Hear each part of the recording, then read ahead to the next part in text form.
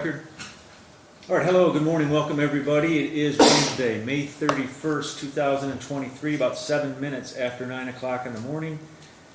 And it's the date and time set for a bench trial, a non-jury trial in case 21-116-436-CB. This is a business court case. Okay. All right, I scanned the courtroom. Looks like everybody's present and in place who needs to be. All right, I'm going to get some respective formal appearances on the record from the attorneys, and I'll start with Mr. Helm. Yes, thank you. Attorney David Helm on behalf of and with Epic Title, who's represented today by its two principals, Amy Leonardo and Heather Lesby. Lesby. Okay. Thank you, sir. Amy Leonardo. Yep. Okay, and the other name? Heather Lesby. Okay. How do you spell Lesby? Lusby. Okay. Thank you, ma'am. Okay, Mr. Ebbett. Good morning, Your Honor. May it please the court, Christopher Ebbett on behalf of Darren Peterfi, who's seated to my left. Okay. Thank you, everybody.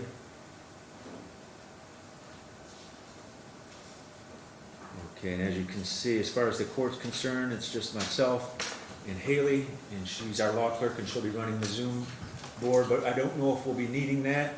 But she'll be in the courtroom with us the entire proceeding, more than likely, okay? All right, gentlemen, before we get into the heart of the matter here, I just want to, this is a non-jury trial, so, but even so, there are still a few things I want to address with you. So let's just take a few minutes to go over those now. As far as cross-examination goes, the court's going to allow, pursuant to Michigan Rule of Evidence 611, cross-examination on any subject matter relevant to any issue in this case, okay, as opposed to limiting it to only subject matter testified to on direct examination, unless I get a strong objection to that from both of you. As far as recross-examination goes, do you have any preferences, thoughts, feelings? Do you want the court to allow it, but only, of course, specifically to any new subject matter that was raised on cross-examination? I think if, for the sake of judicial economy, I like the idea of the parties on cross being able to go into further examination as if it was essentially a direct. Okay. With that being the case, I would like fairly liberal redirect as well, since it would be essentially acting as cross. So I think if we interpret them in that sort of context, I think that would be fine. Okay. Here's the only issue with that, Your Honor, is if on redirect, there's further things that are examined that the cross-examination didn't go into, then you gotta let that person have another shot at it. Okay. So because there's other things, so I would say that whatever you want to testify to on direct, great. On cross, they can go into things beyond what was testified to on direct, but then on redirect, you limit it to anything that wasn't addressed previously in the cross-examination. Okay, and my question really was directed to recross. So. Oh, recross. Okay. I don't see a need for recross. Okay. I don't see it either. I apologize, Judge. No, Yeah, well, I was going to say, we're talking the same thing. Okay. All right, gentlemen. Will there be any request to exclude anybody from the courtroom? Sequestration? I would ask for to sequester witnesses. Okay. All right, Mr. Helm. With the exception of the principals, who are parties to this case, I have no objection to that.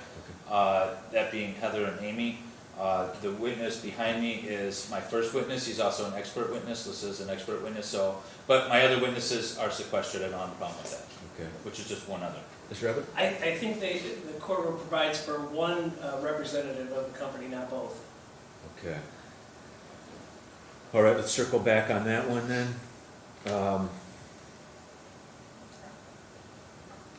Is there any technology-related issue that we need or want to discuss with each other? Will you need to show anything via Zoom or even just using the screen? Okay. No, Judge. I don't think so, no. Okay. And as far as I understand it, nobody will be appearing remotely to testify. Mr. Helm thinks we may be able to conclude this trial today. Mr. Evatt, what about you? I would hope so, Your Honor. I was going to ask, and I spoke with Mr. Helm about it, if we can't, I wanted to address the time for continuation, but if you want to get to that later, we can. Well, I know we have, I think if we have to resume it tomorrow, it would probably be late morning or early afternoon. Early afternoon, that'd be perfect. I have 8th grade graduation tomorrow morning. Okay. So that's what I was going to ask if we had to. Okay. All right, and I think we would probably need no longer, if we do need to extend this, we wouldn't need more than tomorrow. Correct. No, I don't Okay. think so. Okay. And as far as the podium goes, please adjust the location and position of the podium any way you please. Okay, I don't have any issue with that. All right, let's circle back now to sequestration. So we do have Ms. Leonardo and Ms. Lusby here on behalf of plaintiff.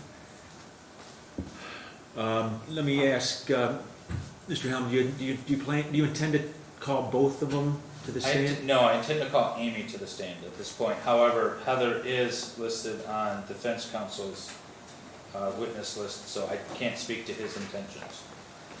Okay. All right, so, Mr. Abbott, your request is that the court exclude either Ms. Leonardo or Ms. Lusby from the courtroom now? Well, it sounded like Ms. Leonardo was going to be testifying, so I'd ask that she be excluded right now.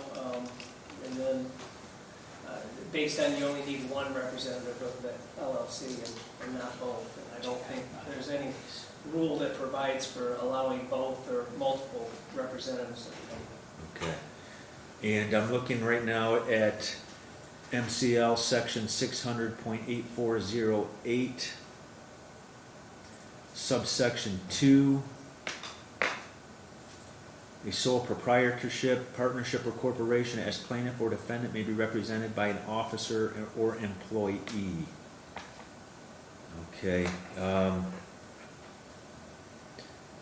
So it does use the singular. But I don't think it's limited to the singular, Your Honor. And again, these are 50-50 partners. So for the purposes of representation, one can't do without the other, in, as far as their authority over the corporation. Okay. All right, you want a last word? I don't think that would come into play here. I mean, we're talking about testimony, so if he only plans on having one, I'd ask you to exclude her until she testifies, and then the other one can. And if anything comes up where they need to discuss something corporate related, then we can take a break and they can talk. But Okay. it still seems to be an unfair advantage for a witness to get to hear other testimony and opening statements prior to them testifying. And they don't need both of them. And you were right; it's the singular in the statute. Well, if we're talking about an unfair advantage, we have Mr. Peterfi, who's going to be testifying on his own behalf, and who is sitting here as a principal and listening to all of this as well. He's the only defendant, and he's named personally, not as a representative of a corporation. Okay. All right. Thank you, gentlemen. We can go off the record for a moment, Haley. Thank you. All right. Let me ask Ms. Leonardo, Ms. Lusby, what are your respective positions of plaintiff? Amy? Ms. Leonardo? We're operating partners. We're co-owners of the company, 50/50, both operating partners. Okay. You're 50/50? Yeah. Okay. All right. I think I'll allow you both to be present. Do you intend to call the one testifying early in the? Number 3, Judge, because I have Attorney Jim Carey, who's going to testify first. I'm on and off. I could call her second as well, but I do have another witness waiting in the back. Is he okay, Steve? Okay, so then I could call. I'd rather she be called second. Okay, that's fine. Okay. Not a problem. I'll just let my other witness know. Okay. All right. Okay, thank you, everybody. All right, with those preliminary matters out of the way, I can't think of anything further. Counsel, is there anything you want to place on the record on behalf of your client before we get into the substance of this? No, nothing else housekeeping or preliminary, Judge. Okay, Other than opening statement, nothing else. okay, all right, so let's get to the meat of this. All right, we're gonna start with, opening statements, if you have one, or Mr. Helm, it's all Yes. yours. All right, thank you. It's okay if I just sort of roam a little bit? Certainly, I'm trying to stay certainly. in front of the mics. Yeah, Essentially, Judge, we've been before you before. We've been before you with some show cause motions and some preliminary injunction motions. This case is fairly straightforward. It comes down to one single matter, really, at this point for trial. It's who owns the domain name for the website that operates. That is integral to the part of this company. My clients started as employees of the company back in April or August of 2020, I believe. Throughout 7-8 months of working for Mr. Peterfi, who was the owner at the time, they decided that they wanted to do something different. They made an offer, however, instead of starting their own company, to purchase Epic Title from Mr. Peterfi. And through some negotiations that eventually took place in May of 2021. That's when the sale took place. is he allowed to be in here? He's my expert, Okay, okay, and he's my first witness. okay. Okay. You good with that? It's fine. Okay, go ahead, I'm sorry, Mr. Helm. Sure. So through some negotiations, then the sale eventually took place in May of 2021. It was a equity sale, similar to a stock sale. The company still exists. The company as an entity and everything that it owned still exists. Nothing changed except for the equity owners of that company. So akin to purchasing stock in a corporation. If you purchase enough stock in the corporation itself doesn't change. Its employees don't change. Its bank accounts don't change. Nothing changes except for who controls. That's the type of sale this was. After the May 2021 acquisition by my clients, they continued operating. The website continued operating just the same. My clients had access to it. They had the back end credentials. Everything continued to operate the same. Bank accounts, name, the lease on the building, everything stayed the same because it's all owned by the corporation.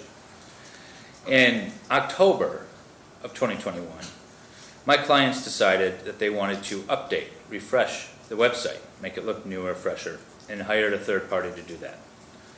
The third party required a specific number. I don't remember the type of number that it is, but it's some sort of registration number for the domain name. My clients realized that they didn't have that, but assumed Mr. Peterfi did.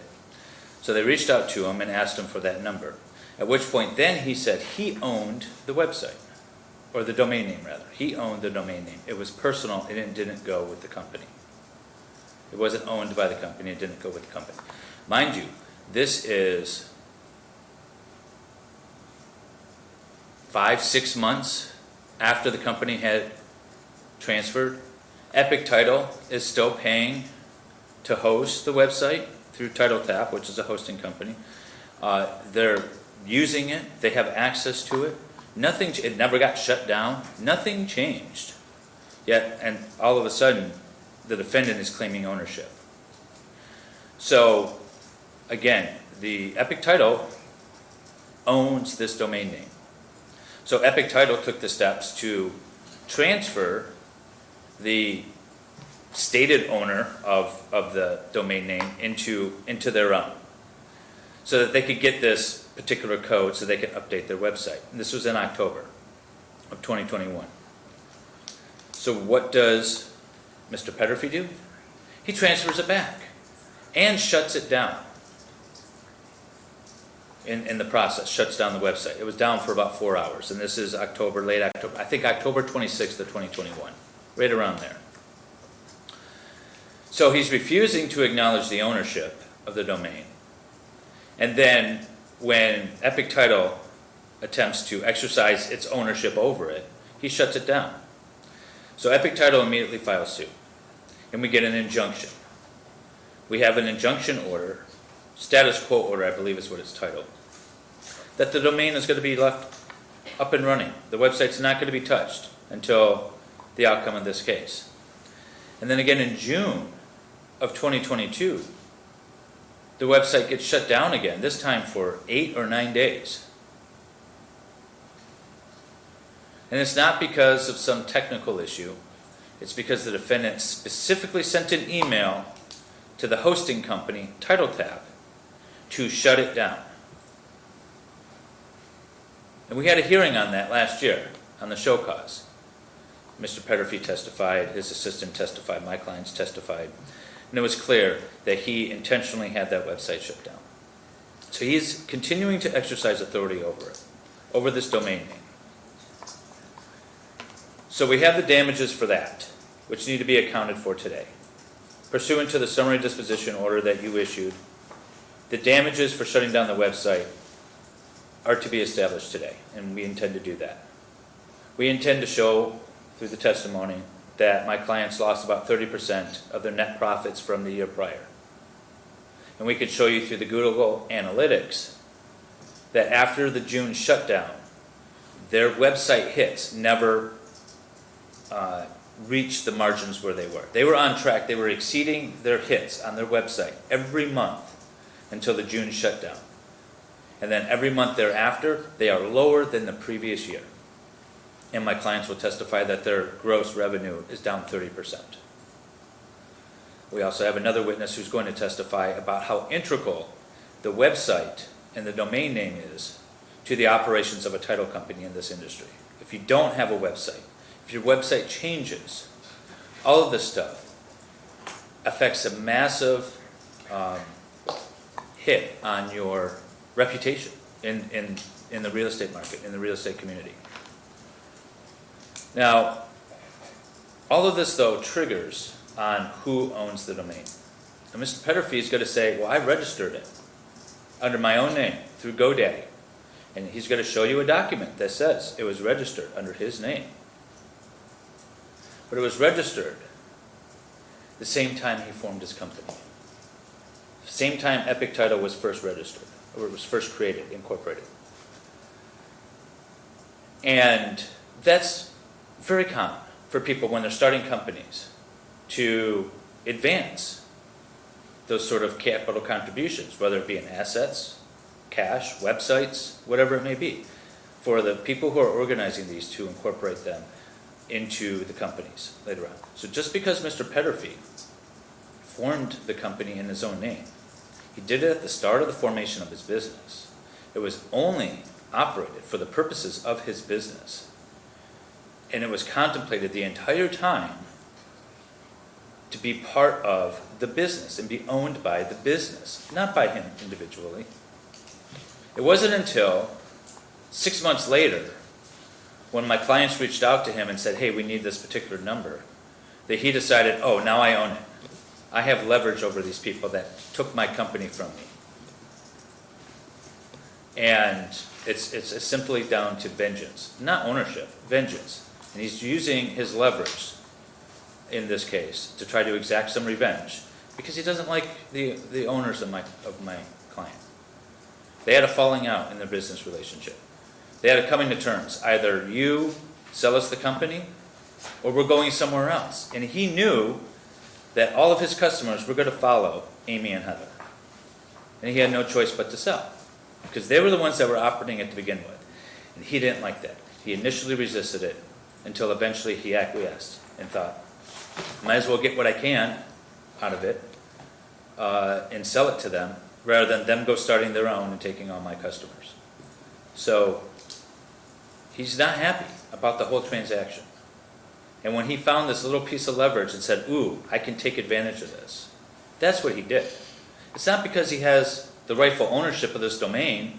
It's because he's exercising some childish revenge because of this transaction. So, thank you. All right, thank you, Mr. Helm. Okay, Mr. Everett, you have an opening statement on behalf of your client? Yep. Sorry, Go ahead, take your time. Yep. No rush. May it please the court, Christopher Ebbett on behalf of Darren Peterfi, Your Honor.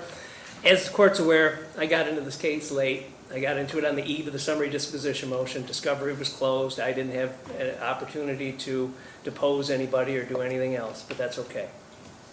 I think that based on the summary disposition and the other orders, there's a few items that are incorrect, and we're hoping we can address those today and get it straightened out.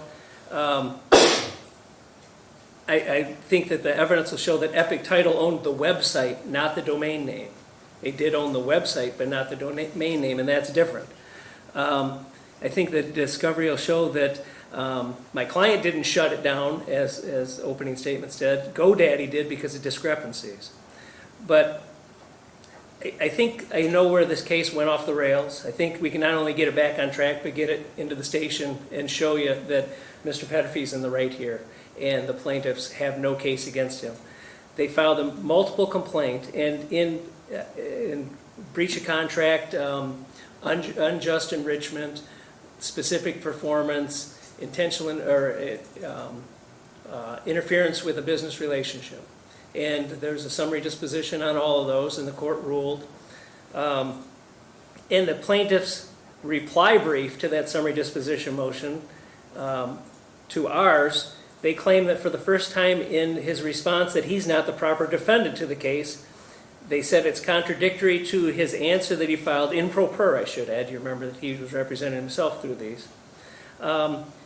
And they point to page 2, Exhibit 12, which is paragraph 8 of the plaintiff's complaint, which states, on or about January 20, 2021, defendant sold all of his membership interest in plaintiff to Heather Lusby and Amy Leonardo, which was memorialized in a membership interest purchase agreement and release signed by the parties on May 7, 2021. And his answer was true.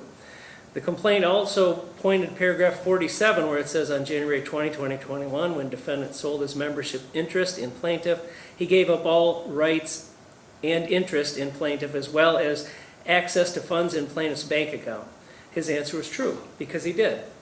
But it's not the same, because you look at, and this has been an exhibit in this case, and it'll be discussed with their first witness. This membership interest in purchase agreement and release, the thing that controls this whole case, the first paragraph, you look at, and I don't know if the court has that document in front of it. Okay. You look at that and it says, this agreement's entered into among, and it says A, Heather Lusby, and Amy Leonardo, together with Lusby, buyers. That's pretty clear. Pecan Ventures LLC, a Michigan limited liability company, Pecan. Epic Real Estate Ventures LLC, a Michigan limited liability company, real estate. Darren Peterfi, Christina Canterbury, or seller, and Richard A. Zabo, together, and then it says Zabo, together with Pecan, Real Estate, Peterfi, and Canterbury, the releasing parties, and Epic Title Services LLC, a Michigan limited liability company. Do you have that in front of you, Judge? What's the title of the document? If I may approach. Yeah, sure. It's attached to their motion for summary disposition. That's what I'm Okay. looking at there. Okay, good, thanks. Yep. Okay. So that clearly spells out who the seller is, who owns the company, who's selling it to Lusby and Leonardo. And that person is Christina Canterbury. If you look at where it says witness it, the following page, it says it was organized January 14, 2020.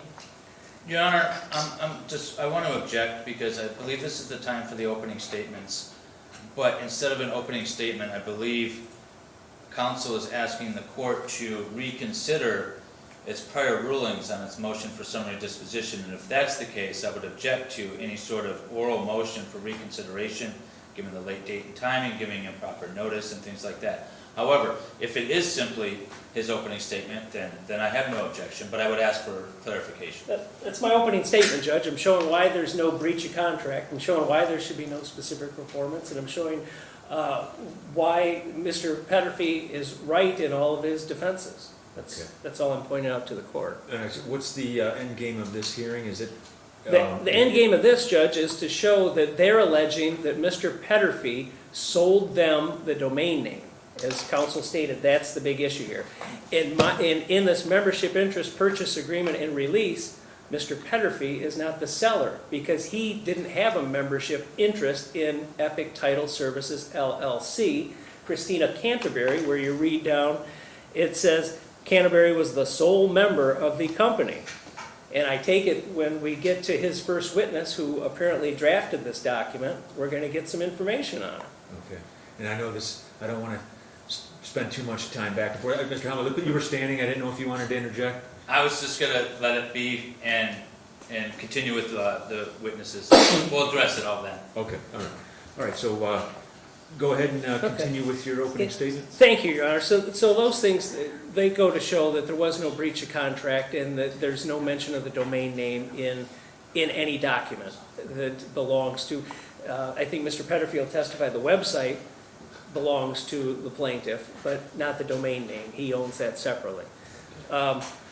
And what happened here is pretty clear from the emails that we've seen in discovery, and what I think the testimony we'll get today is that Ms. Leonardo and Ms. Lusby worked for Epic Title Services LLC, and they became dissatisfied with, for whatever reason, and didn't like what was going on, so they say, hey, guess what?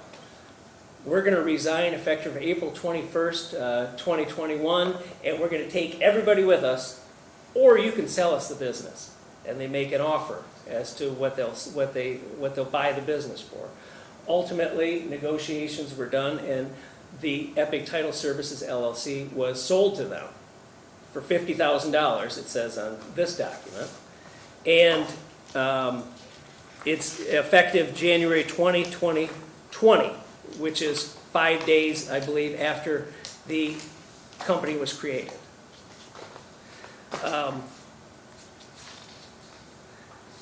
There was an email in October of 2021 where a defendant stated to Ms. Leonardo and Ms. Lusby, with regards to the domain name, and is owned by me personally, not an asset of Epic Title. And Ms. Leonardo, in her response to that email, states, I understand the domain name is not an asset of Epic Title. It's a party admission. I take it she'll testify to the same today. She knew that before she filed suit, that it wasn't an asset. You're going to find no documents that say, hey, this is what comes with this membership sale and release. In fact, when we get into the document, I think the evidence will show that Darren Peterfi is a releasing party because he worked for Epic Title Services LLC, and he's releasing any interest or any claims or any causes of action he has against Epic Title, same as attorney Rich Szabo did in this, same as Pecan Investments, same as these other people that are releasing parties. There's only one seller named on this document, and that's Christina Canterbury.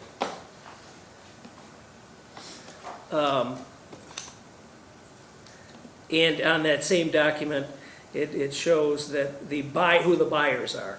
They made sure that they listed, that they're noted as who is who and what part they play. And nowhere does it say Mr. Peterfi was an owner or a seller of the company.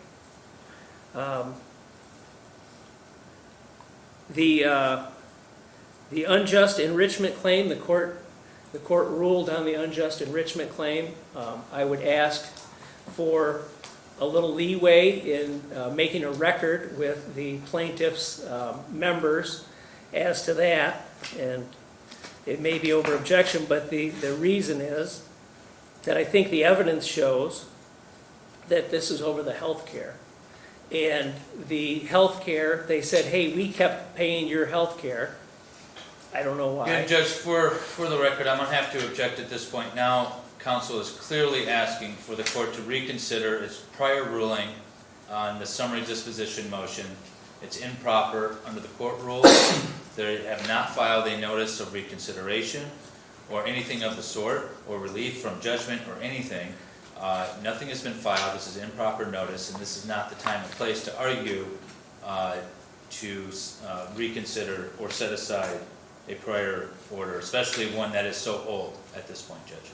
Mr. Helmer, I heard you say earlier that we're here to address only damages, So, amount of damages? With your summary disposition, Judge, you denied our summary disposition for breach of contract and said that's for trial.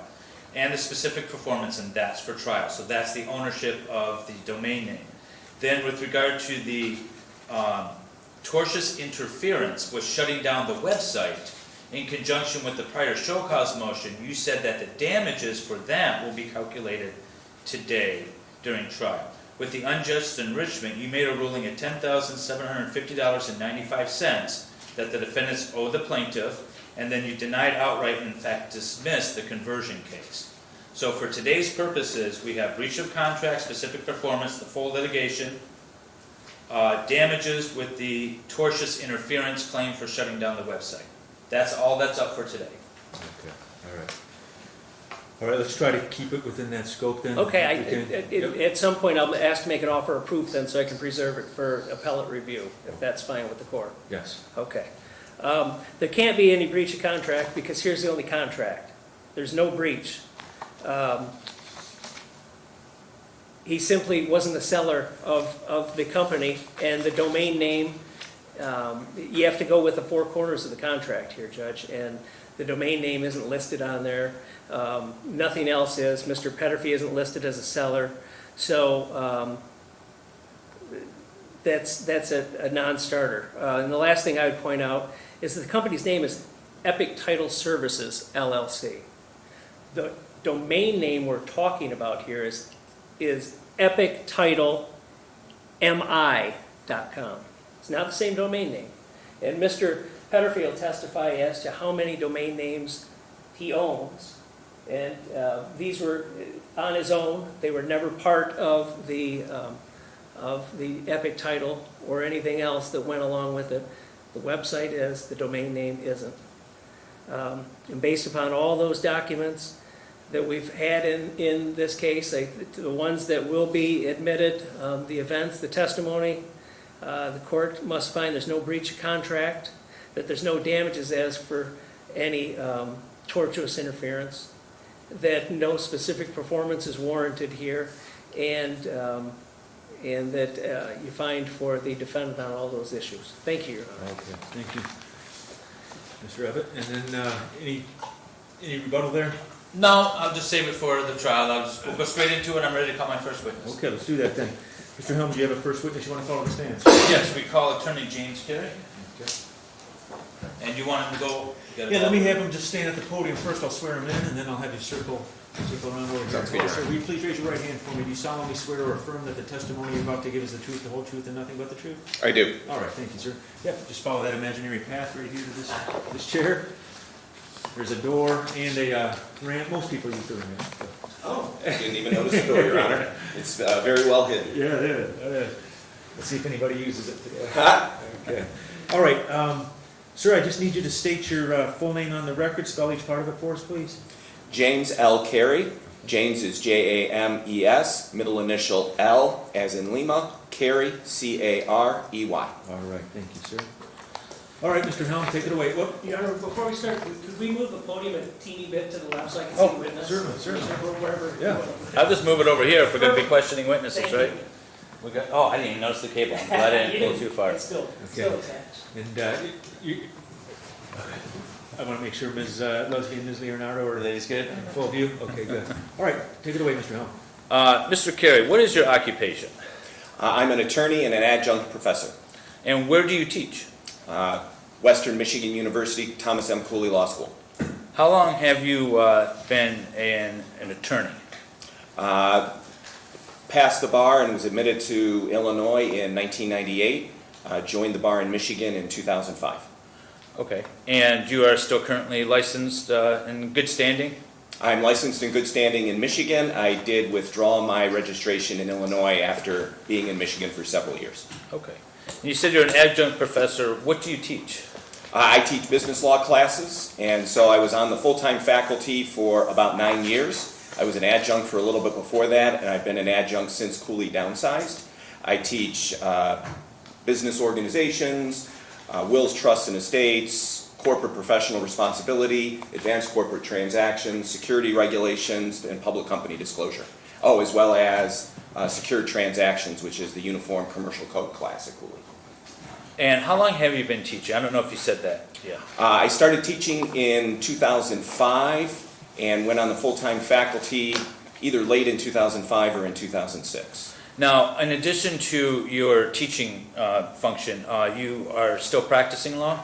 Yes, in fact, I practiced law continuously. Even when I was on the full-time faculty, I still had a part-time transactional practice. So I went from being a full-time lawyer to being a full-time lawyer and a part-time professor to being a full-time professor and a part-time lawyer to being a full-time lawyer and a part-time professor.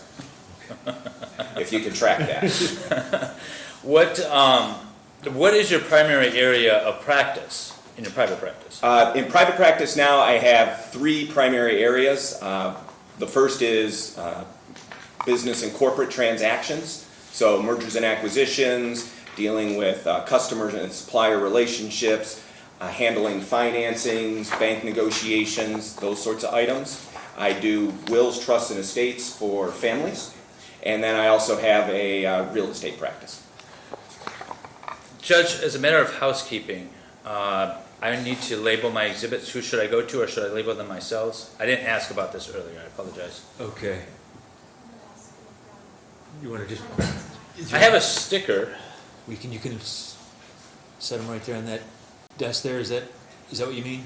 No, I meant, how should I number them? I have an exhibit sticker. Are we doing plaintiff's numbers? You want to do? You can do letters. Letters? That's fine. I can do letters, so this will be A? Yeah. Okay, very good. And I'll just mark them myself? Yeah, go right ahead. All right, very good. Thank you. And sorry, you were finishing up your testimony. I don't think I interrupted the judge. We got it. Or I interrupted the judge from listening to you. I think we got it. Okay. And as part of your practice dealing with businesses and corporations, have you engaged in, or have you negotiated or been involved with purchase agreements, purchasing of companies, or anything like that?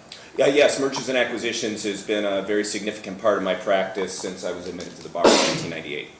And if you could throw a number out there, how many maybe transactions you've engaged in or been a part of? Of course, it depends on how you count them. I mean, there are some transactions that are huge that consume a lot of time and might be counted as one transaction. In other cases, you might do like a roll-up. I've had clients that have been consolidating an area, and you might do 7, 8, 10, 15 transactions kind of all in a row with different parties, but you'd be using the same documents. It's got to be, depending on how you count it, high hundreds, low thousands. Okay. And have you published any articles or done anything of that sort? I have. I've published quite a few articles in various publications, as well as being a regular contributor for ICL, which is the Institute of Continuing Legal Education here in Michigan. And when you say regular, how often are you contributing stuff towards ICL? Every year, and oftentimes 2 or 3 times a year since I first started doing things with them in, I think, 2007 or 2008. Mr. Abbott, do you have an objection? I do, Your Honor.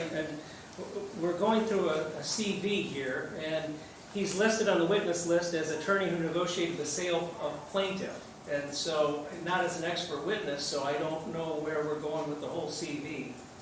I've stated numerous times that he's been listed as an expert witness. I've notified counsel, or at least I notified the defendant of my intent to call Mr. Carey as an expert witness months ago, years ago, when the initial disclosures were required, or when the last disclosures were required. And again, the CV has been made available to defense counsel since he's been on board with this case, or I can't say the specific date. At one point, counsel, when he got on board, asked me for all the discovery and everything, and I sent over the discovery as well as Mr. Carey's CV. So he's been on notice that Mr. Carey's going to be called as an expert witness. All right, Mr. Abbott, any reply to that response? Well, on the trial witness list, that's what he's listed as. He's not listed as expert, he's listed as attorney who negotiated the sale of plaintiff. Okay. All right, and let me ask, Mr. Helm, where do you intend to take this testimony?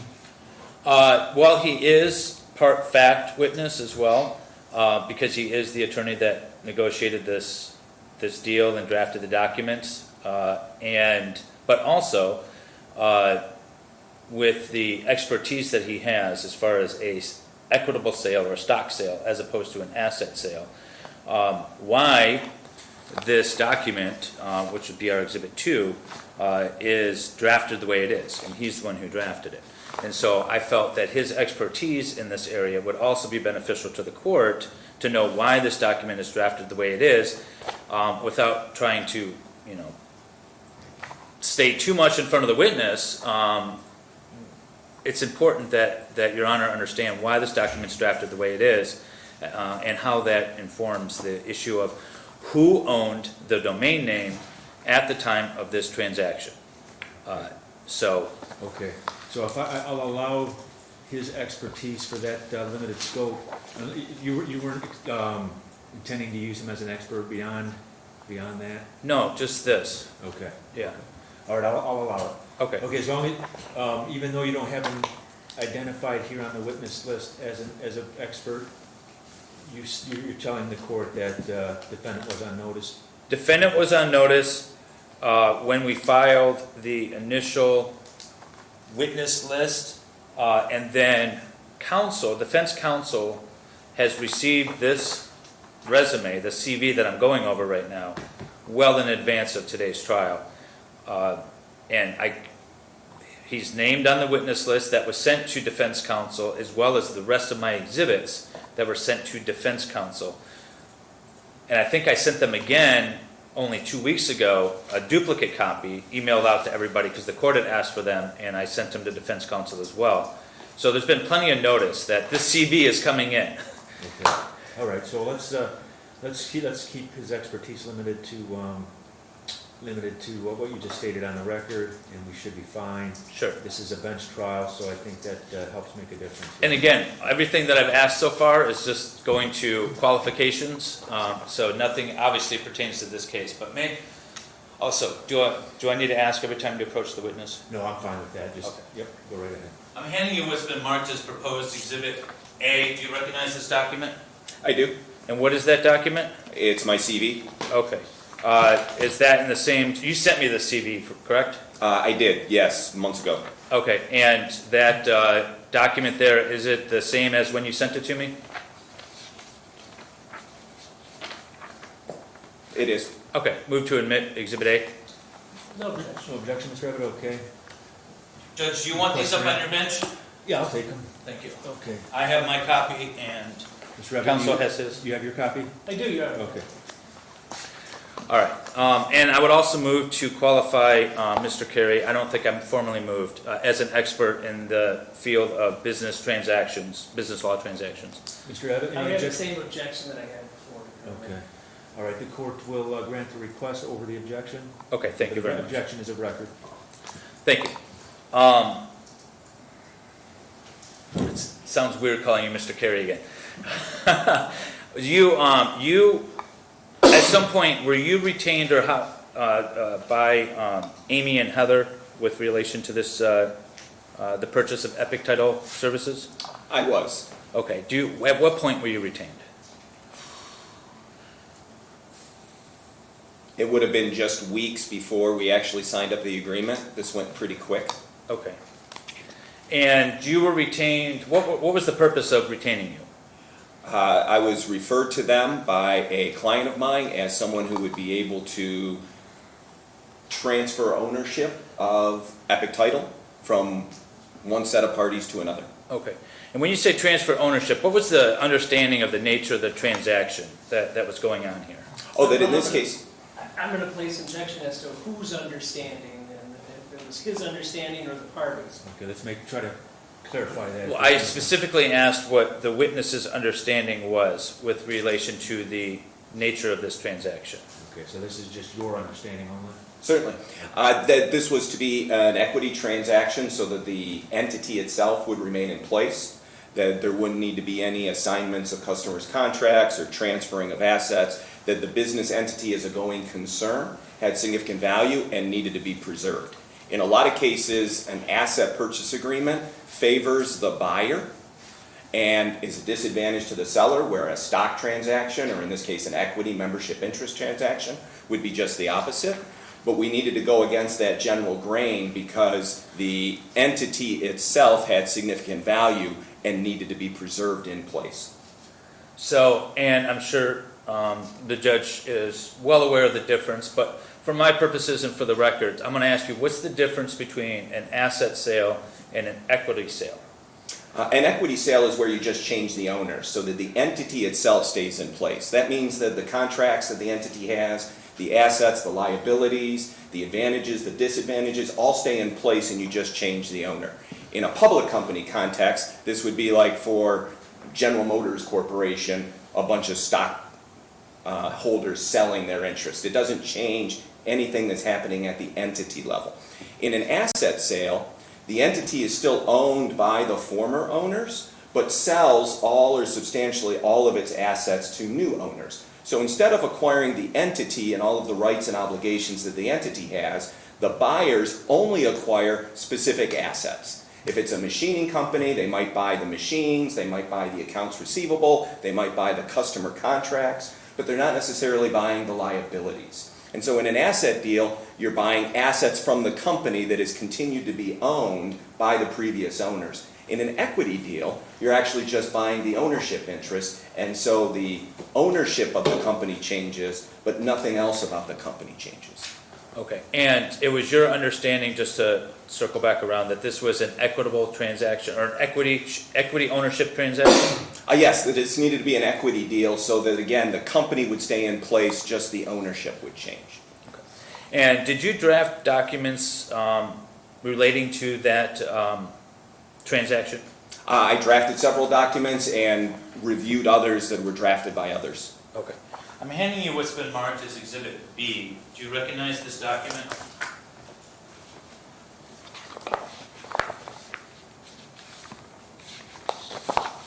Yes, I do.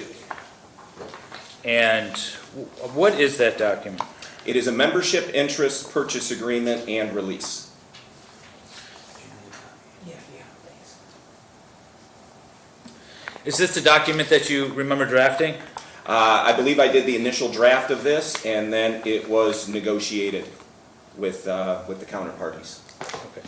And so when you say, first of all, let me move to admit Exhibit B. Any objection? No objection, Your Honor. Okay, request granted.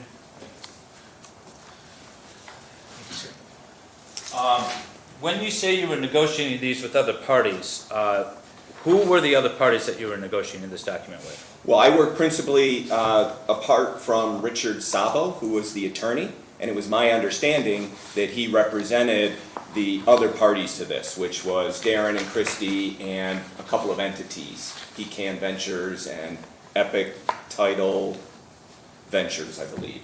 But there were a couple of entities and there were a couple of individuals, and that Richard Sabo was speaking for all of them. Okay. Did you ever meet personally with Darren Peterfi? I don't believe I have.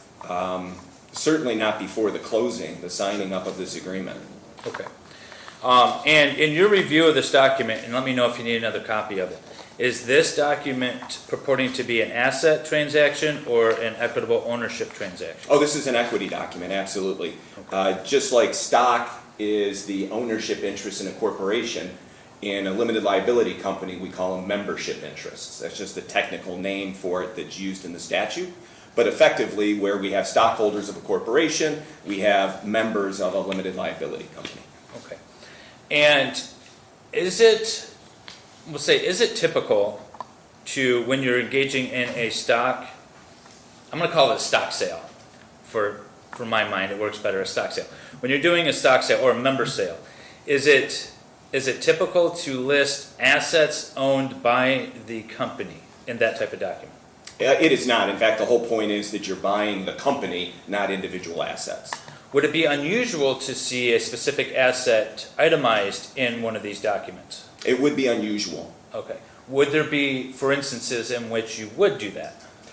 There might be some instances if there are particular assets that have some sort of red flag or questionable component to it. So for instance, if there was something that was discovered doing due diligence that might give a buyer concern about whether something is or isn't owned, then that would certainly get called out. Any of those sort of red flags might find their way into an agreement.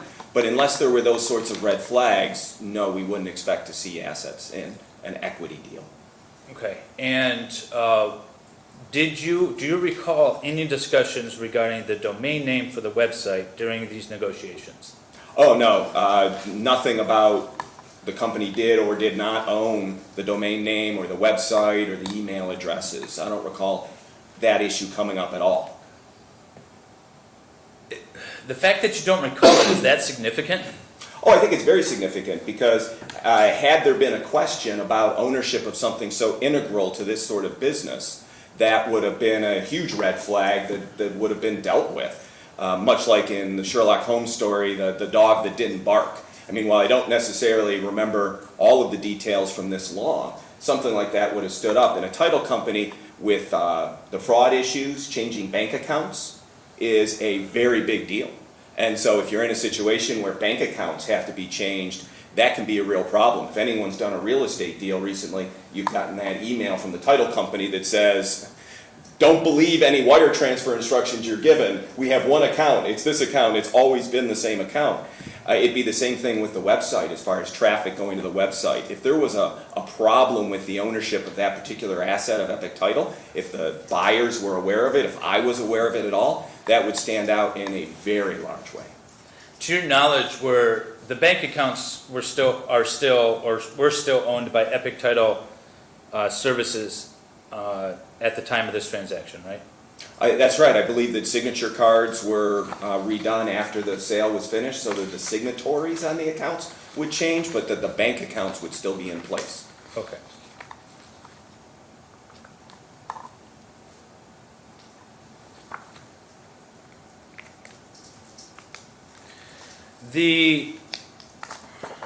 If I may approach again. Yes. I'm showing you what's been entered as Exhibit B again. This is page 7. These are, well, they look like the signatures of the parties involved in this transaction. Is that fair to say? Yes. And each of the parties have different titles. Some are buyers, some are sellers, some are releasers. You see all that? I do. Does that make any difference whatsoever with regard to the assets owned by the company?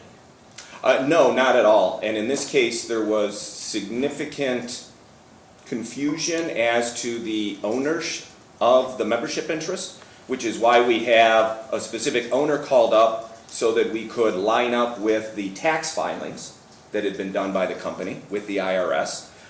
Generally not a good idea to contradict what you've told the Internal Revenue Service is true. But because there were a number of other persons, which is both entities and individuals, but because there were a number of persons who were surrounding this entity and there was some confusion as to ownership, we needed to make sure that we got signatures from everyone that surrounded this company from its formation. And that's why we have this list of releasing parties. We didn't want to contradict what had been told to the service by Christina, but we wanted to make sure that all of the membership interests, all rights in the company, did end up in the possession of the buyers. Okay, so Christina is listed as owner on this document, correct? Or seller, rather? She is, because again, on the tax filing, she was listed as the sole member of the limited liability company. Do you have any knowledge through your communications, through the negotiations, as to what Darren's interest in this company was?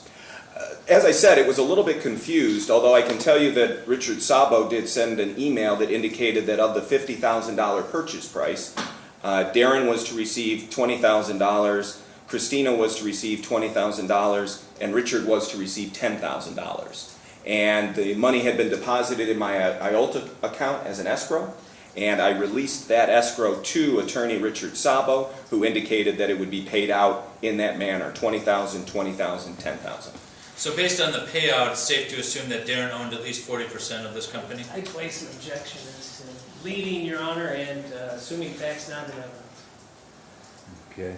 Well, if I may respond to the assuming facts not in evidence, the witness testimony is evidence, so I'm just referring to that. With regard to leading, I can ask a different way. Okay. Now let's go back to the facts not in evidence. We've already established those facts that you're using here? Well, the witness just testified as to, he negotiated the transaction plus the cash distribution upon the purchase and how much each individual received upon the purchase. So that being Mr. Peterfi received $20,000. That was the testimony from this witness, that he issued a check for $20,000 from his IOTA. No? I sent $50,000 from my trust account to Mr. Sabo's account. Oh, I apologize. Okay, all right. But he gave me the breakdown of the numbers. Okay. Said that send $50,000 to my account and I will pay out $20,000 to Darren, $20,000 to Christina, and $10,000 to himself. Okay, so we have a little bit of a clarification there. Does that satisfy your inquiry? It doesn't equal ownership. It's just what was paid. Got it. I think that's My objection. proper for cross-examination, I would say, Judge. Okay. All right, so you're saying that, are you saying that necessarily relates to ownership, or equates to ownership, or just the amount that was provided to Darren, Christina, and Richard? Well, it doesn't necessarily equate directly to ownership, Your Honor, but certainly indicates who had significant interests in the company, and one of those interests would be ownership. Okay, and I'll give you an opportunity to cross. Okay, Mr. Evan, go Thank ahead. you. Yes, Mr. Hill. Thank you. Now, do you often represent clients in startup businesses? I do. And in those startup businesses, is it typical for someone to incorporate things that they've acquired personally into those startup businesses? Oh, absolutely. New owners in a startup business will often put into the business various assets. Sometimes it's cash, sometimes it's contracts, sometimes it's other assets that they've acquired, either sometime prior to actually forming the company or sometime thereafter. It's not unusual for there to be significant sloppiness where people will start to try out the business and start to collect things before they actually formally set it up with the state.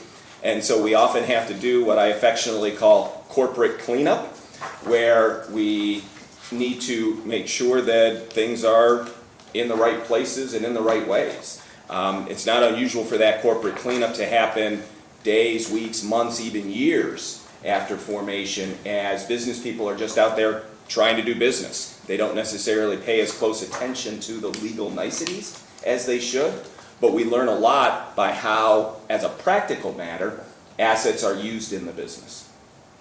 So, for example, if someone was to, say, purchase a truck for their construction company, but purchased it in their own name, it wouldn't be abnormal to transfer that to the business at some point?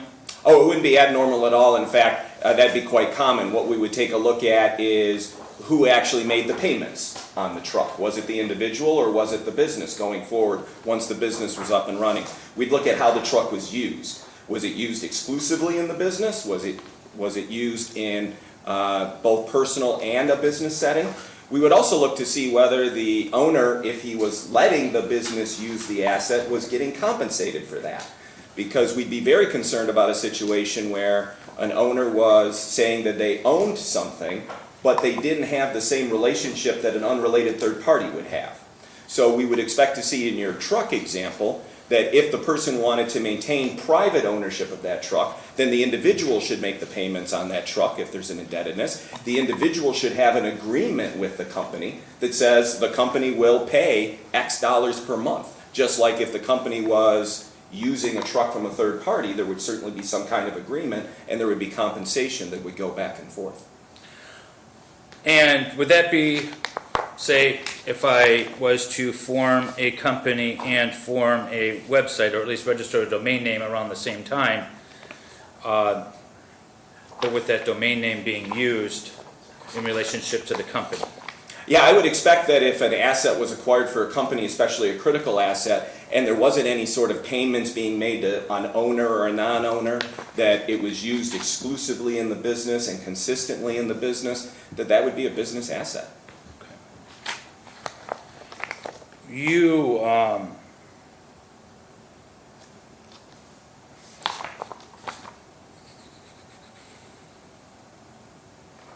So when we're looking at whether or not an asset is owned by a business, obviously, well, maybe not obviously, but a truck can be titled, right? Correct, yeah. In Michigan, we title vehicles. Okay, but say things like tools can't be titled necessarily, right? That's right, that's personality, and control normally determines how personal property is owned. That's where people say, ownership is 9/10 of the law. Well, of course, for real estate, possession. Possession is 9/10 of the law. For real estate, possession isn't 9/10 of the law. It's the deed. But in personal property, who controls it would be the owner of it. Okay. And in your transactions, in your dealings with this case, did you see any documentation that would lead you to believe that the domain name was owned by Mr. Peterfi directly? No, I saw nothing along those lines. Again, that would be a very significant red flag when we were negotiating the transaction. And if that had come up in the negotiations, what, if anything, would you have done? Would have insisted that that be transferred at the time of closing or immediately thereafter. You would have accounted for it in the documents of some sort? If the transfer couldn't be accomplished before closing, then yes, that would be the kind of red flag that would bring an asset being listed into an otherwise equity deal. Okay. I don't think I have any other questions. Thank you, Mr. Helm. All right, Mr. Evans, do you have any cross for our witness? I do, Your Honor. Thank you.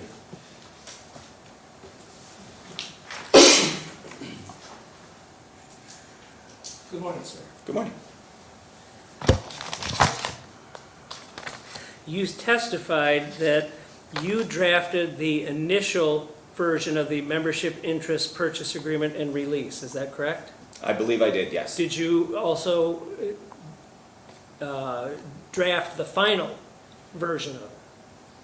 Well, the document was negotiated back and forth, and various input was given by Richard Sabo, which was incorporated into the document.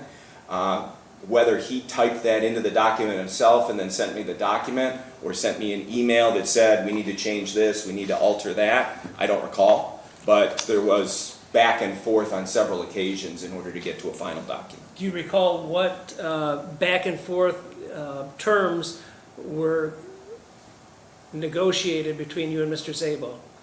No, they seem to be pretty typical sort of terms. Such as what? Indemnification provisions wouldn't be unusual in this sort of situation to discuss. Date of transfer, that sort of thing, because we were clearly backdating the document. The previous owners wanted to make sure that there were not going to be tax consequences to them, that the new owners were going to deal with those tax consequences, so there would have been back and forth on those kind of tax provisions. How many hours did you spend on negotiating this transfer of membership interest purchase agreement and release? I'm not sure. It would be probably tens of hours, Okay. 10, 15, 20, somewhere in that realm. And if this agreement was entered into, it says May 7th of 2021, when would you first have been hired to perform this work? I'm sorry, what was the date again? May 7th, 2021? It was probably then early April. Okay. Did you have any discussions with the now principals of Epic Title Services LLC regarding prior negotiations before you got involved? They would have informed me of what the status of the deal was and what conversations they had so that I could do the initial draft, right? I didn't just guess. They would have provided me with the outlines of the deal and I would have drafted accordingly. So if there's an email from them dated April 21st of 2021 that sets forth some terms to the then current owners of Epic Title Services LLC, such as we'll assume the tax liability for 2020 and 2021 and we'll pay you $75,000. Do you recall any of those type of things being involved initially when you became involved in the transaction? I don't recall that. Do you recall what the ultimate price of the sale of the business was? $50,000. Okay. Do you have the document in front of you? I do not. Okay. Do you know what yours now? Or the exhibit was? The exhibit, judge has the exhibit. Oh. You want Yeah. Mr. If you let him look at it. Oh. Thank you. That's it, yep. Okay. And did you draft the first paragraph there? This membership interest purchase agreement? Yes. I would have drafted it, but all of this would have been subject to negotiation. It's not unusual for me to send out a draft that has blanks in it to be filled in by opposing counsel in order to get the information right. Okay. And you don't know if you drafted this final document or not? Well, again, I guess I don't understand with what you mean by drafted. I controlled the document, certainly. I was the one that would have provided the final version for people to review. But, I didn't draft the whole thing. Richard Sabo had significant input into this document, as he did with the other ones. Okay, I just ask because normally on such as deeds and other things like that, you see drafted by and you see somebody's name and their address and everything, and there's nothing on this document. Is there a reason why that's the case?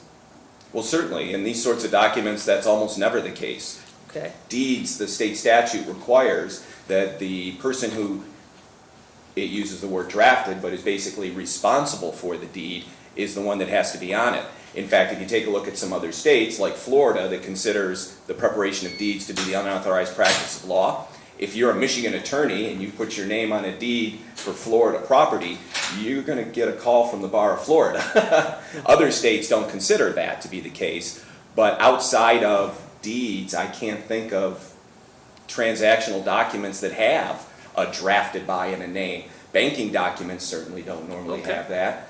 UCC filings would, so I guess those types of governmental filings have that sort of indicator. But this was a negotiated document between Richard Sabo representing the sellers, the releasing parties, the other side, and my clients being represented by me. Who are the sellers as listed on that document? Well, again, because the tax filings indicated that there was only a single member in the LLC, the seller is listed as Christie, who was that single owner as listed with the Internal Revenue Service.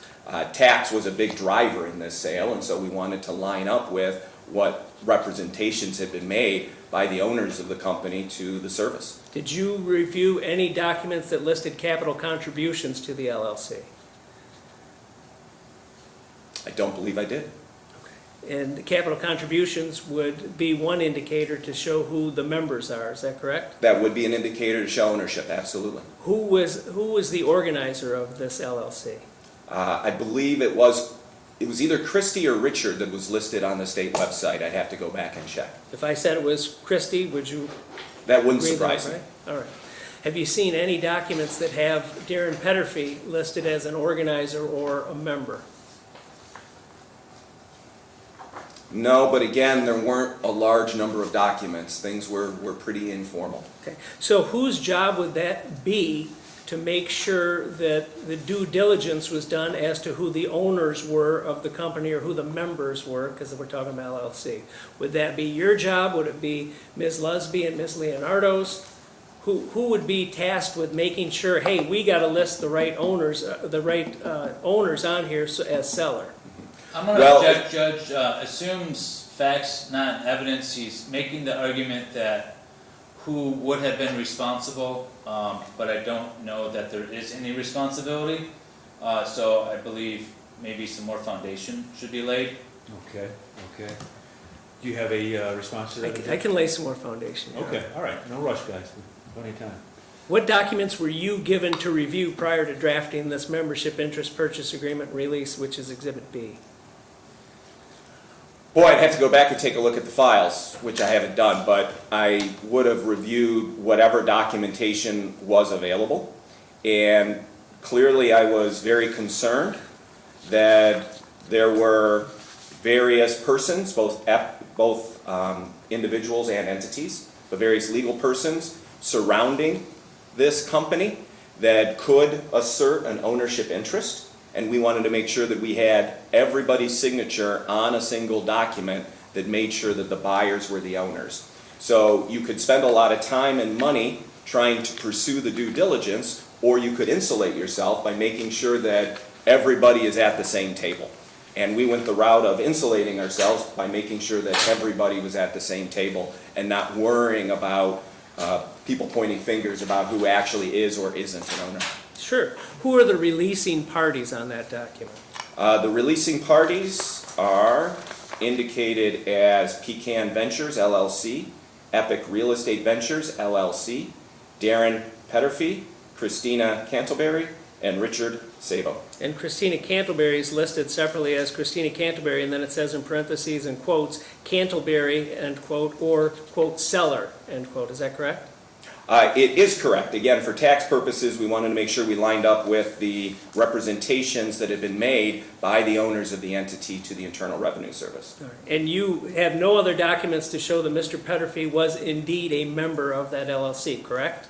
I don't know that for certain. I would have to check my files in order to see if there were any documents provided to me. But clearly there was something during the lead up to this transaction that gave me great concern about who the owners were. And conversations were had between Richard Sabo and I indicating how we would deal with that ownership issue. Okay, and I'd place any objection as to hearsay as to what Mr. Szabo may not have said. He's not a party to this action. Well, I certainly told Mr. Sabo that there are problems with ownership and we need to make sure that everybody is a party to this agreement. Yep. Judge, if I would respond to the objection to the hearsay, we're not offering for the truth of the matter. I think it's clearly the effect on the listener at this point who is testifying as to why all those names were placed on there. And I believe the reasons why have been stated numerous times by this witness without objection as to why all these names are placed on there and why they're titled the way they are. Okay, all right. We all good to move on? Sure. Okay, Ms. Revitt? If you could look on page 3, 2.3, seller's ownership. You see that? I do. Okay. Did you draft that section? I believe I did. Okay. And seller is used singular in that, is that correct? Correct. Because the seller is Christina Cantleberry, according to this document, correct? According to this document, yes. Okay. And Mr. Peterfi is listed as a releasing party on this document, correct? Correct, because if he had any ownership interests, we want to make sure that he wasn't going to try to assert them later. Sure. And if the company owes him any money, you're going to make sure that he can't come back and say, hey, Epic Title, you owe me $20,000 for a loan I made to you.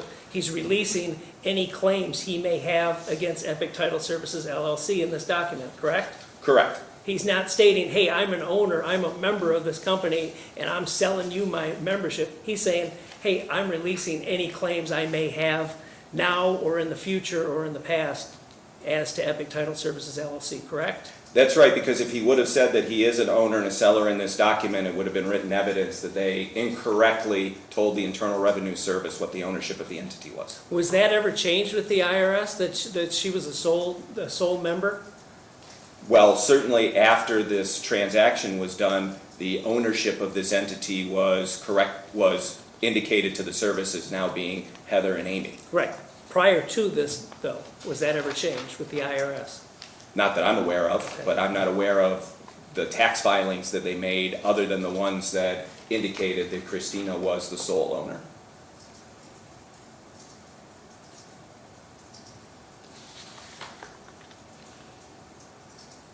There's a difference between a website and a domain name, is that correct?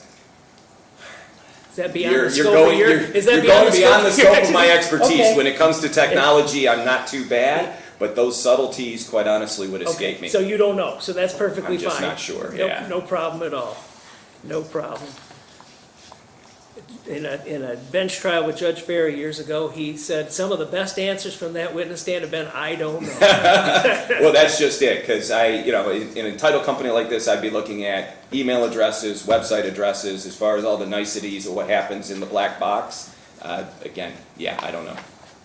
And other than Exhibit B here that you have in your hands, do you know of any other document regarding the sale of plaintiff that's signed by Darren Peterfi?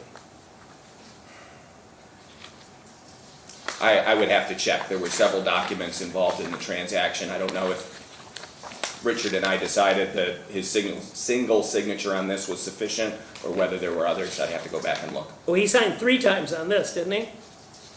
He signed as a releasing party for Pecan Ventures LLC, correct? As manager. he signed for Epic Real Estate Ventures LLC as manager, Yep. correct? And then he signed individually. Exactly. Okay. And Mr. Zabo signed individually. He did. Okay. And besides the breakdown of the payments, and Mr. Zabo was paid $10,000, was to receive $10,000 at the sale. Is that Yes. correct?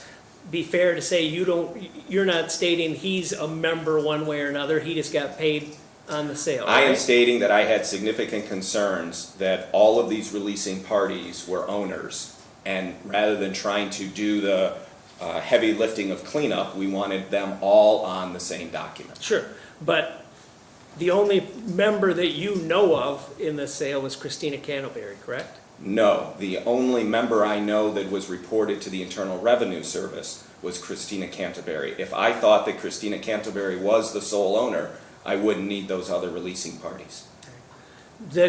When you were talking about, well, do you know of any documents from Lara that state otherwise? I do not know of any documents from Laura specifically, but All right. ownership isn't reported to the Michigan authorities at this point.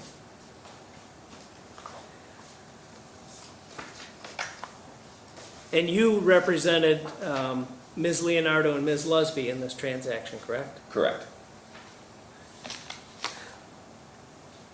When you use the example of assets versus equity sale, and you said in an equity sale, the LLC continues, or the entity continues to exist after the sale, is that what you said? Did I get that right?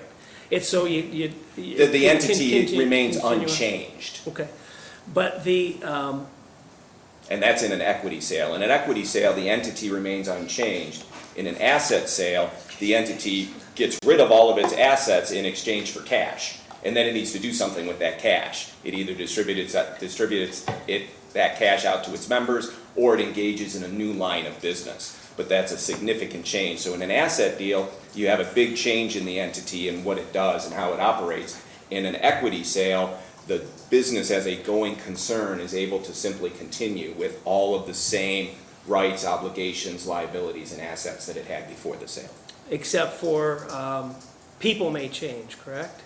They may change. The owners may hire people, fire people, do different things. And they did that in this case. Mr. Peterfi no longer worked there, correct? I After the didn't know sale. that Mr. Peterfi was an employee of Epic Title. Okay. But you don't know if he's an owner or not? I was concerned that he would be, which You is were- why I wanted his name on this agreement. You were concerned, but you have no evidence that he was an owner or a member of the company, correct? I'd have to check the file. You don't have anything sitting here today at the time of trial that would say he's an owner, correct? Objection asked and answered numerous times. Well, Your Honor, I'm hearing, I would have to check the file. I'm asking him, he's here today. Does he have anything to show that? Last word, Mr. Helm? He can answer again, but he's asked, I think, 3 times, but I just wanted to kind of move on. Okay. Third time's the charm. Okay, Mr. Evan, if you have, if you can ask it one more time and then we'll move on. Sitting here today, sir, do you have any documents showing Mr. Peterfi was an owner or a member of Epic Title Services LLC? Sitting here today, I don't have any documents except for the membership interest purchase agreement and release. The release component of this membership interest purchase agreement is unusual. It's one of those red flags. It's the dog that didn't bark. The reason why I would have those releasing parties is because those individuals seem to have ownership interests. And what I am basing that supposition on is how this document was drafted. I may have other documents in other places that reflect that ownership and those concerns, but counsel, you're correct. As I sit here today, I do not. Thank you. And if the testimony came in that Mr. Peterfi's payment was for money loaned to the LLC, that's the reason for his $20,000, would you have any information one way or another on that? I did not see anything that would make me indicate that Mr. Peterfi had an outstanding debt to the entity. And you wouldn't necessarily think that you would, correct? Correct. And this releasing document, if he was owed money by the company, releases the company from any claims he has of money. That's what the releasing document is, correct? It would also accomplish that task, yes. I have no further questions. Thank you, sir. Thank you. Your Honor. Any redirect for your witness? Mr. Yes, Howell? a couple. I'm not admitting it, I'm just showing you. Okay. If you need this back. Oh, certainly, thank you. Just a few follow-up questions for you.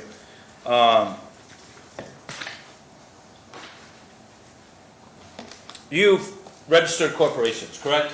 I formed, or incorporated corporations and formed limited liability companies and limited liability partnerships and partnerships. I have worked with just about every entity that there is.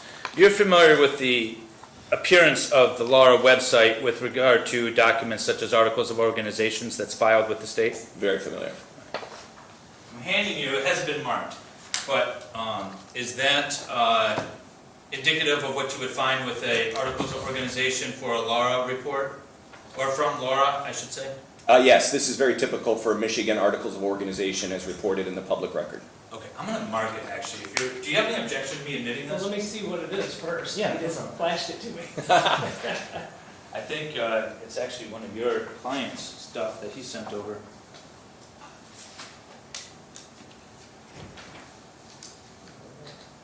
And Your Honor, if I may, having worked in a lot of different states and done different things, Laura is a lot better than most. We have a really good corporation services bureau here in Michigan. We're blessed with it. A lot of people who don't have to do stuff in other states don't know how good we have it. Handing you what's been marked as exhibit, No objection, Mr. Abbott? No objection, Your Honor, I'm sorry. Okay, go ahead. handing you what's been marked as exhibit C. Do you recognize that document? Or I should say, do you recognize the type of document? Oh, absolutely. This is the type of report that you would get by going to the Laura State of Michigan website and typing in a search for a company. Okay. And you didn't file these articles of organizations, correct? That's correct, I did not. Okay. But I don't think we have any objection to move to admit, do we? No objection. Okay, so we'll move to admit exhibit C, Okay. and then, Request granted. Go ahead. thank you, if you want to hand that, which is then I got a copy. On this document, this is the form, this is the Articles of Organization for Epic Title Services LLC. Do you see that? I do? Okay, and there it says that the agent name is Christina Cattleberry. Do you see that? Yes, listed as resident agent. Okay. Does that have any weight when it comes to ownership? The name of Christina Cattleberry as registered agent?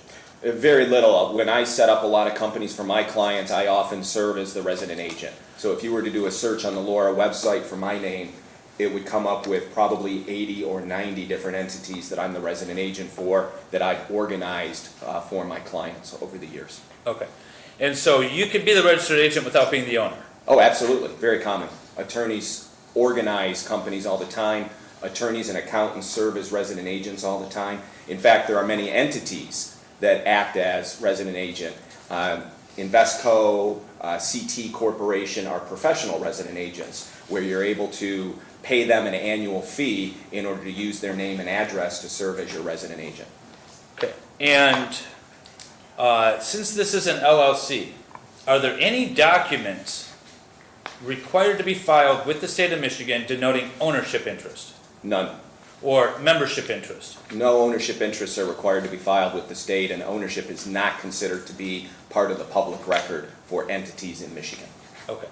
And so it's conceivable that there could be no documents that denote the ownership of this company, and yet there's still an article of organization filed. Is that fair? Oh, absolutely. Sometimes, again, people are sloppy. It's pretty easy to form a limited liability company in Michigan, and whether you have the necessary supporting documents to show everything, sometimes those are done weeks, months, sometimes even years later when an issue comes up and somebody says, "Where's your minute book? Who owns this? Where's your operating agreement?" Not unusual for new entities to take a while in order to get all of that cleaned up. Showing you again what's been already admitted as Exhibit B. The first page on this indicates that the sale and transaction of this document, or this agreement rather, was to take place January something of 2020, correct? Yes, effective January 2020, that's the effective date. Did the company actually change hands on January 20th, 2020?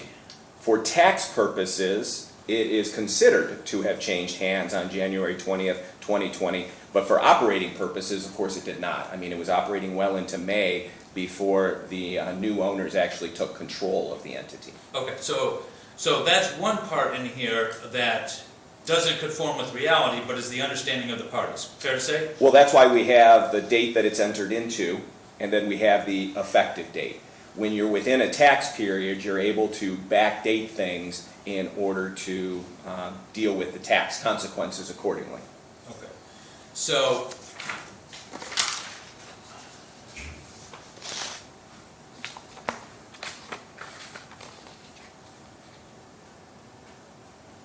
typically when you engage in these transactions, are you provided with the ownership or membership schedules when you're drafting something like this, so you know who the owners are? Typically, if they exist, yes. Okay. To your knowledge, do you remember reviewing any of those? I just don't recall. I don't know why I felt that there were significant concerns over ownership, but I had significant concerns over ownership. Sure. Let me ask you this.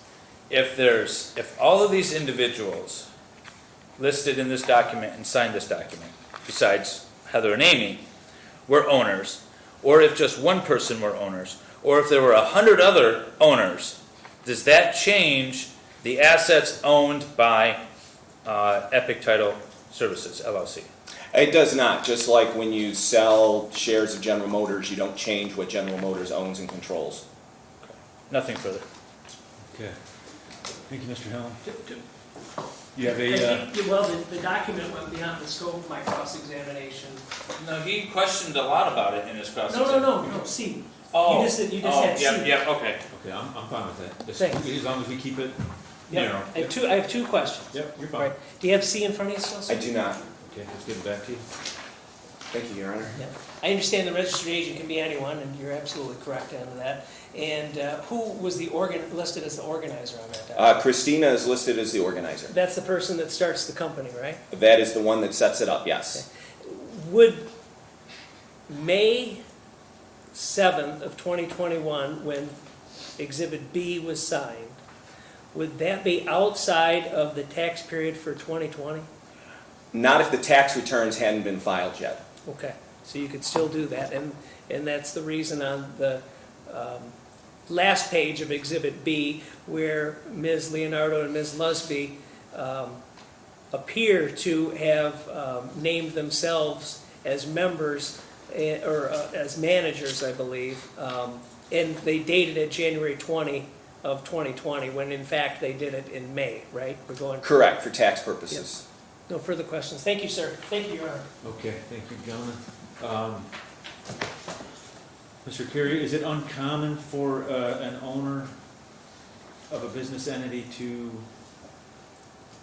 identify themselves as an agent of the As a entity? resident agent? No, it's not uncommon. It happens regularly. It's also not uncommon for it not to be that person. Right. So while it's some evidence that the person may be an owner, we often dig a little deeper, right? If it's an attorney, if it's a CT Corp or something else, then it's pretty obvious that it normally isn't, although not always. Attorneys do own companies.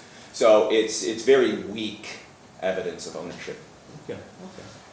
All right, any questions for our witness based upon his answer to my question? No further questions. None, Your Honor. All right, good. Thank you very much for your testimony, much appreciated. Thank you, Your Honor. Do I need to stick around or can I head out? You do not. I would ask that he be released. That's fine. Well, he's not subpoenaed, but, I just. Oh, yeah, no, I'm not gonna recall. Nope. We're fine, he can go. Okay, you are free to leave. Thank you, Your Honor. Thank you. Oh, I didn't use it. Can we take like a 10-minute break, I Judge? was gonna ask the same thing. Yeah, certainly. You know, we've been at it for over an hour and a half, so let's give everybody about a 10-minute break. Yeah, that would be Okay, we'll great. be back in here maybe, let's say, 10 to 11? Okay, great, thank you. Good. All right, we just heard from plaintiff's first witness, Mr. Helm. Do you have a second you want to call to the stand? Yes, Amy Leonardo. Okay. Ms. Leonardo, I'll have you stand at the podium as well. Raise your right hand for me. You solemnly swear or affirm that the testimony you're about to give is the truth, the whole truth, and nothing but the truth. I do. Okay, Ms. Leonardo, this seat is safe for you.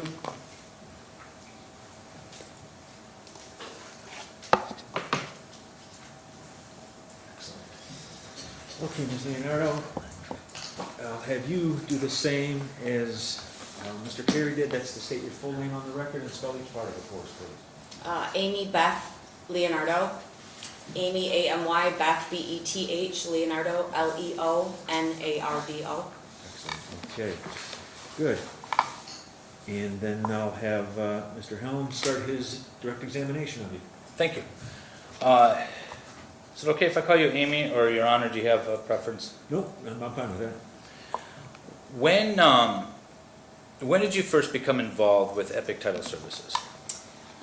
It was the summer of 2021, or well, I would say a little bit prior to the summer of 2021. Well, I guess, talking about Epic Title Services, I guess. Let me clarify. Were you employed by Epic Title Services before you became owner?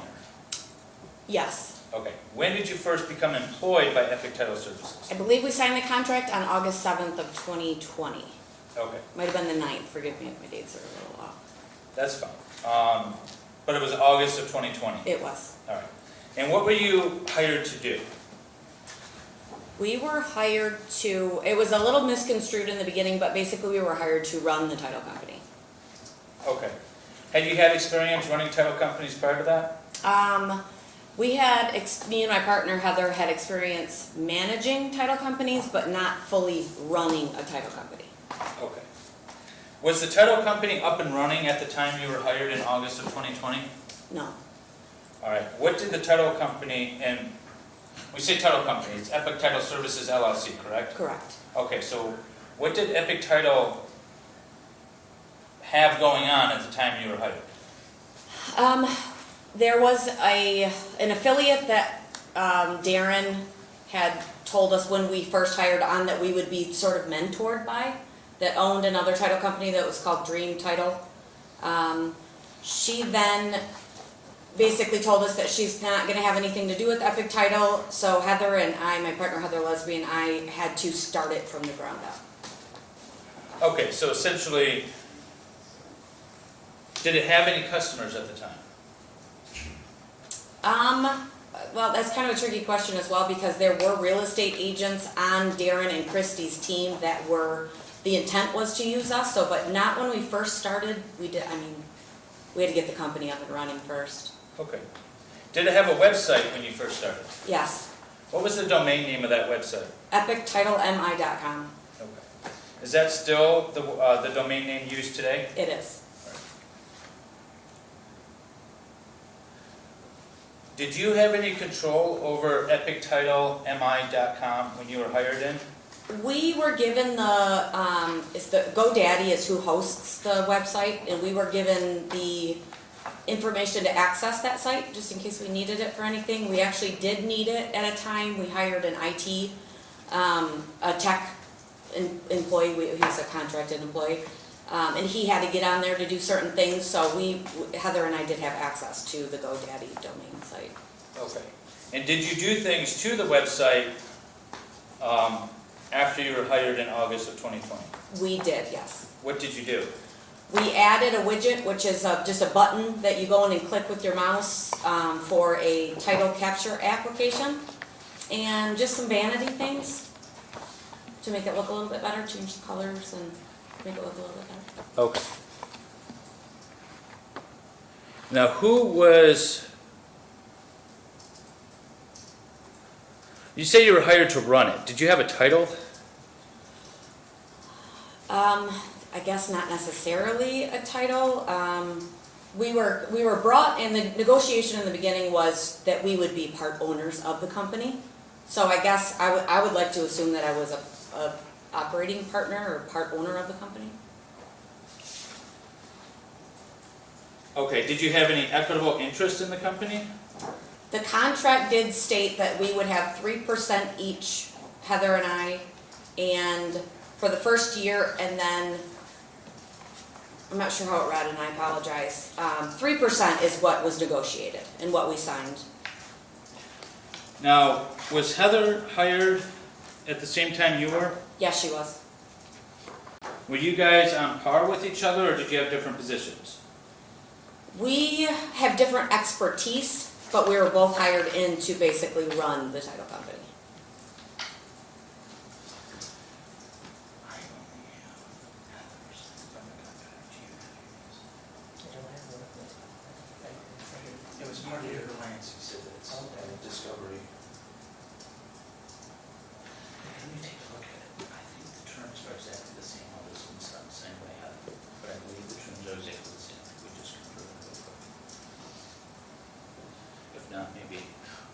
I have mixed contracts up, I have Heather's contracts, not Amy's. I've just asked council to confer, I believe the terms are identical.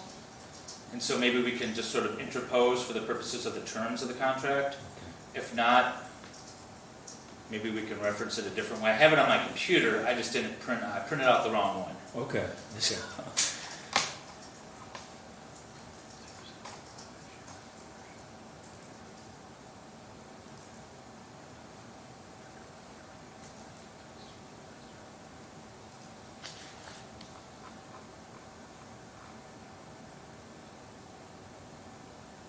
I apologize, Your Honor. No, that's fine. I'm wondering if we need to use any technology, we can.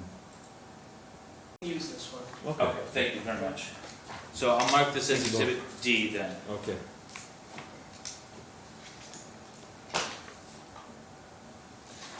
I was watching a trial the other day, and the attorneys asked permission to hand out documents. It was that trial in Arizona, to hand out documents to everybody instead of projecting it. And the judge was like, so we need permission to do it the way we've done it for hundreds of years now, we're just so reliant. I'm handing you what's been marked as Exhibit D. Do you recognize this document? I do, Okay, and this is entitled Employment Contract, you see that? yes, However, if you turn to the last page, that is not your signature, but that is in fact Heather's signature, correct? yes, that's correct. Okay. Do you recall receiving a document like this for your contract? Yes, And was it the same terms and conditions? If you recall. yes. Okay. I mean, I would have to read through it, and it's vague in my mind, it's been a while, so it does look definitely the same, like the same contract. Might I be able to show the witness hers on my laptop? Sure, Do you I have have any no objection? objection, you Okay. can show it to me first. Absolutely. This is your client's discovery response, and I have it big coded, so it is page 62 through 65. And that is Amy's signature. Yeah, that's fine, Okay. sure, no problem. It's one good thing about a bench trial, you can do stuff like this. Right. Okay, I'm showing you on my computer what is, should we relabel it Exhibit E, or? I'll identify this as Exhibit D. Whatever your preference is, how about, you can reference that as Exhibit D, and we can just mark the other one with the explanation on the record, the signatures, that's Perfect. perfectly fine. I'm not trying to make things difficult. I Let's just appreciate do it, thank you. Yeah. Okay, so if you need it zoomed in, let me know. But I'm gonna flip through the 4 pages that it is first. So that's page 2, 3, and 4. Is that your signature? It is, Okay. And is this your contract when you were first hired in August of 2020? yes, it is, Okay. And the terms in this contract, take a minute to review if you need to, are they the same? they are the same. Okay, even like the page breaks are the same, correct? Mr. Helm, do you have another copy of that somewhere that I could look at? Absolutely. Thanks. They are, if you could just switch to the last page there, just to make sure that's the same, but yeah, they are the Okay. same. And in fact, your name isn't printed on this document, just your signature, correct? Correct, Okay. And do you know whose signature there is at the bottom? that's Darren's Peterfi, Okay. And can you look at that physical copy? Is that also Darren's signature? yes, Okay.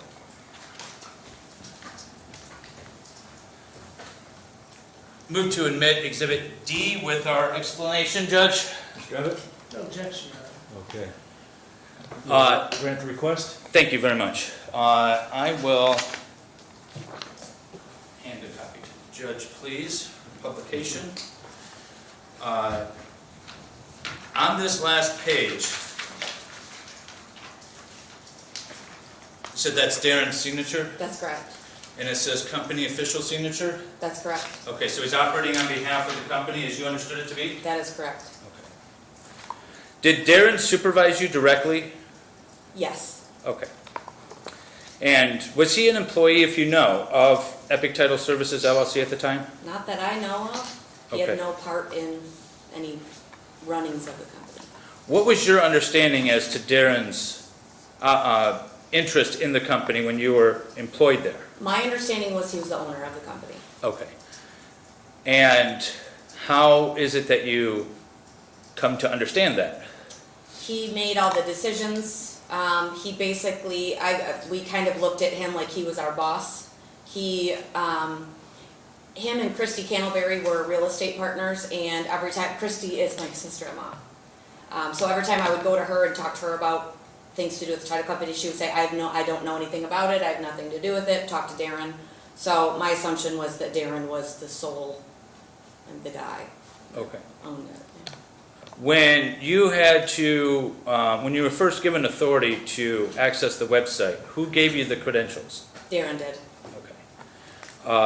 Can we get a time or a date when that was? Sure. Well, you had previously testified that when you were hired in August of 2020, part of what you were doing is addressing the website, correct? That's correct. And you were given credentials to do that? It was very early on. It might have been September, but it was very early on when we first started. Okay. And when I say credentials, what are we talking about? We're talking about username and password to get into GoDaddy's website. Okay. And GoDaddy is the host of the domain name, correct? And at the time, was it also hosting the website? It was. Okay. And for the Oh, court... I'm sorry. It was not. That was Title Tap. That was hosting the website. They Okay. were the domain name host. Okay. And for the court, if you could please explain maybe the difference between a domain name and a website and a hosting company. To the best of my knowledge, the domain name is the actual, it means a few things to me, I guess. It's the website that you can visit, that our customers visit, and it also is after the @ sign on the email, that's the address that's used as well. So it's tied into our emails and it's tied into our website. Okay. You could change the website and have the same domain, correct? Yes. You could change the layout of the website? Yes, absolutely. The way it looks? Yes. Okay. Is that, well, we'll get to that later. But the website existed when you were hired in August of 2020? It Yes? did. All right. And you said you added a button and changed some colors and Yeah. things? Okay.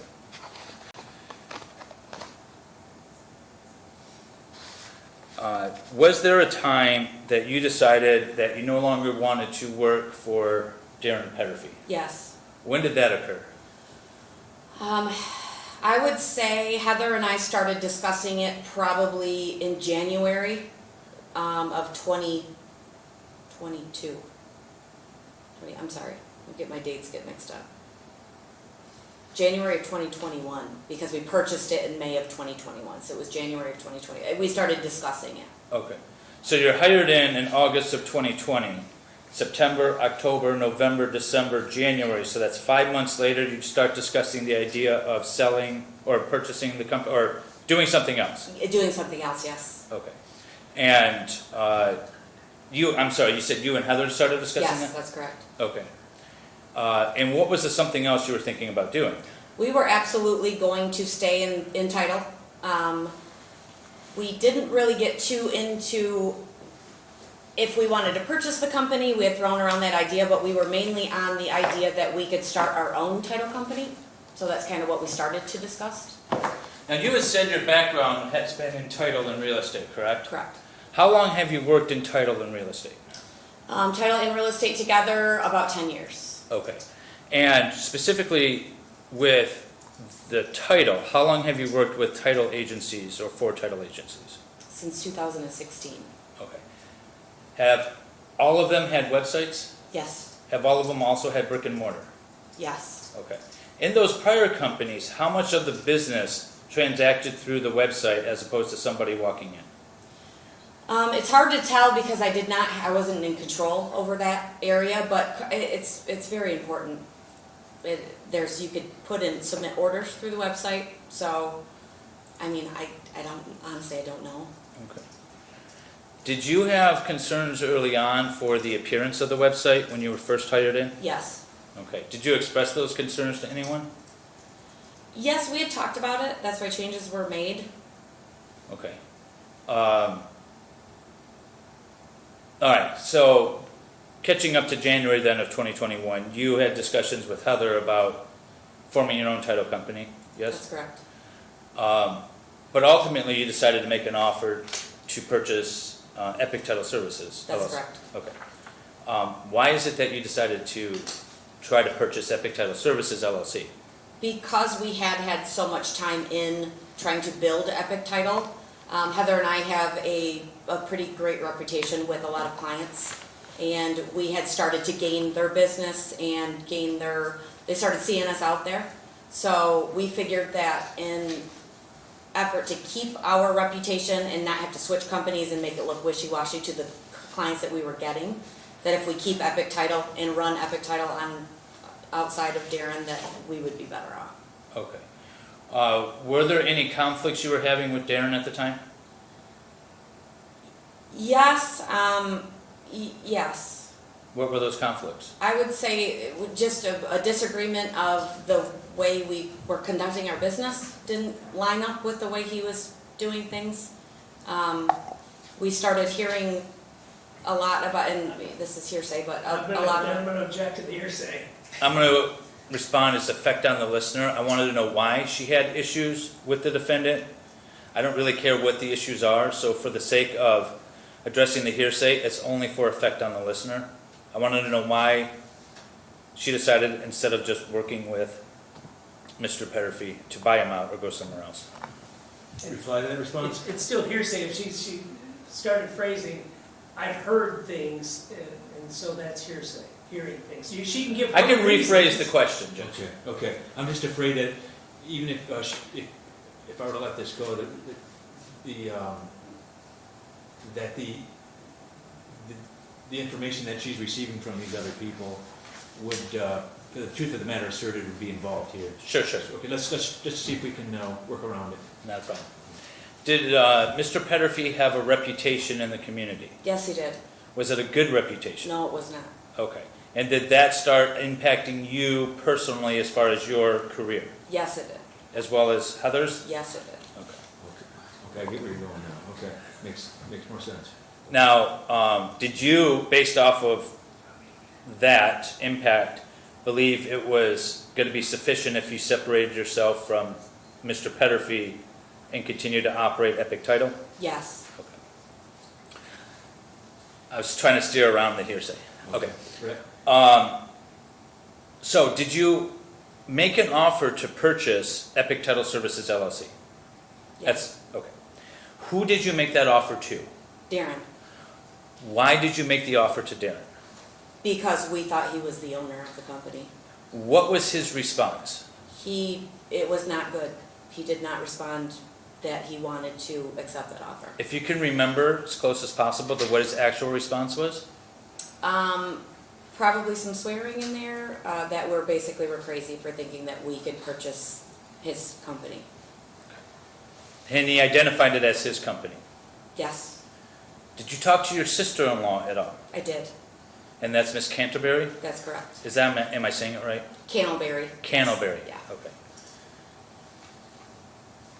Did she agree to sell the company? She did not. Okay. Eventually, they did sell the company, correct? Correct. Right. And the other gentleman, strike that. I'm going to approach with Exhibit B, if I might. Stuck it over here. See, I thought I was really organized with this file system. Might as well just throw it all over the place. So this has been entered as Exhibit B. Do you recognize this document? Yes, I do. Okay. If you turn to the second to the last page, there's a bunch of signature lines.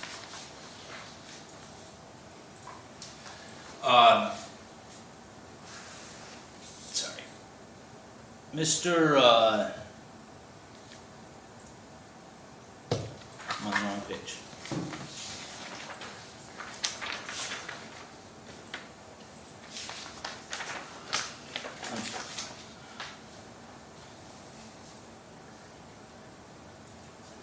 Sorry, there it is. Mr. Sabo, did you ask him to purchase the company at all?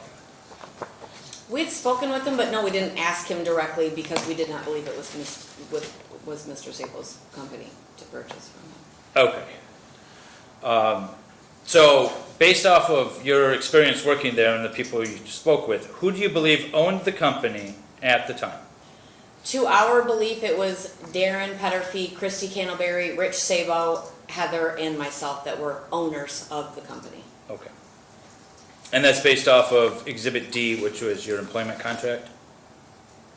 I don't believe that ownership was listed on there. I think that was something that we were told. The 3% for us, absolutely. So the 3% is the profit sharing you're discussing? That is correct. Okay. And entitled to 3% stock, there it says at the bottom of the first page? That is correct. Okay, so that's what gave you the belief that you Yes. also had 3%? Yes. Okay.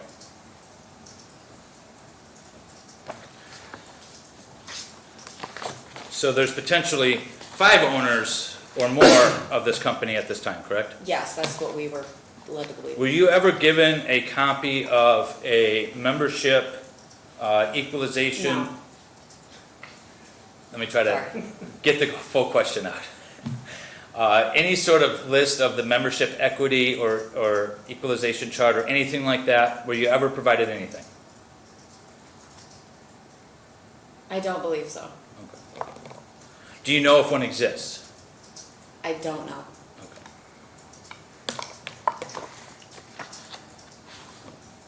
Ultimately, you did strike a deal to purchase the company, correct? Correct. What sort of purchase, what were exactly, did you understand you were buying? I understood it as a stock purchase. And it what was- does that mean to you? So it was the company as is. There was a lot that came with the company. We had computers, we had monitors, we had keyboards, we had everything that was a part of the company to keep it up and running was to be sold to us at the time of the sale. The individual items? Everything. Okay. The building had an office, correct? It did, yes. Was that leased or owned? It was leased. Okay. Was the lease maintained after this transaction? It was. It stayed the same. Did you have to change anything with the lease? Change the owners on the lease or anything? I don't remember. I know the terms stayed the same. I don't know if we had signed a new lease for ownership. I'm not sure. Okay. What about the bank accounts? They stayed the same. Okay. Did you have to go in and sign anything for the bank accounts? We did to remove Darren and Christy from being able to be signers on that bank account. Okay. But other than the signers, is the accounts the same? They are, yeah. Okay. And it's still in Epic Title's name? That's correct. Okay. What about phone numbers? Stay the same. Did you have accounts with telephone providers? With telephone providers? Yes. Okay. Comcast? Comcast? Yep. Okay. And that is in Epic Title's name? That's correct. And that stayed? That stayed the same. Okay. So it was your understanding that nothing about the business operation would change? Correct. Okay. Now, after, you signed this deal in May of 2021, correct? Correct. After May of 2021, did anything about the company's operations change, other than what you might have done? But from the outside, did anything change? Other than Heather and I taking over ownership, nothing from the outside looked to appear to change to our customers now. Okay.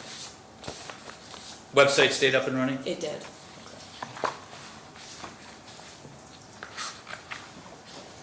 The liabilities associated with Epic Title were the same? They were the same.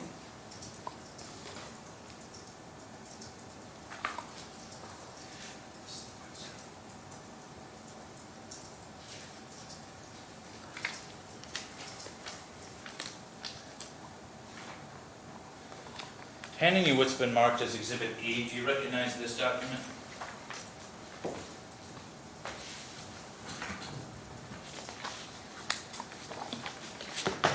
I do. Is this essentially a printout of your website It is. as it currently sits? That's correct. And this is Epic Title mi.com, correct? That is correct. Okay. Is this, how would you characterize this website? Not great. Okay. This is the home page, the landing page, right? It is, So if you were to go to epictitlemi.com, this is what you're going to see? correct. Okay. Move to admit Exhibit E. Mr. Evans? May I voir dire the witness on the exhibit, Your Honor? Certainly. Ma'am, is this what the website looks like today? The picture's the same, I mean, it's obviously doesn't look like, there's colors to it. Okay. Did it look like this when you were buying the business? Very similar, Did it have the same picture on the front? very similar, a building and a bridge. Did it have our location, 4010 West Walton Boulevard, Suite A, Waterford, Michigan, 48329 then? That has since changed, since we were owners of the company. When did that change? That changed June of 2022. What did the website look like when you purchased the company? It was, I believe it was the Dixie Highway address that was Darren and Christie's real estate business address. Was there anything else different than that? Honestly, I don't know if there's anything that's different as far as the pictures go. Like I said, we did some small vanity things to it. I don't really know exactly what was done, but it looks similar. Yeah, with those caveats, I have no objection. Okay, thank you, Mr. Evans. And so court will admit plaintiff's proposed exhibit, I think E, as plaintiff's exhibit E. Thank you. Just to follow up on the address, you said the Dixie Highway address was originally on the email or the website? I believe it was. That's where we were located at in the beginning, so I believe it would be that address. Okay. If And any. did you maintain that address until June of 2022? We actually switched that address from Dixie Highway's address to where we had moved to the Gateway Center when we were still with Darren, to 5161 Gateway Center. Okay. And since then, we've changed it to Waterford. All right, I just want to clarify. So when you first hired on, you were at the Dixie Highway area address? Correct. Okay. And then you moved to The Gateway Center in Flint. approximately when? Oh my gosh. January of 2021, I'm thinking. Okay, so when Early you just, 2021.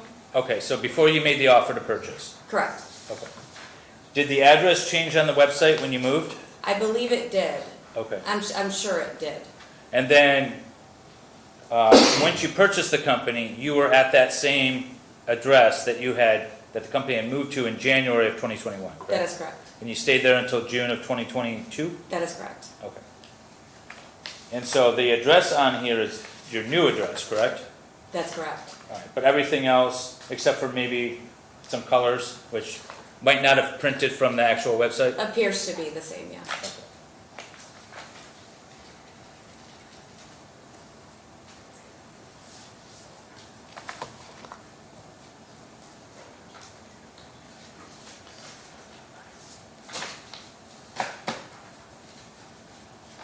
When you purchased Epic Title, did you intend to maintain the domain name epictitlemi.com? Yes. Why?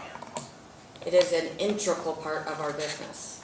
When you mean integral part, what exactly do you use the website for? The website is used for brand identity. It's used to basically vet our title company to make sure that we're a legitimate company with the people that use us, be it real estate agents, lenders, attorneys, builders, anybody that is one of our potential customers, clients. Also, it is the suffix of our email addresses. So, in being in the industry for as long as we've been in the industry, representing Epic Title, a lot of people know our email addresses. And again, when I say website, that's the appearance of it, not necessarily the address that takes you there, correct? It's confusing. So the domain name, if I may, maybe this makes sense. The domain name is like your street address, right? 1234 Elm Street, Yes, all right? The house could be any different shape and colors and Correct. whatever, right? absolutely. The house is the website, the domain name is the street address. Is that Yes. fair? And so when I say website, I'm meaning the house, the color of the siding and that sort of thing. Yes, Okay. You wanted to update the website after you purchased the home, correct? Yes. Okay. And what did you do, if anything, to update the website? we actually hired a company, an outside company. We currently, well, Darren had started it with Title Tap was the hosting company of the website. So we consulted somebody that we were referred to, and he built us a really great website. Okay. And were you able to install that website at that street address, the domain name? No, we were not, Why not? because we did not have ownership of the domain name. What do you mean by you did not have ownership of the domain name? I want to be careful when I say that. So I reached out to Darren, I believe it was October of 2021, to get the background information on the hosting site to be able to make our new website go live. He then informed me that he is the owner of our web domain, and then this is kind of how this all started. So Okay. we were not able to, because it had to go to court in the litigation and all of that. Okay. Do you need a particular piece of information in order to update the website? To update the website, no, but to change it completely, yes. Okay. So, you had access to GoDaddy still, correct? Yes, You had the login credentials? we had the credentials, yes, that were Okay. given to us. We Sure. we had them in our book. But you weren't able to use those credentials to change the website? We did, to protect the integrity of our website, we did have our tech guy go in and change the admin rights to the website, to Epic rather than Darren. Okay. So you were able to do that through GoDaddy? That's correct. All right. And when did you do that? I believe it was, gosh, it's hard to say I'm gonna say November of 2021, I believe. Okay.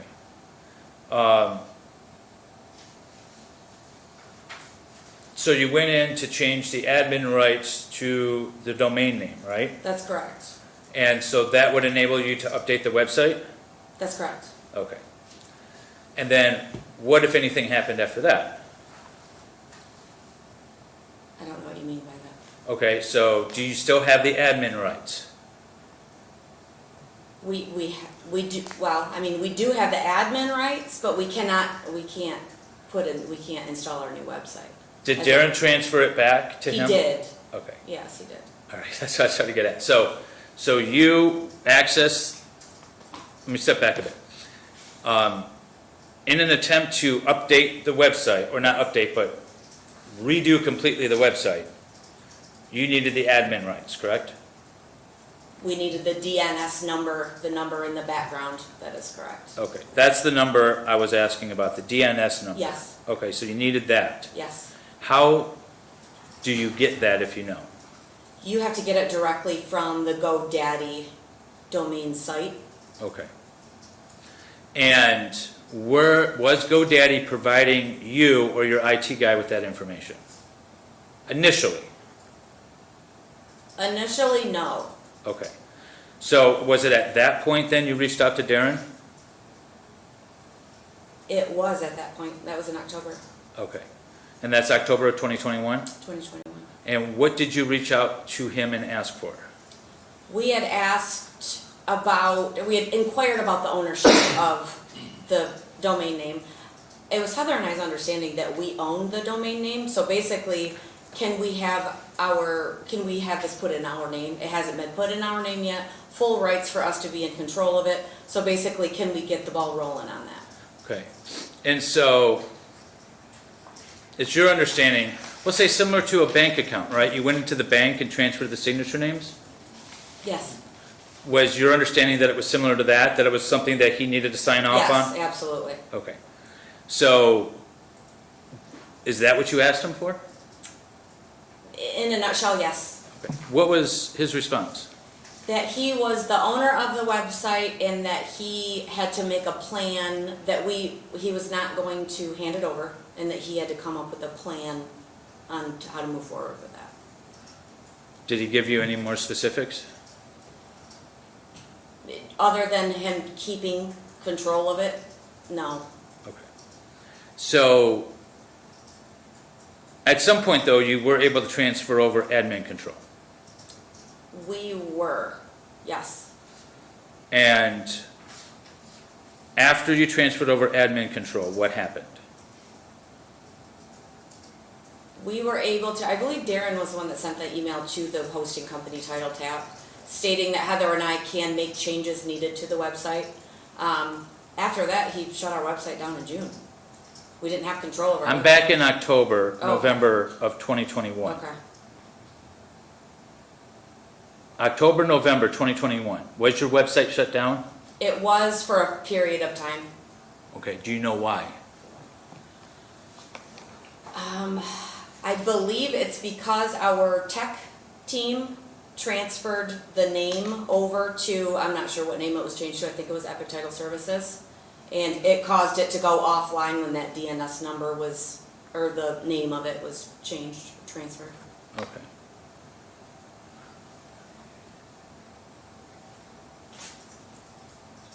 Are you able to access the domain name now in a sufficient way that you can update your website?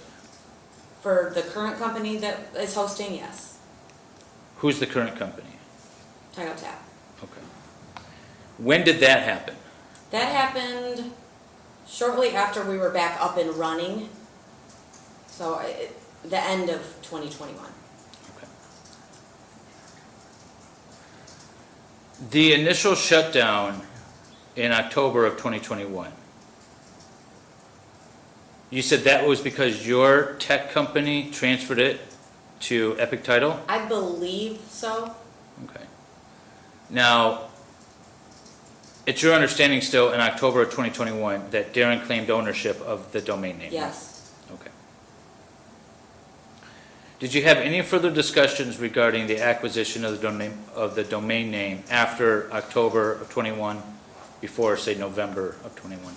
There were a few, and it was no emails, it was discussions. He had said, I believe he mentioned, like, you could buy it for me for $1 million, kind of a discussion. It was not a friendly conversation, but other than that, no. Okay. At one point, did he send you an email that said, I own the domain name? In essence, yes, he did. Okay. Did you respond to that email by saying, yes, I understand you own the domain name, or something along those lines? I did. Why did you respond that way?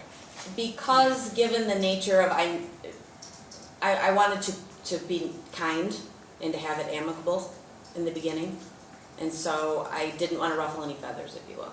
Were you prepared to pay some money for it if need be? Absolutely. Why would you be prepared to pay some money for it?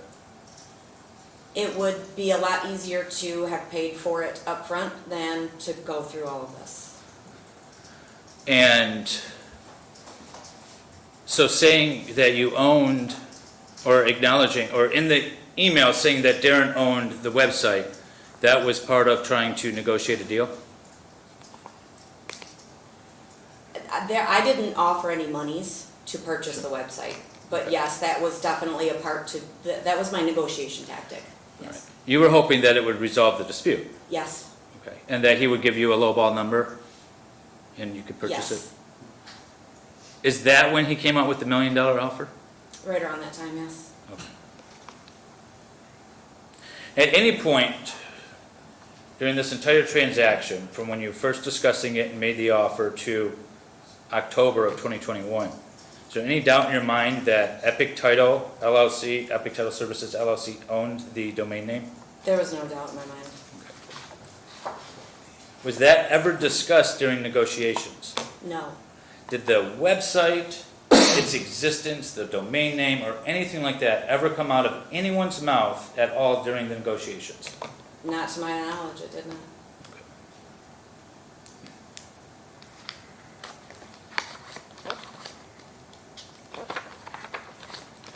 You said the website was again shut down in June, That's correct, of 2022. June of 2022. Do you recall being here for a hearing on that? I do.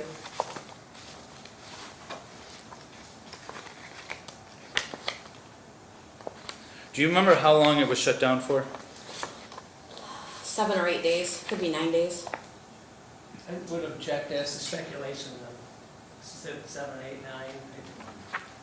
Can you, personal knowledge without guessing, speculating, conjecturing, can you pinpoint it a little bit better? I would say about a week, a full week. I believe I am on Exhibit F. I believe so. Handing you what's been marked as Exhibit F, do you recognize this document? I do. What is this document? This is our Google Analytics that we run for our business statistics. What are Google Analytics? I'm gonna place an objection to this, this exhibit, Your Honor. I think it takes expert testimony or somebody from Google to testify as to what the document is. If she didn't make it, he can ask if she made it, if it's her property or anything else, but I think it takes somebody from Google to explain what it is, not a layperson. Okay, and you have a copy of it? He just gave it to me. Okay. Judge, I'm not going into the nitty-gritties about page hits and stuff like that. This is a 10,000-foot overview here. My client's going to testify separate from this with regard to qualifying numbers, but essentially, I'll move to admit it as demonstrative at this point. It's really to give an example and a framework for the website being shut down in June of 2022. If you want to see it. Same objection.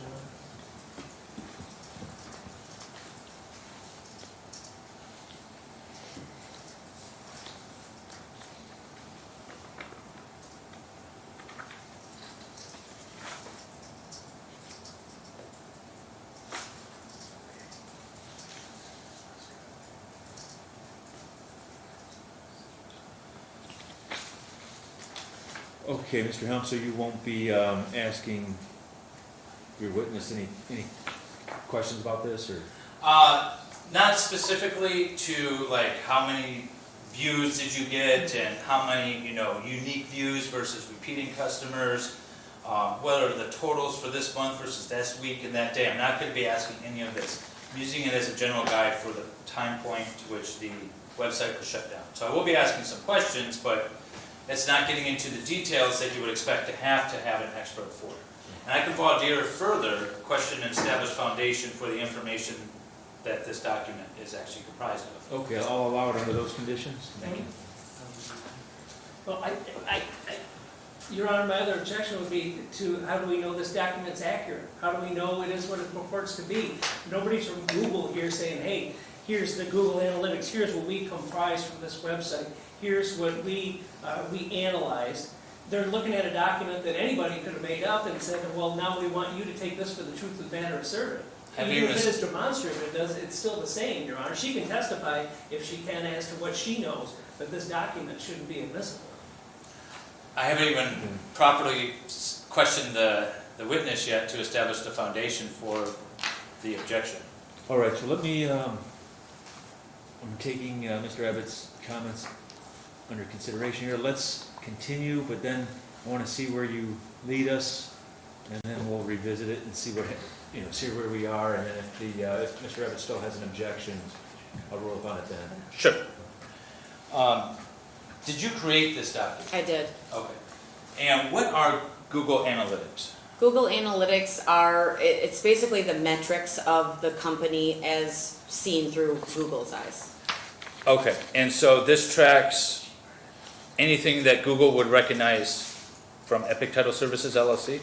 That's correct. Okay. Does this specifically, this document itself, is it focused on the website? It is. Okay. Where do you get access to this information? We get it emailed to us Okay. And you get it emailed from? from Google Business. Okay.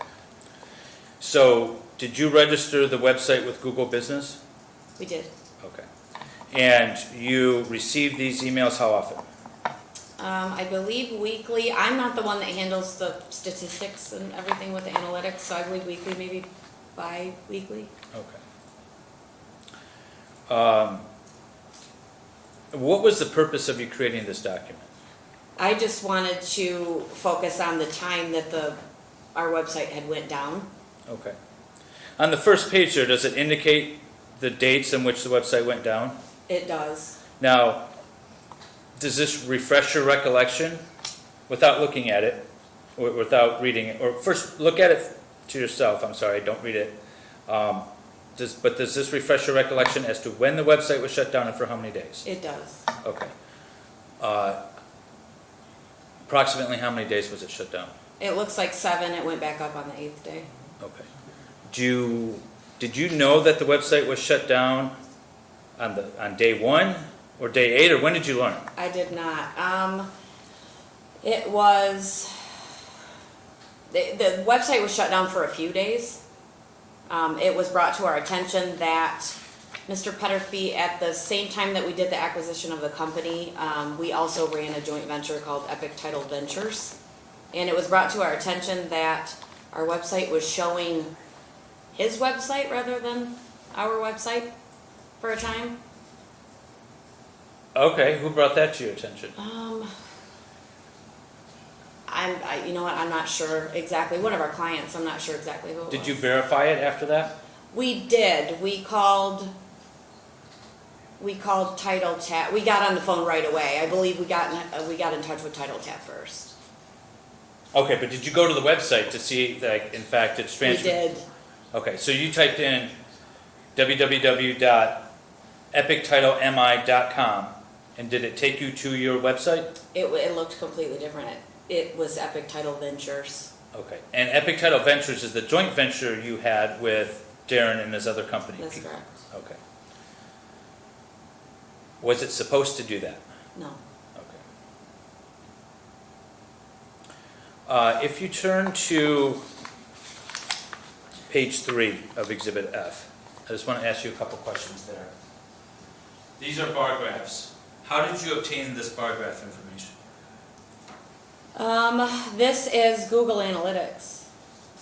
We have a clarification. She said she created this document. Did she do the bar graph or did she print it out from Google?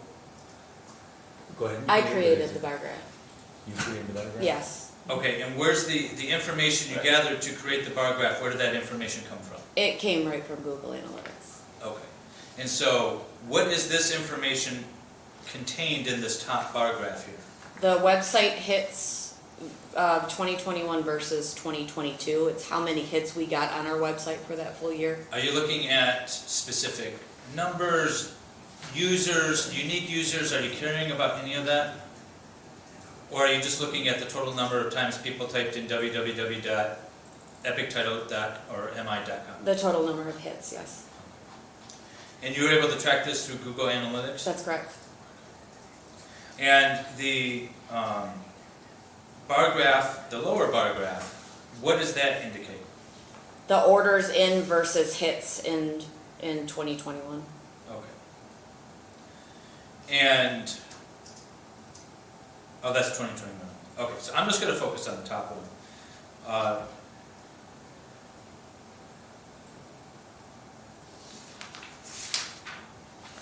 And based on this bar graph that you created, 2021 is blue and 2022 is gray, is that correct? That's correct.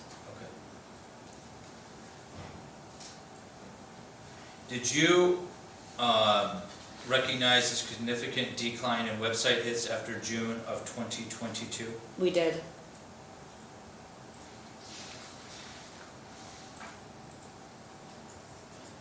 I want to move to admit Exhibit F as a document that's been compiled by the witness, specifically with regard to the bar graph that she created herself. So if there's any objection, I'll move to admit Exhibit F only to the extent that it's the bar graph on page 3. All right, let me ask Ms. Leonardo, you're receiving the hardcore numbers from Google. Yes. What are you using to create the graph? Is there a software program or? You know what, honestly, I'm not sure if I got that directly from that site. but I do have knowledge of Excel. I could have done it on Excel. I'm not sure how I got it. I might have taken that as a picture right from the site or created my own with the numbers. Okay. Mr. Everett, do you have any further questions for? Well, I have another objection. Now she just said something totally different from my created document. She said I might have taken the picture right off the website. It's unreliable, Your Honor. If it's Google Analytics and that's what she's relying on to show she had a loss of business, someone from Google should be testifying to it.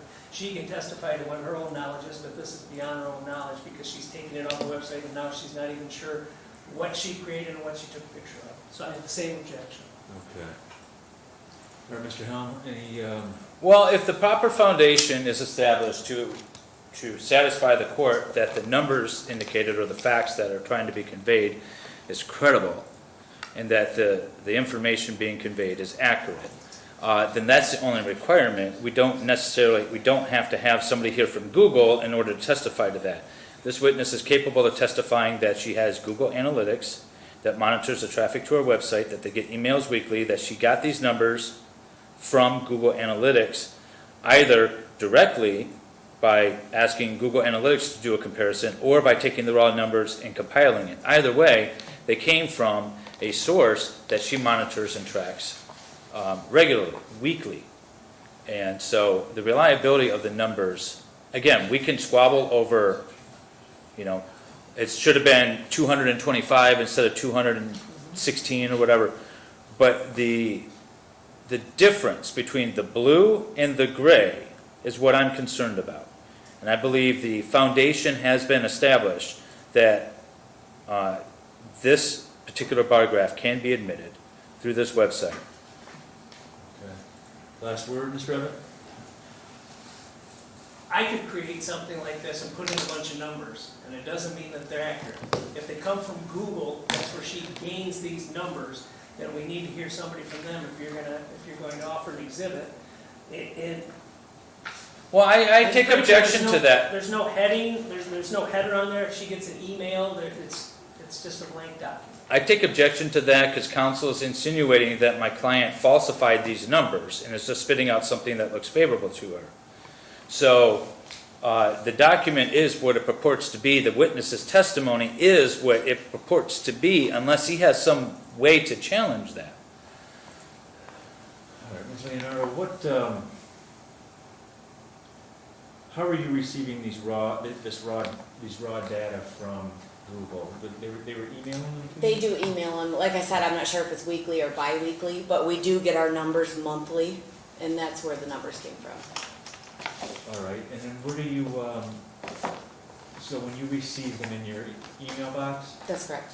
okay, let's say you open the email messages, what do you do with them after you review them? We do, we use it for a base of knowledge of basically how much traffic comes to our website, if we're getting orders, just for revenue and for. What about the business. messages themselves? Do you delete them twice? Do you totally get rid of them, or do you No, I can get access to all of them, and even through Google, I can get a history of it as well. I don't, shy of bringing somebody from Google in here to attest to this. I want to, if I had something that showed the numbers with Google's logo, some type of identifier for Google. Do you have any of that with you? I was going to hand my witness my laptop with internet, and maybe she can pull it up. I imagine she has a Google account that she could log into, as long as she's comfortable logging into my computer. Yeah, I don't mind. And of course, my phone decides that it may or may not want to connect the internet to my laptop. It's always the way, isn't it?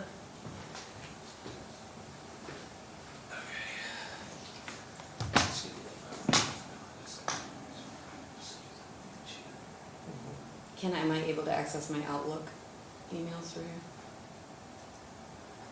You just have to log out on mine. You want to mount the mouse. It's probably easier. Those Just are- sign out. Or sign in with another. Okay, I'm gonna try online first, I'm gonna try Google first. Yeah, do your Like I thing. said, Click this on is whatever, go wherever. not my realm. Just don't look at my other clip. And then, We're back on the red. thank you. Yep. Okay, you've been operating this company now since May of 2021, correct? Me and Heather, yes. You and Heather, right. What was your, if you can recall, your gross revenue for 2021? I can recall 2022, 2021. Not 100% sure because we were, I know month-to-month numbers better than I do full numbers because we did not own the company fully in 2021. Okay. What was the gross revenue in 2022? 2022 was about 1.7 million. And that's not profit, that's just revenue? That's gross. Yeah, it's revenue. gross revenue. Yes. Have you noticed a significant or any sort of reduction in the amount of business you've been doing since June of 2021? June of 2021? I'm sorry, excuse me, June of 2022. Have you noticed any sort Yes. of? Okay. Yes. What sort of change have you noticed? Month to month from June 21 to today, we're down about 25 to 30% each month, give or take.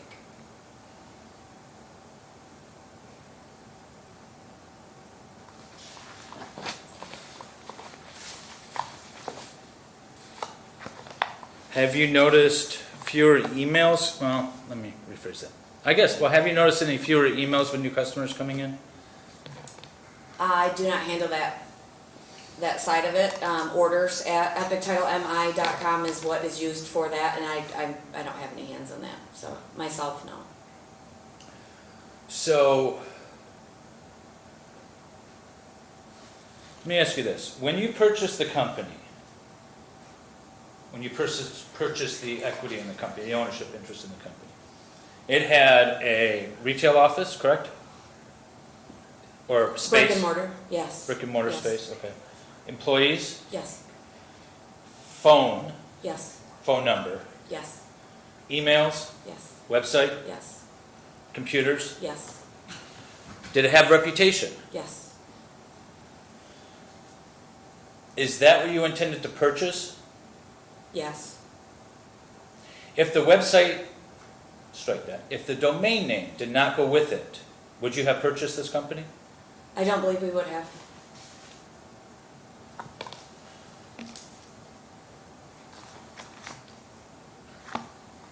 Have you worked with other title companies that have changed their domain names while you were working there? I myself am not familiar with any title company changing their domain name. Okay. Why wouldn't you have purchased the company? Or you said you don't believe you would have, right? I think. That's correct. We don't believe we would have. It was because of reputation is why we wanted to keep the company. So actually before we decided to go on with the sale, because Darren told us no at first, before we decided to go on with the sale, we actually purchased an LLC name. We had it registered with the state. We got our software. We did everything that we had to do to get a company up and running. So we would have went with that company instead. And then Darren came in and said, okay, I'll sell it to you under these conditions with the joint venture and whatnot. So we went to preserve our reputation. So what was the purchase price? $50,000. Okay. Do you know how that $50,000 was to be distributed? I myself, no. I do not. Okay.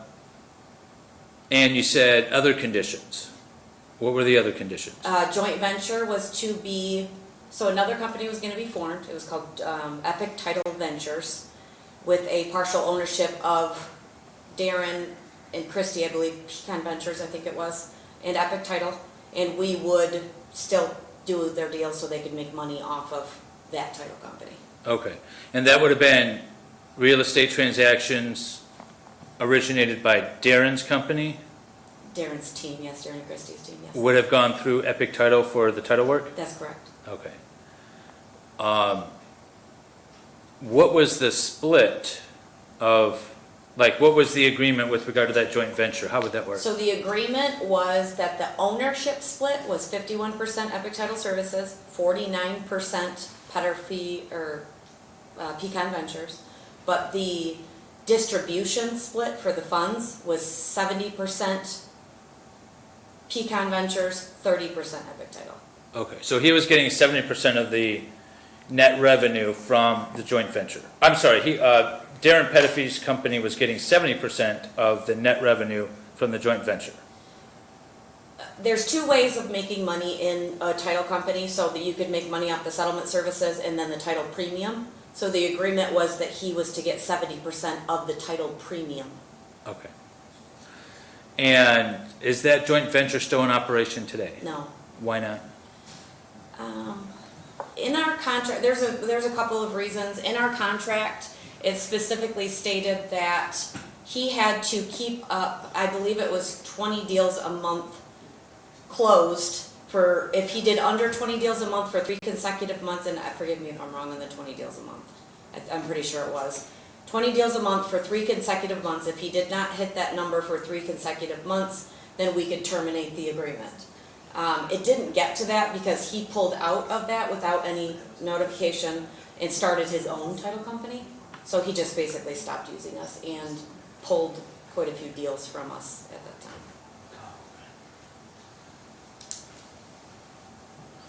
Okay, and was there also, prior to the closing, did Epic Title pay $50,000 to Darren Peterfi's other company?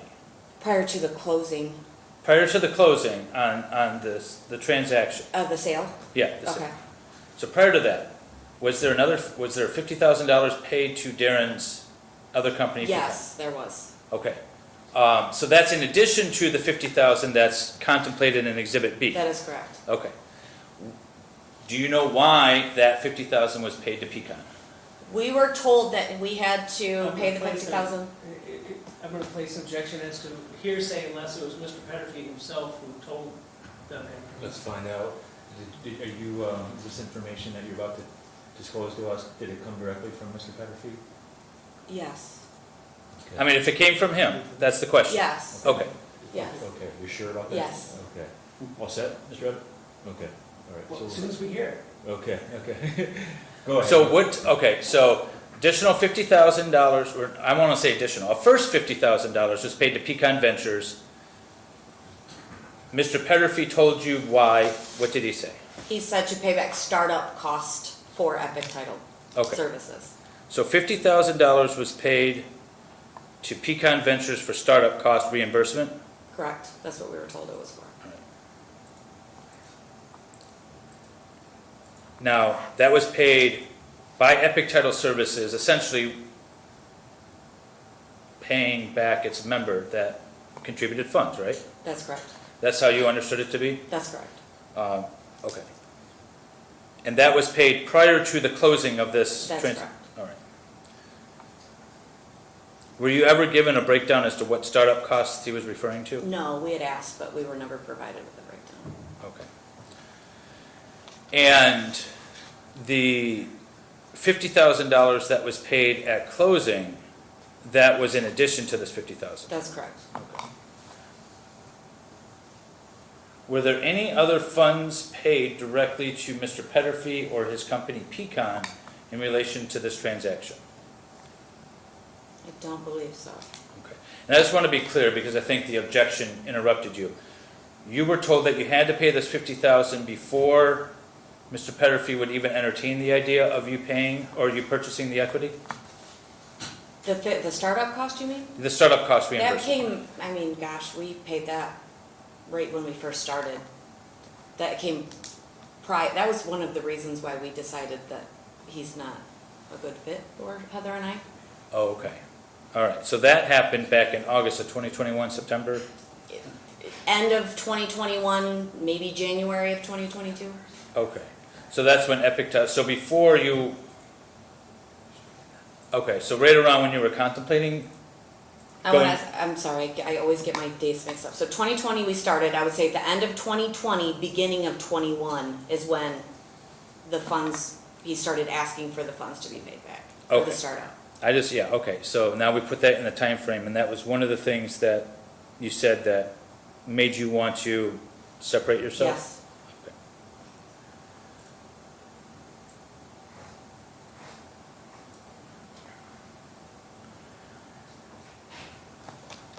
Hang on a second. Sure, take your time.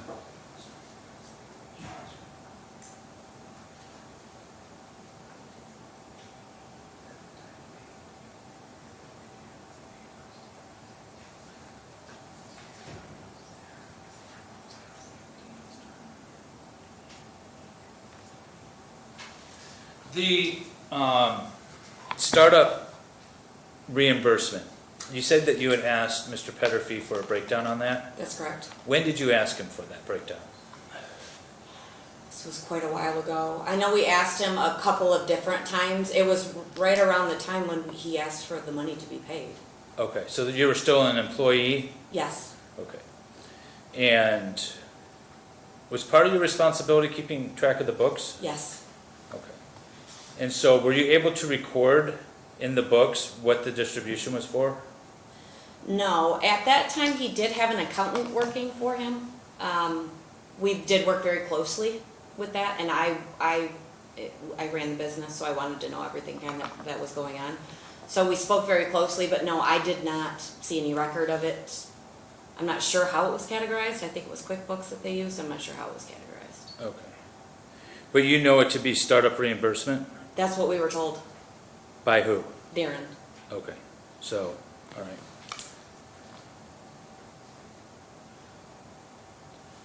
Was it your assumption that that also included anything that Darren had to contribute to the company? Yes. All right. Do you know who registered epictitlemI.com? I'm not sure, I guess. I don't Okay. know. If you don't know, I'm you not don't sure. know, that's fine. I'm not sure. I would assume it was Darren, but I'm not sure. Okay. Do you handle the books? Do the books contain a list of assets of the company? Let me clarify that. Prior to you acquiring the company, is there any list of assets that you are aware of that the company owns? I'm aware, I did not handle the books, the operational books at that time, but I'm aware of them because I worked with the accountant quite closely. Quite honestly, I'm not sure what it looked like as far as assets go. Okay. Do you currently, does Epic Title Services LLC currently list any of its assets in its books? Yes, Okay. Is the website one of those assets? Or the domain name, I should say. I guess it's not broken down like that. You Oh. mean for, as far as like my bookkeeping? Yeah. I don't have anything listed like that. I guess depreciation would be something that I have in there as far as assets go. Okay, so you're just depreciable assets is what you're listing? Yeah, But nothing else? that's correct. We don't have I mean, we do as far as equipment goes, but Sure. that's nothing that can lose its value. A domain name's not over tangible? time. Exactly. Okay.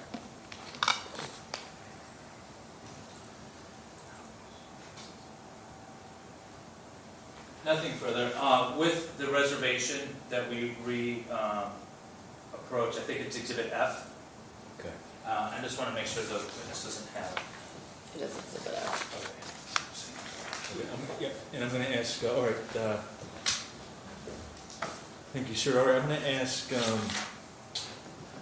Ms. Leonardo, a quick question here. Other than the domain name, is there any other property that Mr. Peterfi said that he acquired on his own that he was claiming personal ownership of that did or did not go with the business? Is that Yeah, no, that was the only, I would say that was the only okay? thing that he said claimed ownership to. Okay, all right. Yes, sir. I don't know what order you want to take it. I do have a follow-up based off of your question, but I know he hasn't crossed yet. Okay, okay. So I don't know what you want to allow. Why don't we just handle it now? Okay. That way, then. You had said that, based off the judge's question, judge asked you whether or not there were any other assets that he claimed ownership of, or that he contributed. Did he ever provide you a list of anything, like this is what I contributed, or this is what? No, Okay. And the first time Mr. Peterfi ever said that he owned the domain name was in October of 2021? October of 2021, yes. Not at any time before that? No. Okay. Thank you, sir. Okay, Mr. Everett, whenever you're ready.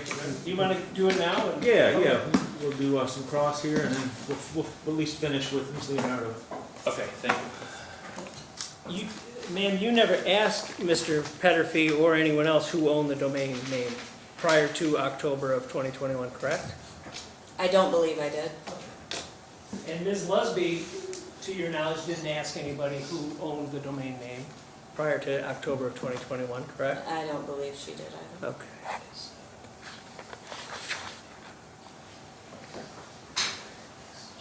Back when you first started with Epic Title, there was a joint venture with Dream Title at that time, is that true? I want to say there was an agreement some sort. A joint venture was going on, but there was no, it's not how we run our joint venture, so I don't even want to call it a joint venture, but there was a business relationship going on with him in Dream Title, yes. Okay. Epic and Dream Title. Okay. And when you were testifying that you had access to the GoDaddy website and your IT guy got in there, that was after May 7th of 2021, correct? That's when the sale was, I'm sorry, that's when you bought it. Yes, Okay, so that wasn't before, that wasn't when you were working there, that was after, correct? After you owned it. he gave us access to, he gave me the information in 2020. Okay. And you didn't change anything on the website, Title Tab did, is that true? Yeah, through our direction. Okay. Yeah. Who is Christina Candleberry to you? She's my sister-in-law. And she was the seller of Epic Title, correct? We were under, Object to the characterization of the parties. It assumes facts that are not in evidence with regard to she's a joint owner. Okay. I realize the ownership entity is in dispute here, so, Mr. Rabbit, if you want to reword it such that, to keep that dispute in play. All right, I don't think there's any dispute, but we'll do what we can here.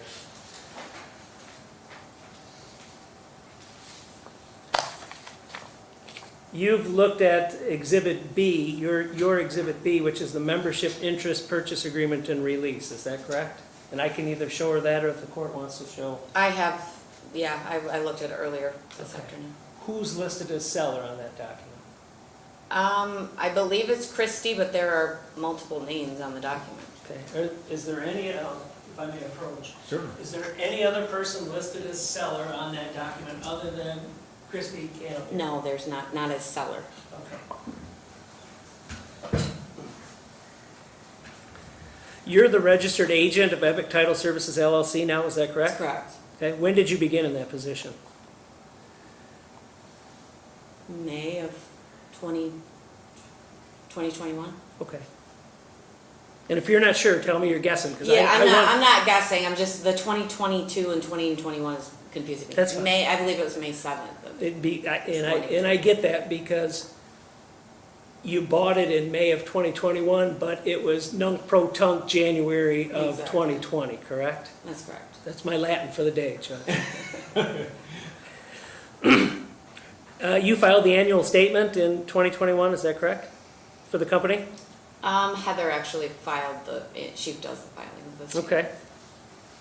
Did you file an assumed name under which the business is to be transacted, exclusive title agency? Heather actually handled that part of it, but we did file for that name. I believe Rich Sabo went in without my knowledge though and changed it to be a DBA of Epic Title, so I'm not sure where it stands right now. What did you think it was? It's just a separate LLC entity, not a DBA. Okay. But you, and so if on the state website it has that name under an assumed name of Epic Title Services LLC, you think that it was supposed to be a separate entity, but it didn't turn out to be? When we first started, I know when Heather first filed for the entity's name, it was supposed to be a completely separate entity of Epic Title. So that was when we realized that Darren said, no, you were not gonna buy my company. We decided, okay, we're gonna start exclusive title. So we bought the LLC, got it registered from there. And then after the fact, when Jim Carrey was up here, he was talking about the negotiations between him and Rich Sabo. That's when Rich went in and he had, I have an email probably, and he said, I just made it a DBA, I believe. And it didn't affect us because we weren't gonna use that name, so we really didn't do anything with it. Okay.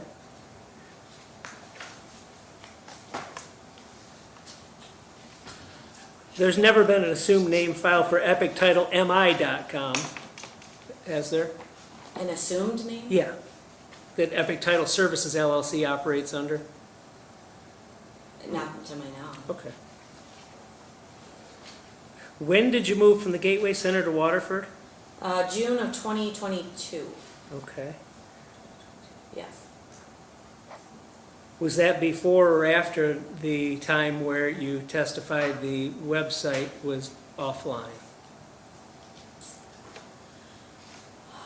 That was before. That was Okay. before, yeah. And you moved to a different county, correct? We did. Have different set of clients, correct? No. Same Our clients? stayed the same. They just we broadened our horizons. That's why we moved out there, to be Okay. closer. And if something looked like you changed your address with the state about June 16th of 2022, does that sound That correct? sounds about right. Okay. How much do you think the domain name Epic Title MI is worth? I have no idea. Did you agree with Ms., you were copied on an email with Ms. Lusby to Rich Zabo, Christy Candleberry, Darren Peterfi, and you were CC'd April 20 of 2021. Do you recall that email? There's a lot of emails going around. I'm not sure what you're referring to. Do you have an extra copy? I don't know. I do some. Yeah. I think you had it as one of your exhibits. That's why it says Exhibit 9 on the top of it. No, that's part of your defendant's discovery package. But he sent it to you. Did he? I don't have a copy of it now, an extra copy. I don't know if the court can make a copy. What do you guys need? I'm just looking at I didn't get a copy of the exhibits, and I wanted to make sure I had this available. Yeah, we may be able to accommodate you.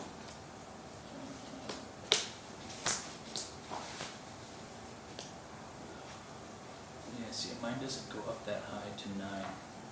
This is your client's response. I feel like I would have remembered this document, that's why I'm just questioning it. Oh, I do have it here, Yeah. okay, I do. I was going to say, All right, I have. no, Okay. we're good, I have it. Okay. Yeah. And I'm using numbers, is that Yes. so? I'll show you what I'm gonna have marked as defendant's proposed exhibit 1. Ask you to read through.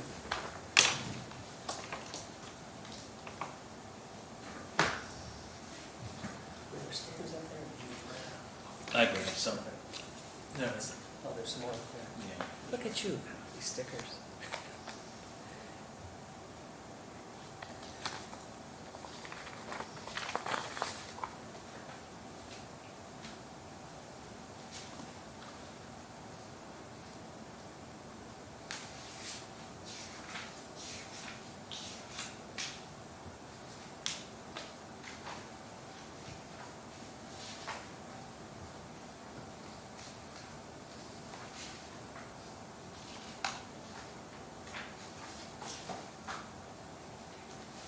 I recall this, You do recall I it? do. Okay. I'd move for admission of defendants exhibit 1. I'm moving to object. This is an email sent from Heather, not the witness.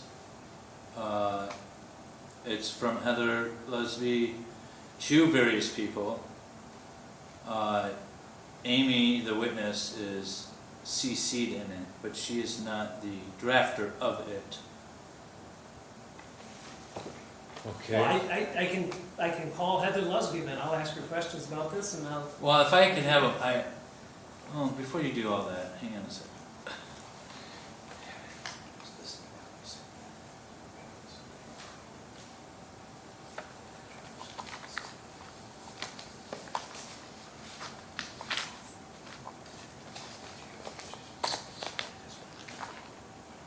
Okay, no objections. Well, stipulate. Okay, thank you, sir. And so you're okay with the admission? The admission of it, yes. Okay.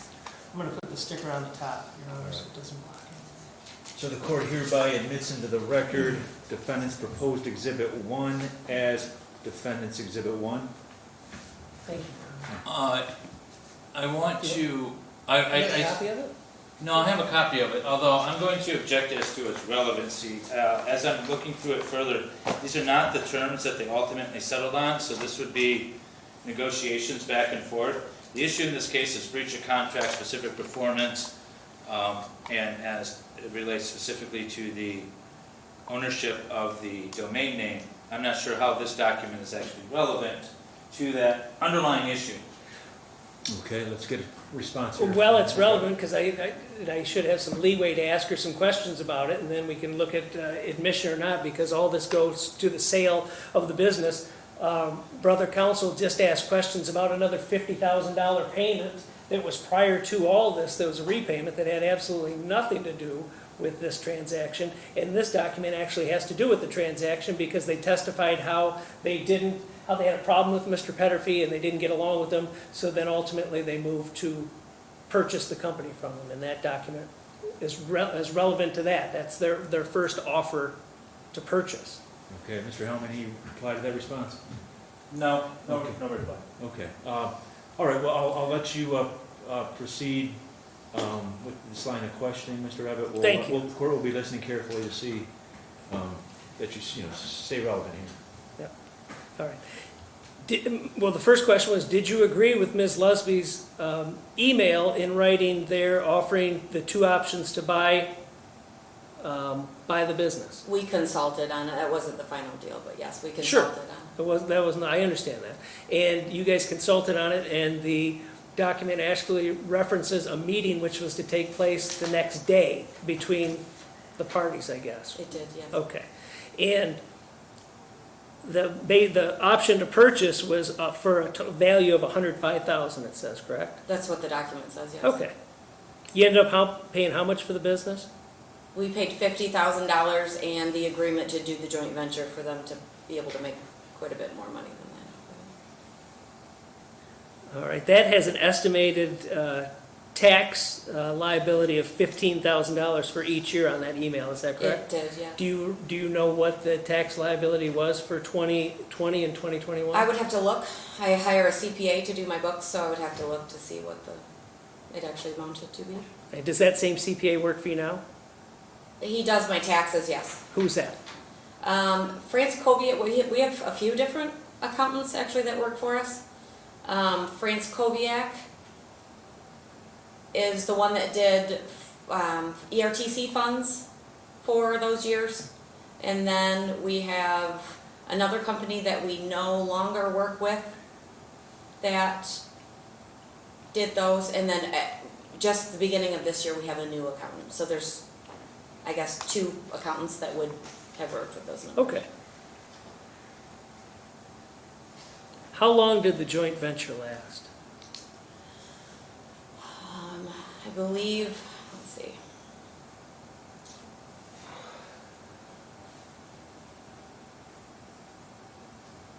Just over a year? The whole company had only been in existence since January of 2020, correct? Yes. I'm gonna object, clarification, what company is council referring to? Because he was just talking about the joint venture. I'm sorry, I apologize. Epic Title Services LLC. Okay, all right, very good. That's what I'm talking So about. objection sustained, we'll continue. Okay. Yeah, I think I cleared it. Correct? Yeah. Okay. Now, you had an affidavit that you drafted and signed on October 11th of 2022 in this case, right? Do you recall that? I don't.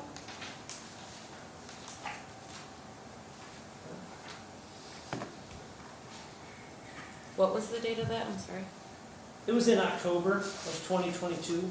Oh, okay. It was attached to your motion for summary disposition. And actually, now that I'm looking at it, that email was attached to your motion for summary disposition too. I knew it somewhere.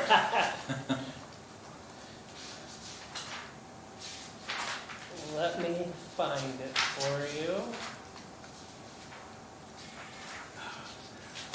Heather.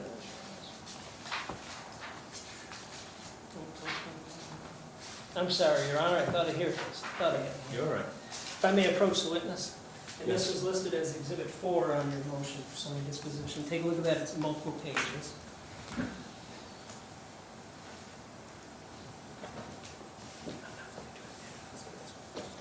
The affidavit? Yeah.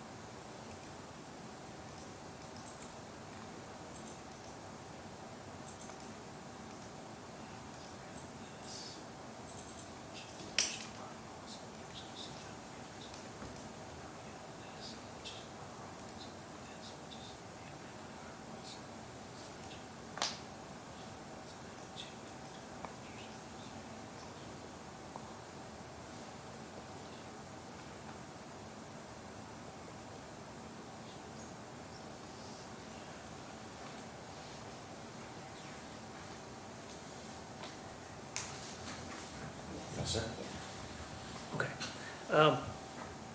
That affidavit doesn't state that Epic Title owned the domain name and Darren merely refused to transfer it to you, does it? Not specifically. I'm gonna object, on improper foundation and mischaracterizing the affidavit. As counsel stated, the affidavit was there for the purposes of an exhibit for a summary disposition motion. It's not there for the purposes of the issue at trial here. So I just object to the proper, using the affidavit to cross-examine this witness in that manner. Okay. Well, Ms. Rabbit? obviously, was for trial because they tried to get the case dismissed in their favor using that affidavit as a factual basis, so it's directly relevant. And I can ask her about that affidavit, because let me ask her this, did you sign that affidavit? I believe I did, yes. Is everything in that affidavit true and correct today? To my knowledge, yes. Was it true and correct when you signed it? Yes. Does it state anywhere in there that Epic Title owned the domain name and Darren Peterfi just merely refused to give it to you? Not in certain terms, no. Okay. Okay, I just want to make sure you get a chance to reply. Anything you want to say? I can address it on redirect, I suppose, Judge. Okay, all right. Thank you, gentlemen. In Exhibit B, the purchase agreement, do you have that, Your Honor? I do. Oh, you have I have it. Okay. In that, does that state anywhere that Darren's selling you anything? No. And the domain name and the LLC, which you're a member, are not even the same, are they? No. I'm sorry, I didn't catch the question. The question was, the Epic, well, I'll put it this way, Epic Title Services LLC is not the same as the domain name we're talking about here today. Okay. Is that correct? That's correct. The domain name is epictitlemi.com, correct? That's correct. Did you try to purchase epictitleservices.com? We had a website already established, so we did not try to do that. Okay.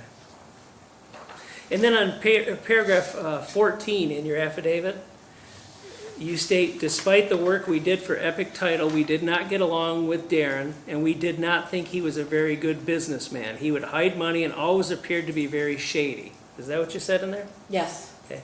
And in Exhibit 1, the email that you have sitting there, do you still have that email? I don't. Does the court have that email? Sure.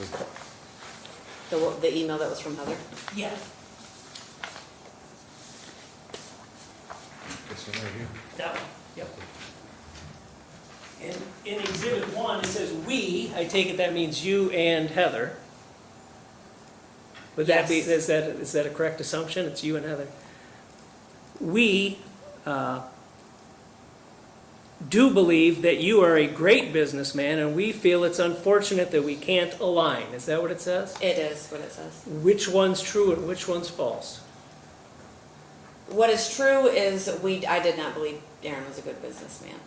But you acquiesce to allow "we" in the email? I believe to come to an amicable agreement. I believe that's why that was stated that way. And as well as my sister-in-law being his business partner. Your sister-in-law was the owner of the business, right? Not to my knowledge, I thought he ran it, but Well, would you agree Come to with me find that, out. would you agree with me that running it and owning it can be two different things? yes, Okay.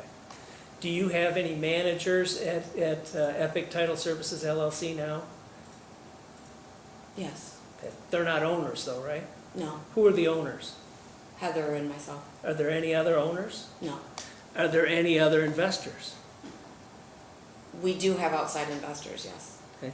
Did the outside investors pay the purchase price to purchase Epic Title Services LLC, the I'm going to $50,000? object as to the relevancy of investors on this side of the transaction. Okay. I think it's relevant, it's just it's a straightforward question. Unless the defendant or one of the named parties that signed the document as sellers or releasers or whatever they are on the other side investing with these two, I don't think it's relevant. Okay. All right. Are we ready to move on from that? I don't care, that's fine. Okay. All right. Let's do that. Who registered the domain name epictitlemi.com on January 9, 2020? Do you I'm know? not sure. Okay.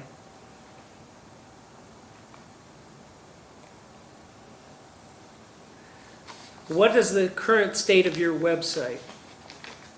It's up and functioning, What does it look like? very similar to what the exhibit that I saw earlier. Okay. I looked at it yesterday, and when I looked at it, it said our team, it has 3 Jane Does with figures and no other information for anyone. Is that accurate? I honestly have not gone through the pages of it. I could see the front page to see if it's up and running, but I have not dug into it. Okay. Would that surprise you if that's what your website looked like? It depends on who's doing what to it at this point, I guess. Okay, is the number still 810-498-4015? Yes. Is that one of them? Okay, and it has the same location on Walton Boulevard in Waterford, 4010? Yes. Okay. Would you agree that if that's the state of the website, and you have access to that website to I make do. changes, correct? So if that's the current state of the website, it's not drawing much business if it looks like that. Would you agree? Honestly, that could be temporary. Okay. So I'm not sure, what they were doing there or what it looks like now or where they were going or. Who's doing stuff on the website? Who takes care of changing it for you right now? Our employees, Any specific ones? we have a few that, How many do you employ currently? we have 12 altogether, Including you and including Ms. Leslie? myself and Heather.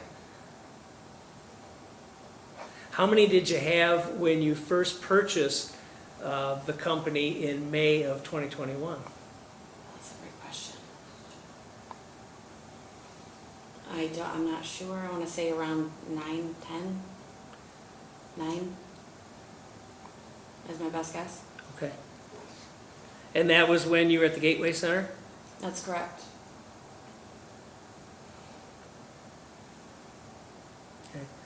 Does Epic Title Services LLC have a LinkedIn account? I believe my LinkedIn account is attached to it, yes. Okay. Yeah. And so then does that also have a hotkey for a website that you can click and go to the website? I believe so. I'm not on it that often, but I believe so. Okay. And same for Facebook? Do you have a Facebook page? We do, And same thing with the link? yes. Okay. And all it takes, do you get a lot of traffic from Facebook? We do. Okay. So all it would take to direct them somewhere else is you have a different link, correct? Yeah. Okay. Yes. Same for LinkedIn? Yes. Do you have Instagram as well? Yes. And the same thing would apply for Yes. that? Okay. Are a lot of your business, are they word of mouth referrals rather than blind searches, if you know? I can't say for sure. I know that I would say more is referrals because of our relationships and our reputation, but I think a lot of people do some click-throughs.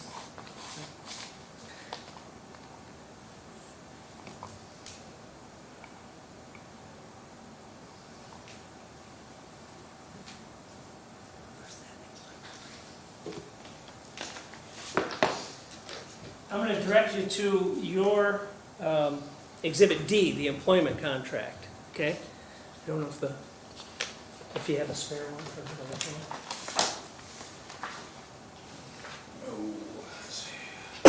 Court copy, yeah.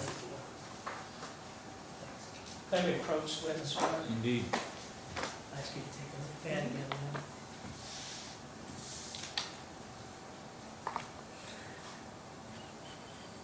And I think this is Heather Lusby's, but we That's correct. agreed that Yeah. yours is the same. Yes. Okay.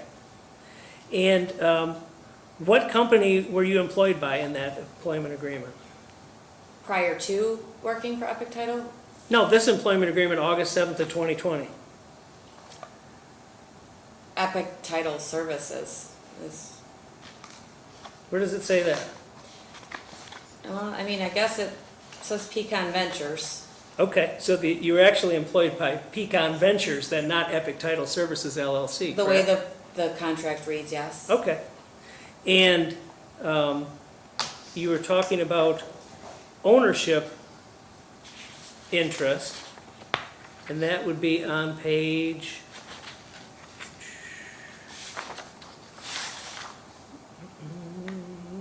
compensation on page 1 on number 3, right? Yes, Okay.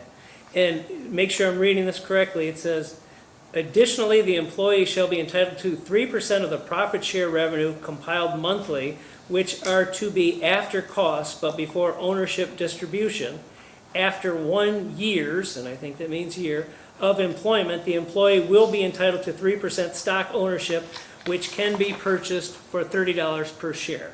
Did I read that correctly? yes, So at the time you signed this agreement in August of 2020, you weren't an owner of any company? that's correct. Okay. And before you got to the year mark where you could have purchased part of, it looks like Pecan Ventures, because Epic Title Services isn't on here, you guys had purchased Epic Title Services? That's correct. Correct, okay. So you were never an owner of, under this agreement? That's correct. Okay. Verbal and written were very different from each other. What's Darren Peterfi's main employment? What does he do for a Employment? living? I believe a real estate agent. Okay. Do you know, does he own a real estate company? I don't know. Okay. Do you know, you testified to his reputation. That's why I'm asking you these questions. You know how big his real estate company is? To my knowledge, not as big as it used to be when we were working with him. How big did it used to be? I would say, gosh, probably 20 agents, maybe 25 agents. And what is it now? I'm unsure 100%. I try not to get in other people's business. I have been informed that him and my sister-in-law are no longer partners. So I think I would assume it's smaller now, but I'm not sure. Okay. I don't make it my business. You testified that you created, can you tell me the company you guys created? I can't. Exclusive Title Agency. Exclusive Title Agency. And when was that? That's a great question. It had to be, gosh, February, March, April-ish. April I'm of- not 100% sure. Early before we bought the company in 2021. Okay, so sometime before you bought the company in 2021. And so were you still under this employment contract, which is Exhibit D at that time? Yes, before we bought the company, yes. You were still working there and getting $50,000 annually plus the other stuff it says on there? Yes. Okay. Does that employment contract have a non-competition and confidentiality clause in it?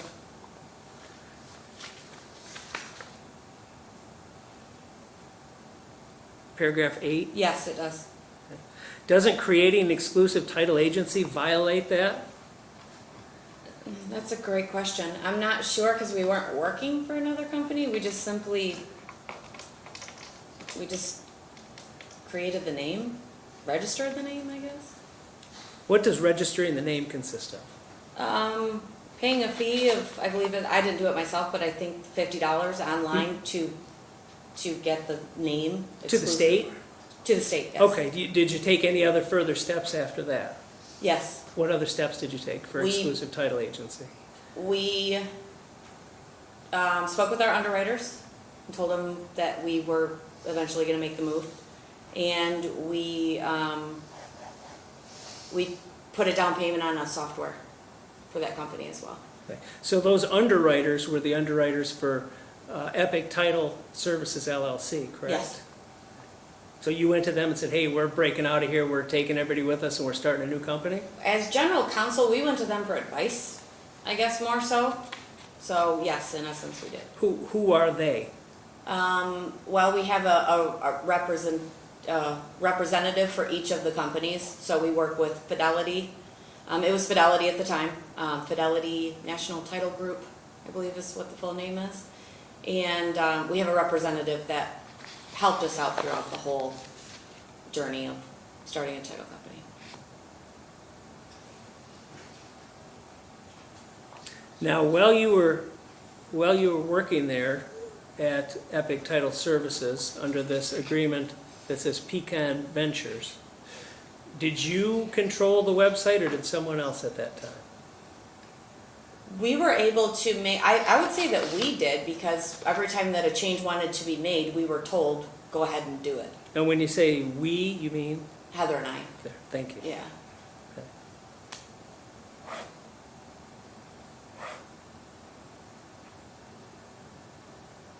Now, just so I'm clear, you never had access to GoDaddy, but you had access to Title Tab, correct? We did have access to GoDaddy. He gave us, Darren had given us the password and username in When- order to access it. When was that? After this lawsuit started?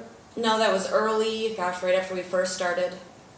Early, I don't know, November, maybe. Now, was there a time you didn't have access to the website? Yes. Okay. And did someone on your behalf take steps to gain access to the website? Well, we moved it over in order to protect our company and our asset. What do you mean you moved it over? I don't know what you mean. It was moved from Darren's name to Epic Title's name as we purchased it in the sale, the Did- stock sale. Darren didn't agree to that, though, did he? I don't believe he had to agree to that. Did he know about it? I did send him an email and let him know that we need the verification code, and if he would kindly send me over the verification code, and that's basically the beginning of it. Is that when he told you, hey, I own this personally, it was never part of the sale? That is, Okay, and your response to that was that you understand the domain name is not an asset of Epic Title. Is that what you stated in response? that was my first response. My second response after that kind of follows that up. So you're acknowledging in this email that, hey, we didn't get that domain name as part of this sale of the business, correct? That was my attempt to be nice in trying to acquire that email or the domain name without a fight per se. But that's what it says, correct? That is what it says. Didn't Darren offer to sell it to you for $10,000, not $1 million? I heard $1 million Who'd you hear $1 million from? from Darren. Okay. Did you hear any other numbers? No, I did not. Do you know who it was that hacked into the account to gain the access? I would object So to the good. form of the question. There's been no evidence establishing that any hacking is going on. It's a pejorative term. Okay, Okay, I'll rephrase it. let's do All right. At one point, you said you didn't have access to the website. Is that correct? That was after it was shut down and it was not live. Okay. So what steps did you take, or someone on your behalf, to gain access to the website? You started saying you had it switched over from Darren's name to Title, correct? We used the password and username that was given to us in the beginning from Darren. Did that work? It did. So then what happened? We were able to switch that admin account, or I'm not even sure if it was the admin account, the account from Darren's name over to Epic Title's name, so we could gain the DNS number in order to make our new website go live. What is the DNS number for the record? To be honest with you, I'm not sure what it really means. It's a number that you need in order to make a website go live on the internet, I'm assuming. I'm not exactly sure what it Okay. is. So was that accomplished? Did you get it live, or what happened? No, we did not, because Darren then, after I asked him for the verification code, he said that you do not own this website. And that's when you responded, you understand it's not an asset, right? I believe it was right around that time, but my follow-up email stated that it was an asset. And that the first email that you said, I understand the domain name is not an asset of Epic Title, was sent Monday, October 18, 2021. Does that sound right? Again, my times are very foggy. It could have, yes. I can show it to you if you want. If I may approach with this, Rob. Indeed. It starts, the header's right here, and then it's, Yeah, Top I've minute. seen it. Yeah, I believe the date on it as well. okay. And then there's another email after that, you said? Yeah, and it states that it actually is an asset of our company. So first you said it's not, then you said it is. I said it's not in order to try to be nice and make the situation light. to be able to gain access. to the Kind of like, website. hey, Darren, we know you're a great businessman, and then in court to testify in an affidavit, you say he's not a great businessman? Same way? Those were not my words in that email, so Okay. Those were your words in the affidavit, though? affidavit, yes. Okay. So then, after he tells you that, what happens to the website? After he says, hey, that's mine? It was suspended, the website was suspended from being online, I believe for about 4 hours. Did Darren let it get up and running again? Or what He did happened? eventually, yes. Okay. During that time period, you were still in the joint venture with Darren and Pecan, correct? Yes, Okay. So during that time, it would actually hurt Mr. Peterfi to not have that online. Would you agree? I don't know if I would agree with that because his joint venture was a different entity. It was Epic Title Ventures, and I'm not sure if he had a website, but that wasn't his company that he had ownership in. Do you know if you went to Epic Title Ventures and looked that up, if Epic Title MI would come up on a search? You I don't never know? did. Okay. I'm not sure. You never had admin rights on that website, is that true? On Epic Title MI, Yes. we were able to make changes to it. I'm not sure if I was listed as the admin on it. Make changes to the website, is that Yes. correct? What time period are we talking about? From the beginning, I'm not sure if Darren had sent an email to them or let them know that we're able to make changes to it in the beginning, but to my knowledge, I mean, we had pretty much had access to make changes to it, not change the website itself.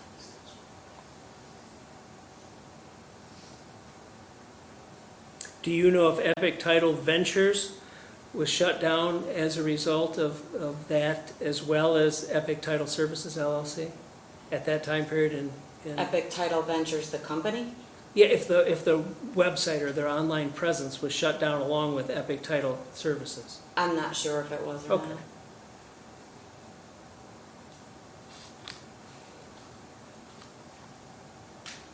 You were asked a number of questions about this Google Analytics. Yes, Okay. Would I be correct in that June 2022, it looks like days that are weekends don't have much or any traffic? the weekend days, yeah, I would say that's fair. There's some traffic, but not a ton. All right. And so the days that this was shut down encompassed a weekend as well, correct? I'm not sure. I know it was the 13th through the 21st, I believe. I'm not sure. I didn't look at the days. And you were present in court at a previous hearing where Meredith Davis testified, is that correct? Yes. And Meredith Davis is Mr. Peterfi's assistant? I'm not sure what she does on behalf of him, but Okay. Did she testify that she shut it down by accident? I would object, the question calls for, it's not really hearsay, but it calls for the other testimony of another witness to be reiterated by this witness, which I don't think is appropriate, even though it was an in-court statement made by that witness. I don't think it's proper to ask this witness about what another witness said on the stand. We would just call that witness. I asked not if she believed it to be true or not, I asked if that was said. And I think that's proper in court, in an in-court statement, in a proceeding which is recorded. I suppose we could break and I could go order the transcript and we could go through it that way, but I thought this was the easiest way to do it. I don't have very many follow-ups from it. Well, I think the confrontation is the issue. I'm not able to confront that witness again on the stand. We're trying to reiterate testimony that while it was under oath was, I can't recross that statement that were done in the past during the show cause motion, which is what he's referring to. Well, So if defendant wants to ask and get that witness's statements out, they should call that witness, not this particular one. Okay, what was your question again? My question was, were you present in court when Meredith Davis testified that she shut down the website by accident in June of 2022? That's my question, yes or no? Okay. It assumes the statement by the witness, Judge, that's why I have an objection to it. And I understand. Are you just asking her if she was there when And she it made was that allegedly statement. said? Yeah, and she made that statement. I'm asking her if she recalled that statement. Okay, I'll allow it over objection, but I'll keep that in mind. Sure. Mr. Hunt. I can recall the email that was sent out that said, please shut down Epic Title Ventures, Epic Title Services, and I believe there was a third website. As to her, I know there was a lot going on back and forth with our attorney and her as to if it was a mistake. I'm not sure if it was a mistake, but I could recall the email that was Okay, sent. because in the same vein, I wasn't in the case at the time, so I couldn't ask her questions about that, so. Would you agree that revenue fluctuates monthly, weekly, yearly for title companies? It is seasonal, yes. Okay. Winters, higher or lower? Winter's typically lower in Michigan. And the same with weekends and web hits. Weekends, not much traffic. We don't see as much as during the week, that's correct. Don't get any orders on the weekends. I'm not saying any, because we absolutely get orders on the weekends, but we don't get as many, I would say, than we do throughout the week. Is it accurate from your testimony that you, Epic Title Services LLC, made more money in 2022 than you did in 2021? I would honestly have to look at I don't want to speak to that because I would have to look to see what the revenue looked like in 2021. All right. I know in certain months, that's true. Okay. Did the change of location in June of last year improve or decrease business? I would have to say it improved business because of our location. What's your reasoning behind that? We're closer, so we're able to do closings, so a lot of agents were more apt to use us because we could house closing Okay, and rooms for them. that's in Waterford? That's in Waterford. Okay.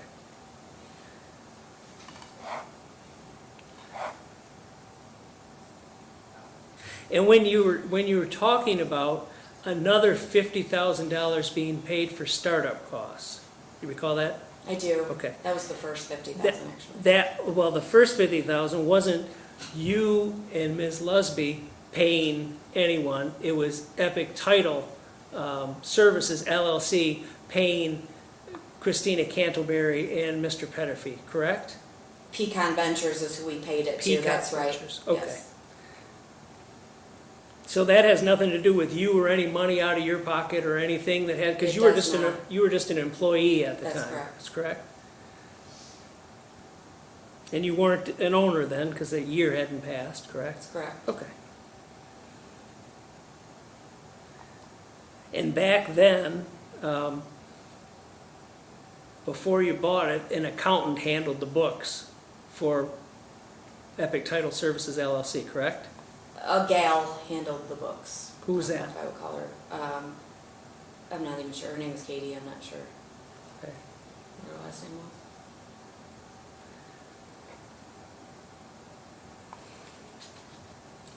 Did Mr. Peterfi own a phone number as well, 866-2BE-EPIC, prior to the sale to you?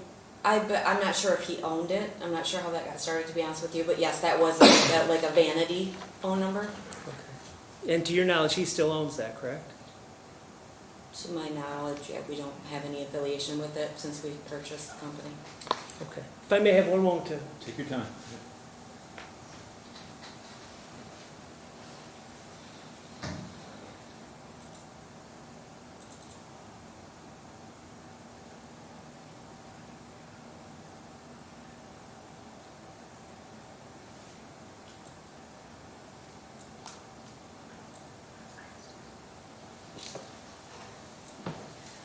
I don't have any further questions, ma'am. Thank you very much. Thank you, Mr. Redirect. Mr. Helm? Few short follow-up questions. Yeah.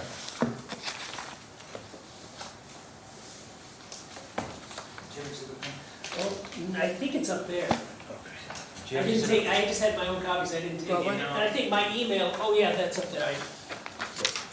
And so that's the court's copy. This is the All court. of these Yeah, that's are? the court's. No, no, no, That's- no. I think all those are the court's copies. The only ones that are tagged, this is yours. Oh, thank you. The only ones that are tagged are the court's copies. So these Okay, those are are mine? extra copies. No, they're mine.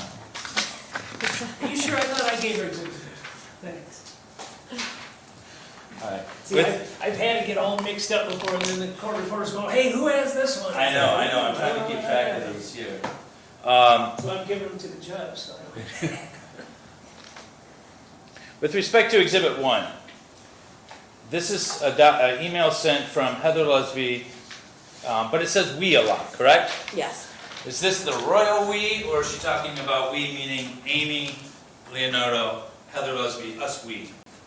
us, we. Okay. Do you think Mr. Darren Peterfi is a good businessman? I do not. Do you think he is a good man? I do not. Okay. When you say, "we think you're a great businessman and you will do good," why are you saying that? In order to make the situation amicable, Do you think he'll be pleased to hear your words?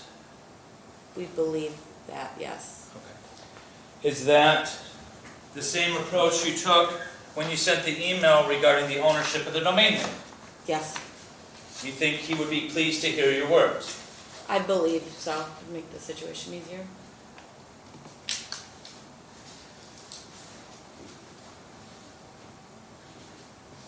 You've worked with Mr. Peterfi for how long at this point when you're sending this email, Exhibit 1? What's the date? 2021. It's about 7 months, How long have you known him at that point? just a little over that, Okay. maybe 8 months. In the 7 and 8 months that you've known him, was he nice to you? In the beginning, pleasant, yes. I mean, yes, for the most part, I would say so. Okay. Did he swear? Yes. How often? Not at, I wouldn't say at us, but yes, Did he get angry? from time to time, Did you learn to control that a little bit? yes. How did you control it? We kind of kept our noses out of a lot of things. Is that why you felt like you had to say, "we think you're a great businessman, we'll help you with the I joint would say venture"? so, yes. I'm handing you what's been marked as Exhibit F. This is a new different F because we didn't admit the other one. Oh, okay. Do you recognize this document? Yes, I do. What is this document? This is the joint venture agreement between Epic Title Ventures and Epic Title Services. Okay. And if you turn to page 3, this is the operating agreement? Yes, Okay. So this is both the joint venture agreement and the operating agreement for the joint venture, correct? correct. All right. Move to admit. You need a moment to review it? Well, I was, off the top of my head, I was just gonna object as to relevance. As council stated previously, we're here about a domain name and a breach of contract, and it's not breaching this contract, so I don't see the relevance. Okay, well, let's see. Mr. Helm, what do you intend to do with this? Counsel had had cross-examined this witness regarding her prior entity, which was registered as an LLC, and then its name being changed to Epic Title Ventures, and that it was a DBA, and whether or not it was intended to. So this essentially clears up that record. Okay. That's why I'm admitting it. All right. Ms. Revitt? I don't think that clears it up. You can ask me questions about it, but I don't think the document itself clears up anything. Okay.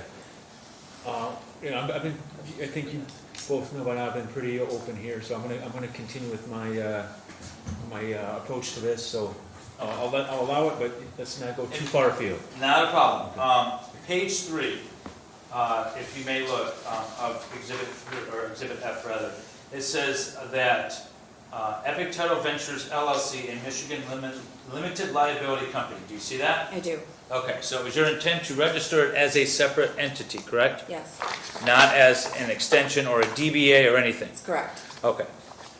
That's it, Judge, that's all that I have. Now, with regard to, Hold on. Judge, and again, I place objection, I think her testimony was exclusive title agency was what she was talking about, and what she testified to, not Epic Title Ventures. I'm getting into that next. Okay, all right, we need to clear that up. Yep. Now, have you offered to admit this? I did, no, maybe I did, I moved to admit, I had exhibit. same objections I had before. Okay, so over objection, it is on the record, the court will admit plaintiff's proposed exhibit F into the record as plaintiff's exhibit F. Thank you, Judge. And it's only for that limited purpose, that Right. paragraph. What's the name of the company again? Exclusive title, what was the name again? Exclusive Title Agency LLC. Exclusive Title Agency LLC was going to be your company if you couldn't purchase Epic Title, correct? That's correct. Now, that you recorded, you registered organization documents with the state of Michigan, correct? That's correct. So it existed as a legal sense. Yes, Did you do anything with it? we did not. Okay. Now, was at some point, was its name changed to Epic Title Ventures? No, not to Epic Title Ventures. Was its name changed? It was actually, well, I'm sorry, I'm getting it confused. It became a DBA to Epic Title Why? because Rich Sabo changed it. I'm not sure with the angle there, I'm not sure why, to be Did honest. you file any documents? I did not. Okay, once it was changed, did you operate the joint venture at all that way? As a DBA of your original LLC? No, it was Epic Title Ventures is how it was operated. Okay, as a separate distinct entity? That's right, Okay, and it no longer exists? Or it's no longer in operation, I should say? that's right. Okay. And that operation ceased around June 2022? Yes. And why did it cease? Darren pulled out all of the deals that he had with us currently, and we were told, well, we know that he started his own title company. You were asked about your affidavit. Do you remember those questions? I do. You were asked specifically what your affidavit does not say. Do you remember that? Yeah, yes. You were asked specifically whether or not your affidavit says that Darren Peterfi or that Epic Title Services LLC owns the domain name. Do you recall? I do recall. Okay. That affidavit doesn't say a lot of things, right? That's correct. To give your date of birth. No, I don't I believe mean, it. there's a lot of things that are facts that are not contained in That's there. correct. Okay. So is it your testimony that just because it doesn't say that in this affidavit, does that make it true? That is my testimony. It's your understanding that Epic Title Services owns that domain name. Yes, And that should be good. Epic Title Services LLC. yes. Do you, are you aware that Epic Title Ventures also had a domain name? We were aware of that, yes. Okay. You don't know if it had a website, but you know it had a separate domain name. Yes, Okay. Now, you were questioned about the current state of your website. Do you remember those? I do. You have not changed that due to the status quo order, correct? That's correct. The status quo order that was entered in December of 2021 after this case was just filed. That's correct. And was it after December, I believe December 12th of 2021, when that order was entered? Was it after that that you regained admin position or admin information? Admin, Information for the domain name? yes, Okay. So not until that status quo order was entered did you get admin authorization? correct. Now, you also talked about Facebook and Instagram. Yes, Now, you can put any website linked on that little button, right? yes, You could say, do that, and it'll take you to Disney.com, right? yes. All right. So you could put down EpicTitleServices.com if you created that, right? Sure, yes. Can you change your emails? No. So your You can't- email, I mean, you can change your emails, but it's a still, whole new address. so your email currently is what, your name at EpicTitleMI.com? That's correct. All right. And then if you were to change EpicTitle.com, EpicTitleMI.com to something else, you'd have to change your email? That's correct. I'm objecting to this line of questioning, it goes beyond the scope of my cross-examination. I don't think it goes beyond the scope because he made the reference to the Facebook website click buttons and Instagram click buttons, that you can put any website on there. And I'm confirming that, but also asking the witness why she doesn't. Okay. Are we done there? Yep. Okay. Have you ever worked for Pecan Ventures? As to the contract, Apparently. apparently. Did you ever get paid by Pecan Ventures? I'm trying to think of how I got paid. Honestly, it was direct deposited, so I don't know what company it was coming from, to be honest with you. Did you ever hold yourself out as an employee of Pecan Ventures? No. Did you ever work on a website for Pecan Ventures? No. Did you ever have business cards that say Pecan No. Ventures? You filed your tax returns. Are you W-2 at the time? Yes. Did you put Pecan Ventures? No. What did you put? Epic Title Services LLC. Okay. So this is just a messed up contract. That's Hi, correct. Judge, I'm I going to believe. place objection as to leading, and I believe if she looked at her W-4, it says Pecan Venture, or Pecan Ventures. I'll withdraw the question. Okay. Objection sustained. Do you know who owns Pecan Ventures? I don't.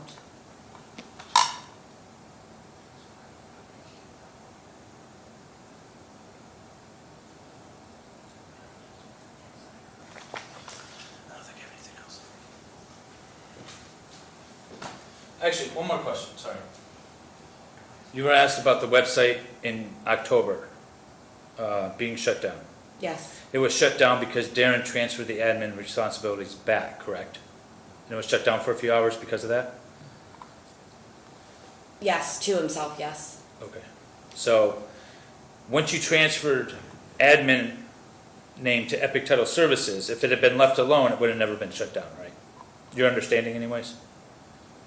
Yeah, if we would have gotten the verification code from him, it would have been absolutely fine, and we would have had the whole new website and. Nothing. Can I have one follow-up on that? Because Certainly. Darren didn't shut down the website, GoDaddy did, because you testified earlier that GoDaddy looked at that and there was a phone call and GoDaddy shut it down, That's not correct. Darren Simpson, not Darren Peterfi. Thank you, no further questions. And this is just a quick question from the court here. So GoDaddy will allow you to do only certain things without the DNS?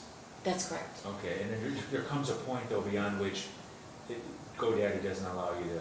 That's correct, for security reasons. Okay, so, but it will, to a certain extent, allow you, and then bam, across that threshold, it won't let you go. That's correct, without the DNS number, that's correct, as far as setting up a new website, yes. Okay, all right. We all set, everybody? Gonna be a short lunch? Okay. Yeah, all set. good.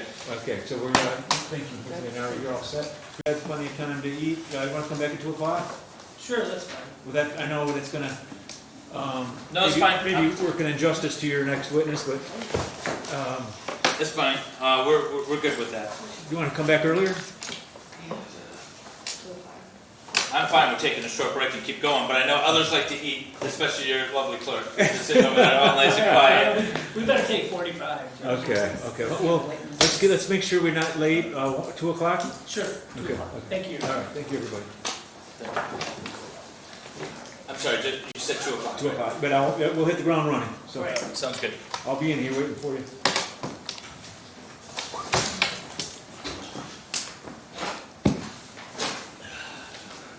I don't remember the eat. I don't usually. I So we can go off the record here. Go and do some. Yeah, it froze. It froze. Are we still I on? don't think it's recorded. Okay.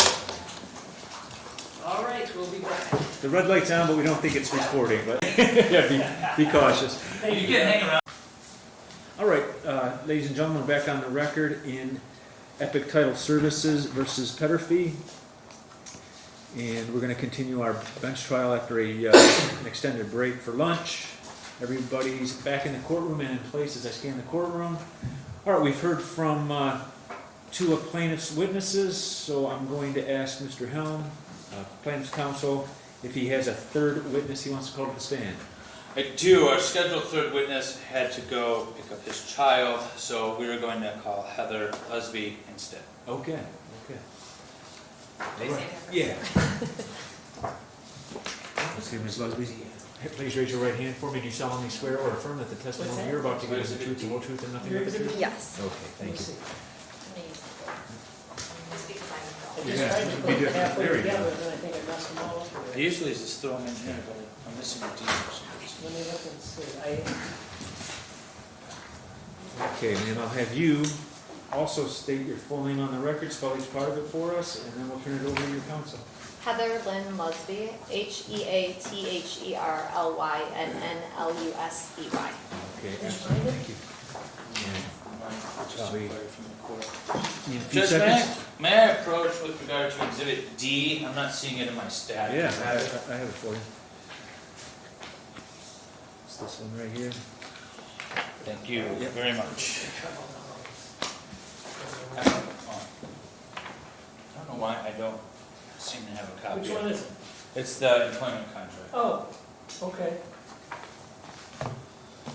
Okay, so Ms. Busby has been sworn in, All right. and she's good to go. I'm handing you what's been entered as Exhibit D. Do you recognize this document? Yes, I do. What is that document? My employment contract. Okay. When you signed that employment contract, was it negotiated back and forth, or how did that transpire? It was negotiated back and forth. Prior to us signing this, everything was verbal. And then, the part about the 3% ownership, I don't know, the way that it reads, it does say that we still get 3% of the funds, but that after a year we can purchase some. So I know that there was some question on if we were owners or not, but it still reads that we get 3% of the funds. So there was a question in our minds because we were told that we were owners, so we thought we were. Okay, who told you that you were owners? Darren. Okay. And how did he say it? Like, you're owners, or you have the potential, or how did he say it exactly? Yeah, and every time we would go out to market, it was always like, you two have to be the face, you two have to be the owners, because a real estate agent doesn't typically want people to, other agents to know that they're the owner of a title company. It could hinder other agents from wanting to do business with them, so he always said that we were to convey that we were the only owners. Okay. So even when you were employees, you were to convey that you were actually owners? Correct. But you, to the extent that you owned any interest in Epic Title Services LLC prior to May of 2021, at the most it was maybe 3%. Exactly. Judge, I would just place an objection for the record. Exhibit D does not say Epic Title Services LLC anywhere on it. It says Pecan Ventures, just for the record. Okay, any reply to that response? How about I ask the witness about that? I Okay, guess, I mean, so I can,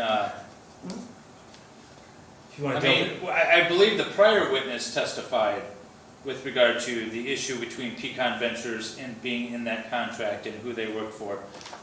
So that's already been addressed with the witness, with the prior witness, and I'd be happy to address it with this current witness. Bill, deeper dive? Yeah, I don't care, Judge. The document that they wanted to admit, and which was admitted, speaks for itself. So Okay, okay. on the four corners of the document, I don't think we can apply anything else here. It's what Okay. it is. Let's, if you wanna take a deeper dive into what she, what her personal belief is? yeah. Okay. On that document, it does say Pecan, correct? Correct. All right. Was it your understanding that you were going to work for Pecan at the time? It was not. Okay. Did you ever work for Pecan? We received a couple of checks from Pecan, but after the first couple, we were paid from Epic Title Services. Okay. So, did you get direct deposit, do you know, or did you get checks? Direct deposit. The first couple that were through Pecan were checks, and then as we started getting paid through Epic Title Services, it was direct deposit. Okay.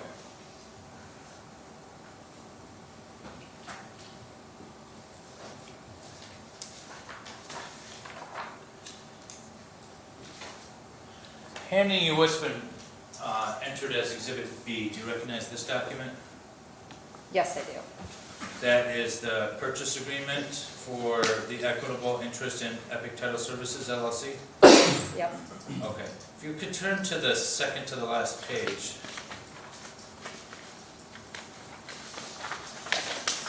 Okay. Is Pecan referenced on that page? Yes, they are. Okay. What are they identified as? A releasing party. Okay. So is it possible that Pecan itself also owned an interest in Epic Title Services LLC? I would object as to speculation, yes, is it possible, anything's possible. If she knows whether or not it did, that's a different question. I can rephrase my question, Judge. Okay, appreciate that. Do you know why Pecan is listed on that signature? We were told that Pecan was an owner of Epic Title Services. Okay.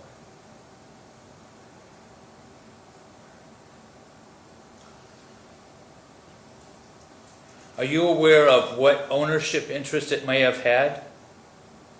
That I'm not fully aware of because there was so many different things that we heard about different, like Richard Sabo's interest, our interest. There was even another person's interest that got thrown in there as well, so I don't know the percentages.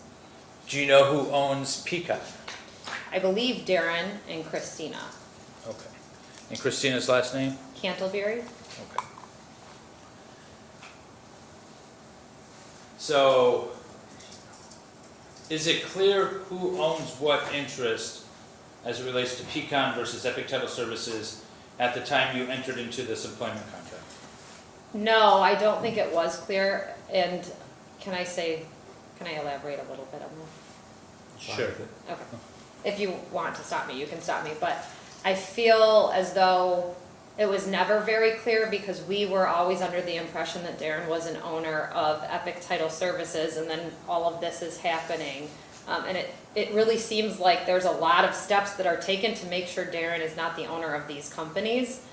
And it kind of is consistent that that's happening across the board with all of them. Okay. What is your opinion as to Darren's business application? He prides himself on being a shark. I think he has a very big ego, and he's proud of his ego. He's proud of his temper. He thinks he can make anybody say yes to him. And I feel like that is the main reason that we, like, not the main reason, but it's a very big reason we wanted to break away because he rubs a lot of people the wrong way. You recall the testimony regarding Exhibit 1. Do you remember that? That's the email that you sent? Yes. Okay. You sent that email, right? Yes. In there you say that he's a good business-minded gentleman or something. I forget how it's phrased. Yeah. Good businessman, right? Right. Okay. Do you believe that to be true? I do not. Why did you say that? Because we had dealt with Darren enough. We've seen him get angry and his face get red and him yell and swear. And he was very condescending towards women. So I'm not new to the industry. I've been in mortgages and real estate since I was 20 years old. I know how to deal with a man like that, and he needs his ego stroked. That is exactly what I was doing because we had to do that to be able to even enter into a conversation about selling it. We didn't feel that way, or else we wouldn't have been looking to separate ways. Showing you again Exhibit D, and this is paragraph 8. In there it says that you shall not engage in any work for another employer that is related to or competing with the company, correct? Yes, correct. Did you engage in any employment in competition with Epic Title Services before you purchased Epic Title Services? We did not.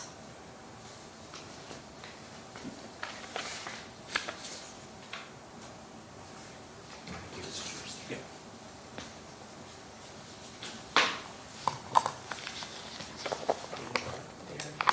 There.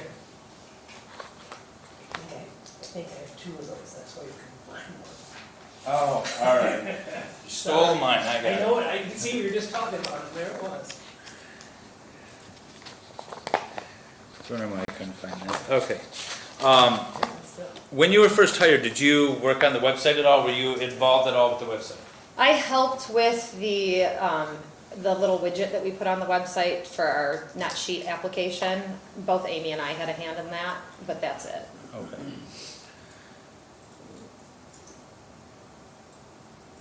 Was, in your mind, was the domain name for the website incorporated? No, let me rephrase that. At the time you entered into the agreement to purchase the equitable interest in Epic Title Services, did you understand that the domain name was owned by Epic Title Services at that time? 100%.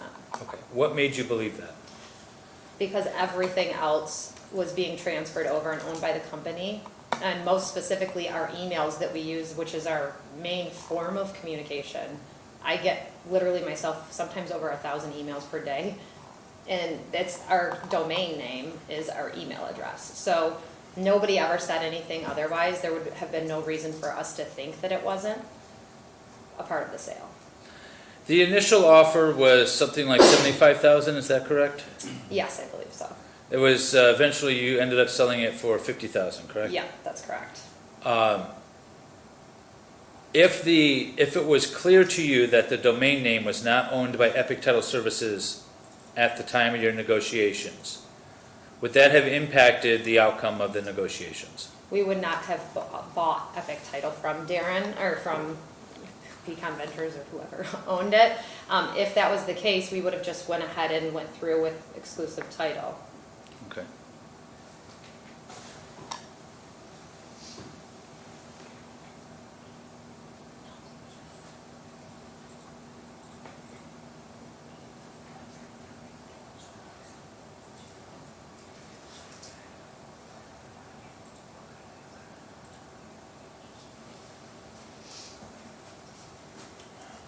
Sorry, Jim. You're fine.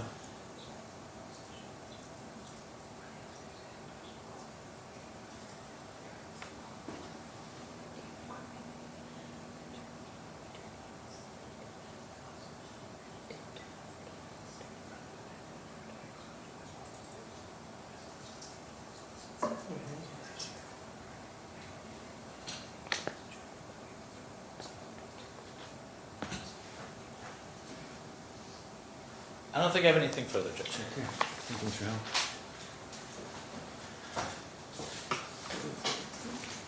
Any cross for our witness? Absolutely, Your Honor. Okay.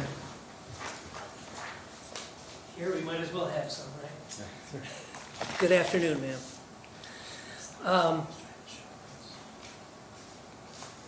On Exhibit D, you were asked questions about your employment contract, and that clearly states Pecan Ventures. Is that correct? It is correct. Did you read it before you signed it? We did read it before we signed it, yes. So you knew it wasn't Epic Title Services LLC, it was Pecan Ventures, But correct? like I said, everything was flipped over. Is that as a we yes or no? Started to be paid. Judge, I'm going to object. Can we allow the witness to answer the question? it was a yes or no question. Ask the question again. Okay. Ask the question, I'll, if you want it, I'll give you my instruction before you ask it. I want to give her a little bit of room to explain her answer. Okay. My question was, at first I asked you if you signed it, read it before you signed it. You said, yeah, and then I said it was with Pecan Ventures, not Epic Title Services LLC, correct? So it was our understanding, yes, you are correct, but it was our understanding that everything was transferred over.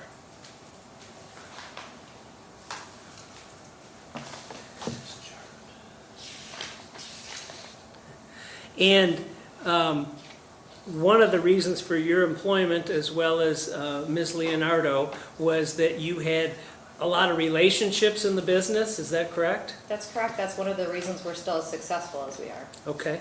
And so you wanted to be the face of the business, correct? We did want to be the face of the business, but Okay. we were brought on thinking we were owners.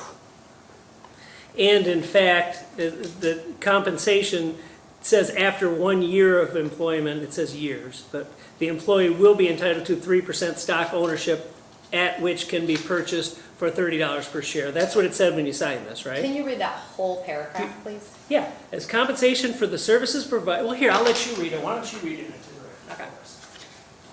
So it says, as compensation for the services provided, the employee shall be paid a wage of $50,000 annually and will be subject to a quarterly/annual performance review. All payments shall be subject to mandatory employment deductions.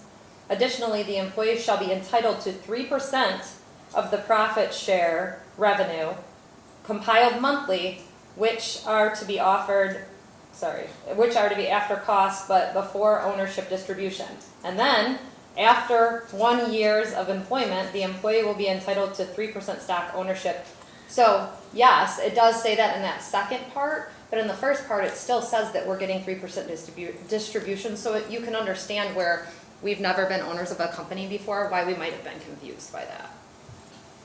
You're not disputing that it says what it says and it did at the time you signed it? The second sentence does say that, but the first sentence also says that we're gonna be getting 3% a month, which I do think the wording was done that Profit way on share purpose. revenue compiled monthly does not state ownership. Do you agree? I don't agree with you. At that time when I signed it, that was not my interpretation of that, and that is not what we were told. But you read it before I you did signed read it, but again, And I you- was never the owner of a company before, so to me, that 3% profit share per month was ownership, because that is what we were verbally told. So what you were verbally told, is that different than what's contained in this contract? We were told we were owners and that we were 3%, each 3% owners of the company. Okay. But this says something different than that, right? It depends on, I guess, how it's interpreted. Okay. It's up for interpretation. Well, the court can interpret it. I think it's kind of irrelevant at this point anyways, with it being an employment contract prior to the sale. But nevertheless, do you know who owns Pecan Ventures LLC? I believe, Not do you It's- believe, do you know? I don't know, because Okay, thank you.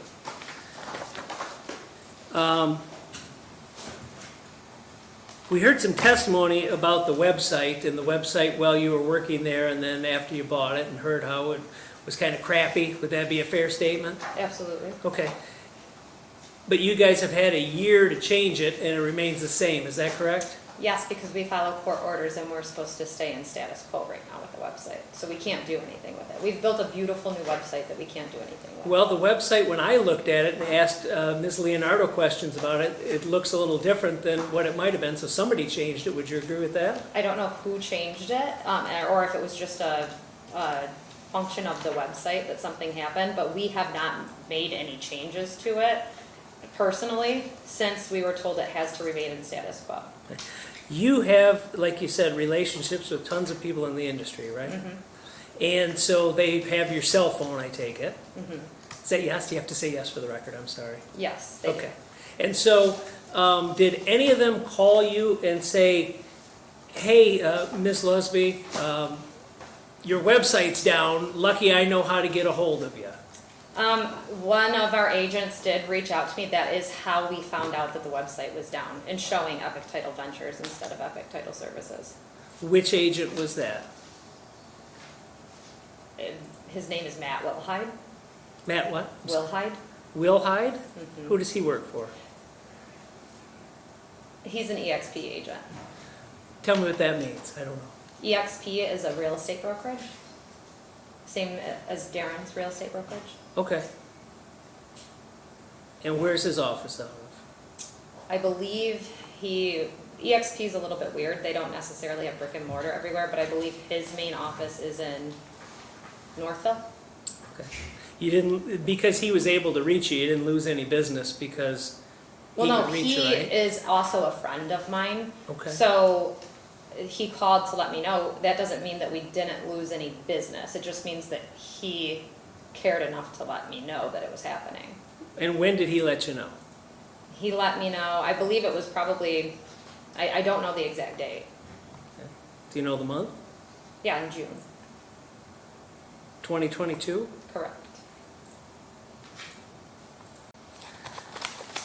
Before you signed Exhibit B, the membership interest purchase agreement and release, I take it you read that, Correct.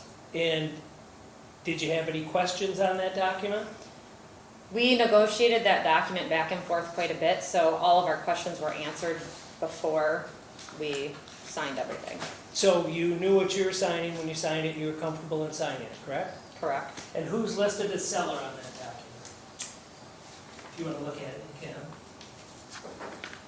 The seller is listed as Christina Candleberry, Okay. just like we've established. And you were asked questions about your affidavit in that email, which is Exhibit 1. You recall that? So yeah, not my affidavit, but yes. Okay, well, you also signed a similar affidavit in October of 2022. Are you sure? Do you have a copy of it? Sure. We can make it an exhibit. That's fine.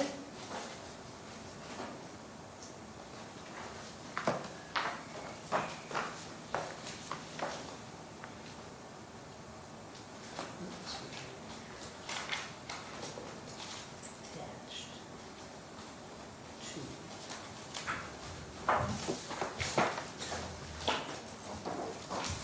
Where did I look at the disposition page? That's really- Oh, is it up there already? No wonder I can't find it. It's already right in front of me.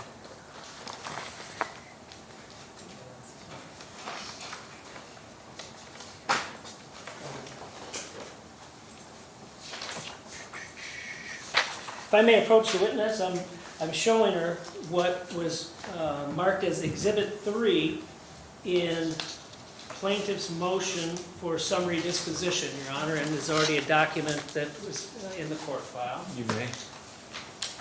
Thank you. Oops. Okay.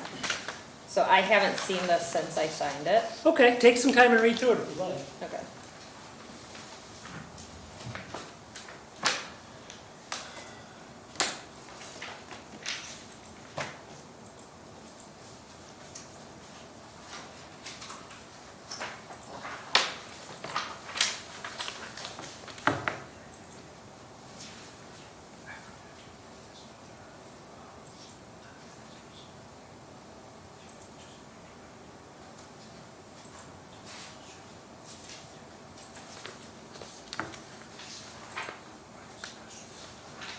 That's fine.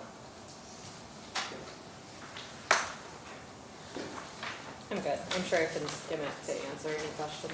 Okay. Paragraph 14. Okay? We did not get along, well, it says despite the work we did for Epic Title, and you did a lot of work for Epic Title, right? We did. You guys helped build it up, right? Absolutely. And then you got to a point where you said either you sell it to us, Candleberry, or else we're walking and we're taking everybody with us, right? Well, we had the conversation with Darren, not with Christina, but we didn't say it like that, no. Okay. Does that email that you sent on April, I believe, 21st, does that give two options? An option to purchase and an option not to purchase? So again, I don't have a copy of that email.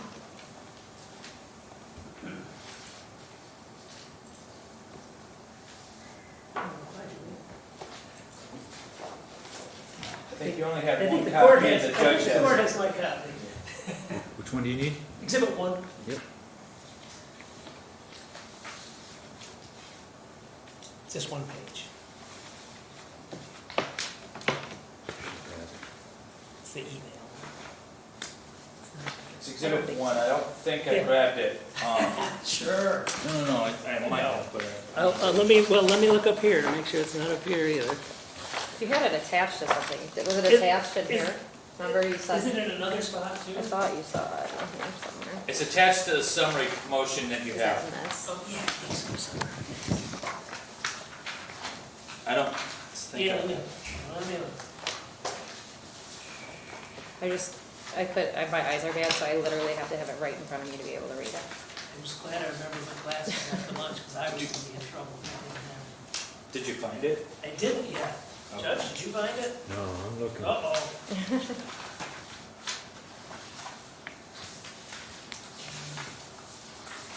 That's a different one.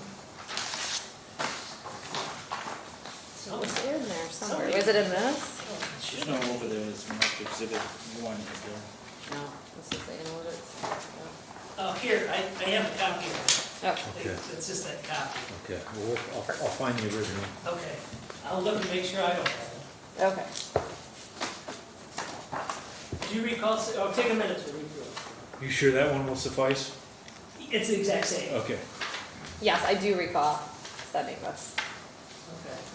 And what options does that give for the continuation and/or sale of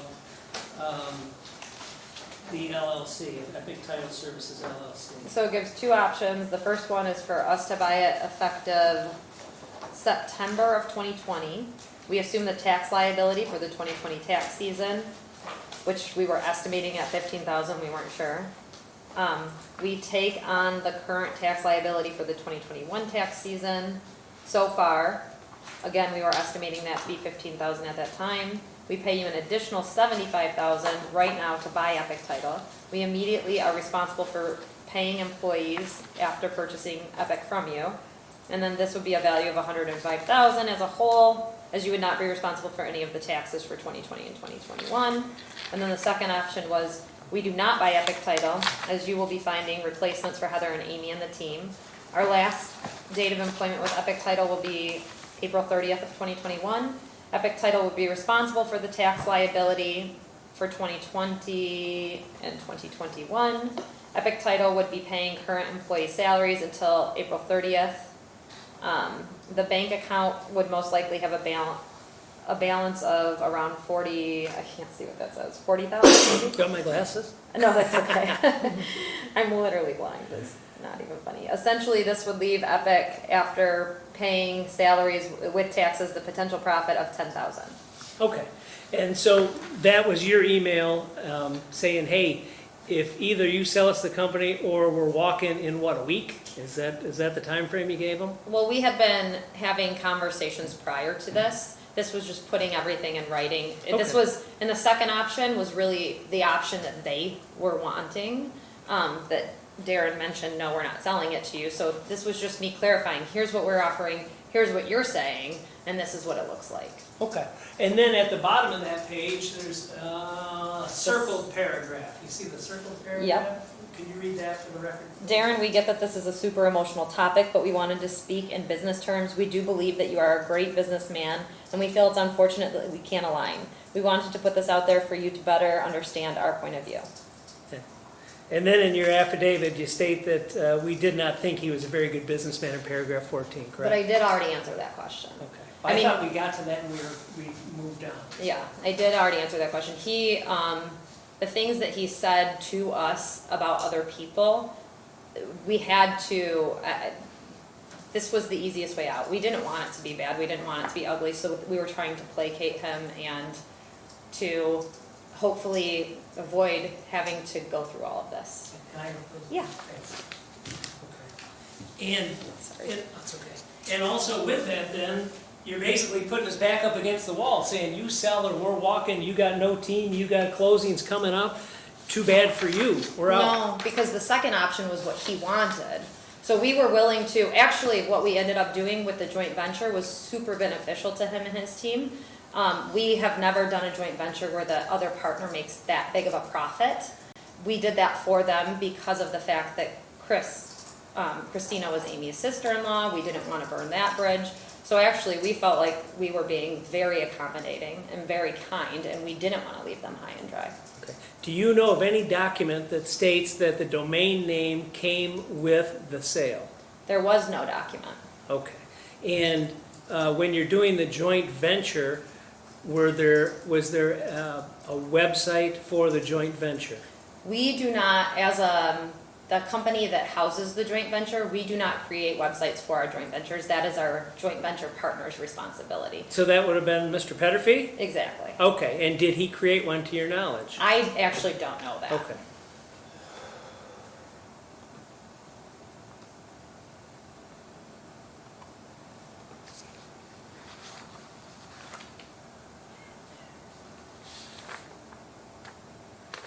And ultimately, after the back and forth, Exhibit B was created, and that's your signature on the second to last page, is that correct? So is Exhibit B the I'm purchase and sorry, sale agreement? Yeah. Okay, yes, yeah, it is. That's your signature. That's correct. Okay.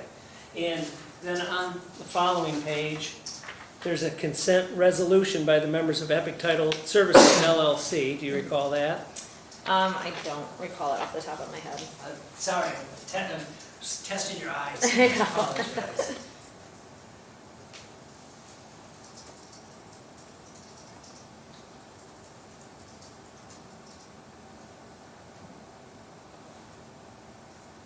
Okay. Okay. Does that help refresh your recollection? Yeah, I remember signing that. Okay. And basically, that says, hey, Amy Leonardo and Heather Lusby are the owners of the Epic Title Services LLC, and you elected both of you as managers of the company, Correct. correct? And it's dated January 14, 2020, but we've heard previous testimony that you didn't actually buy the company until May 7th of 2021, and that was backdated, For non IRS pro tunc, purposes. there's my second Latin, For for the IRS. tax purposes, Correct. correct? Yes. Okay.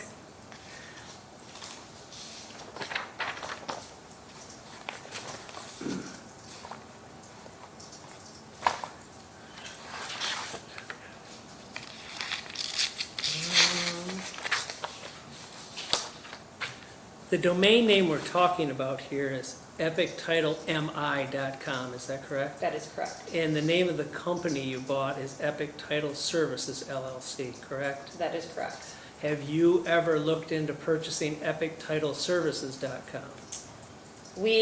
When this first started, I believe we did try to look and see if there were any other domains available just to try to avoid this. However, the problem is all of our emails and business is run through epictitlemi.com. We, again, would not have purchased Epic Title had we known that this was going to be the outcome. We never would have went through this. We would have just completely went with exclusive title.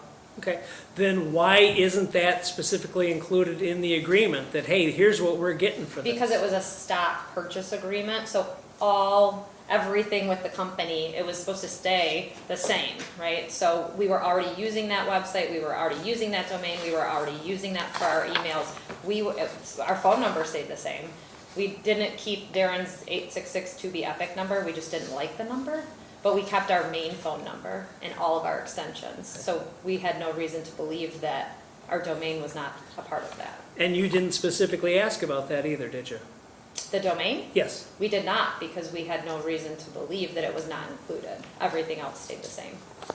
So it wasn't mentioned in any documents that were signed saying, hey, by the way, I own this personally, but I'm giving it to you in this deal. That's correct. If I may have one moment, Your Honor. Yes.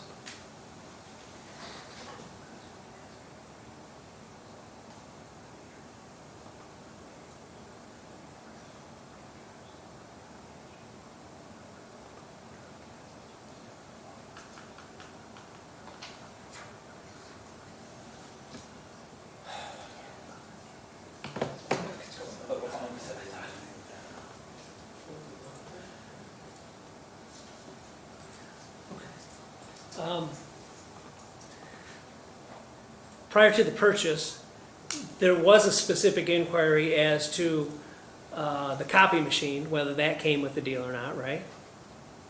Not that I recall. Okay. The computers, is there any mention of those? Again, I cannot recall. There was never an asset list saying, here's what's coming with this? No? And there was never any specific inquiry as to the domain name, whether it came with it or not, correct? No, I I know, answered that quite a okay. few And, times. and the domain name isn't the name of the company, correct? The domain, but that's with a lot of title companies. It's not abnormal for our industry. Thank you, I have no further questions. Thank you. Mr. Rivers. Mr. Helm, to be direct. Yes, thank you. Did you ask specifically about whether or not the phone numbers were coming with the company? No, we didn't. Did you ask specifically whether or not the building was coming with the company? We did not. What about the computer equipment? We did not. What about the employees? No.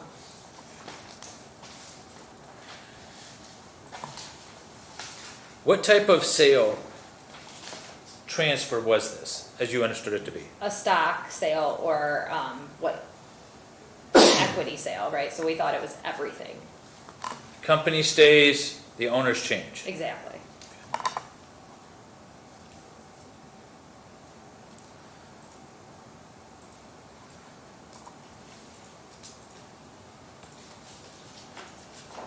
You put your name on the bank account after the transfer was effectuated? I think it was before that. Was it before that? Sorry. Okay, so on or about somewhere in May 2021, you put your name on the bank accounts? I believe that I was on the bank account from the very beginning. I could be wrong, but I thought that I was on the bank account from the very beginning. So like, from whenever we created that bank account in 2020. Okay, when you say we created the bank account, you were hired in August of 2020, right? Mhm. Did the company have a bank account when you were hired? No, it took us about 6 weeks to get the bank account up and running. Okay. So there was no bank account with Epic Title Services when you were first employed and first paid? Correct. Sorry, Judge, am I up to Exhibit G, I believe? I admitted I'll F. tell you what your last name was. I have F, so yours is G.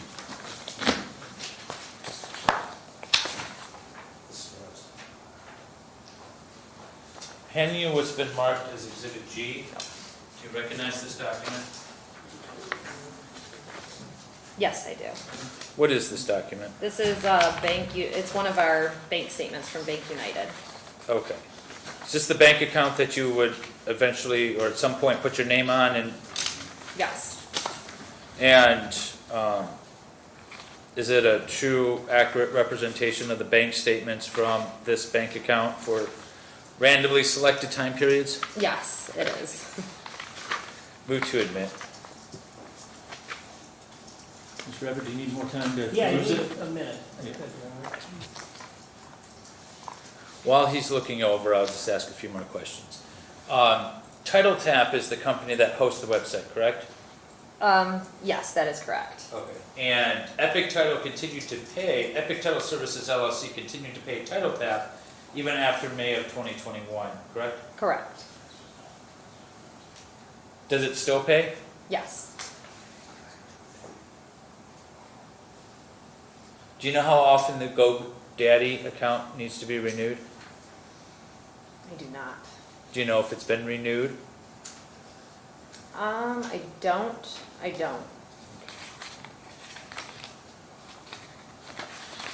hope so, since it's supposed to stay status quo.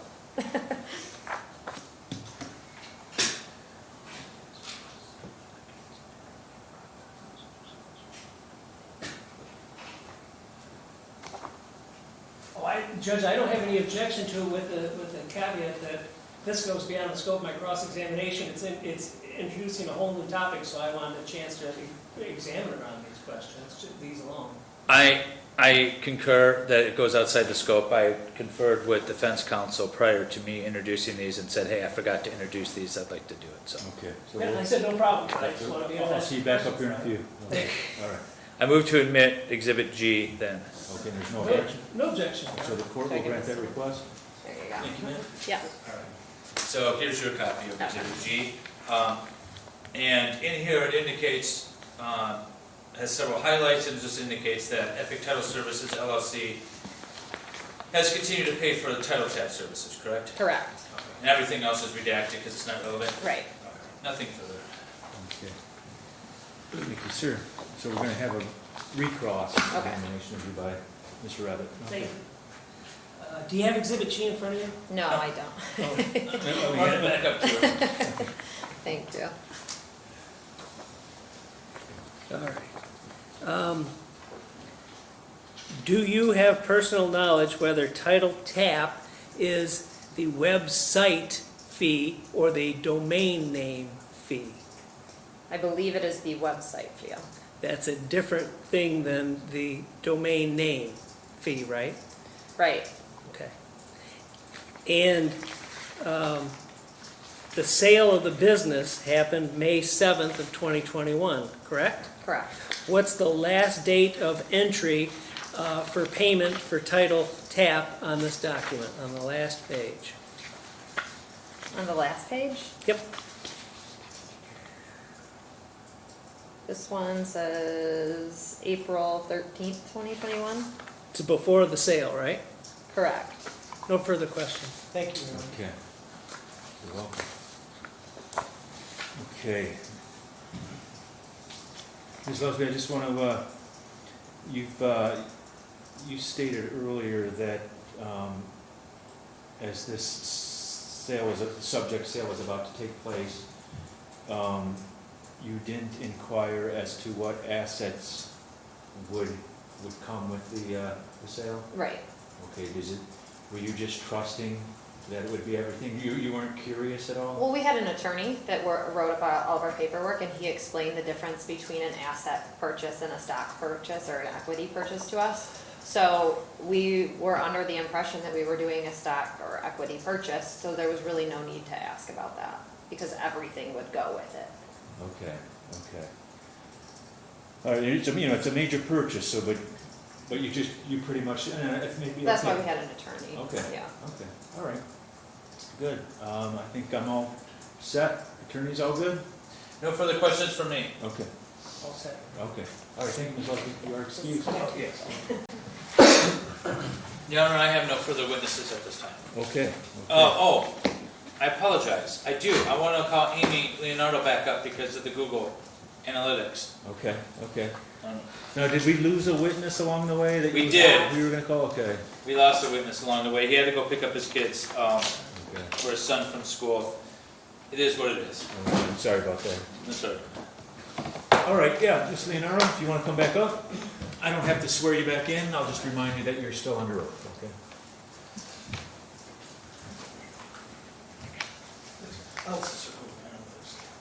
Okay.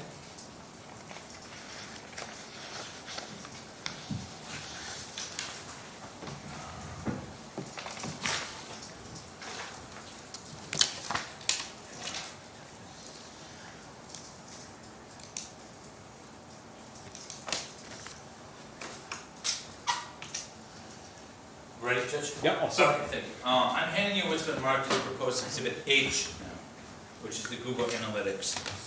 And you had previously testified that you got that information from Google Analytics. You went through all that. I'm not going to go through that again. But were you able to find and log into your account that tracks the data that you're using? I was able to finally get in there. Okay. And what is currently displayed on my laptop, is this the data that you used? It is similar to the data. This says, I think the site changed a little bit because it says users rather than hits, but Google just did a GA4 update to it, so I don't know if that made the difference, but it coincides with what this says to what that says. Can I come and take a look at this, Judge? For sure. I was trying to show you. You showed me, it was too quick.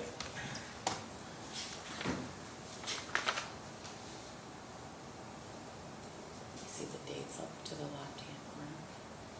In 2 years. Oh, right-hand corner?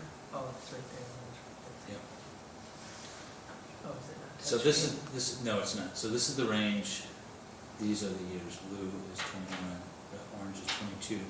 These are the hits based off of the scale. It's like 200, 400. Okay.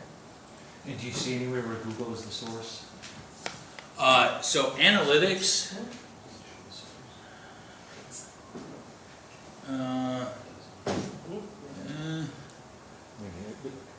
Go to GA4 proprietary, dismiss.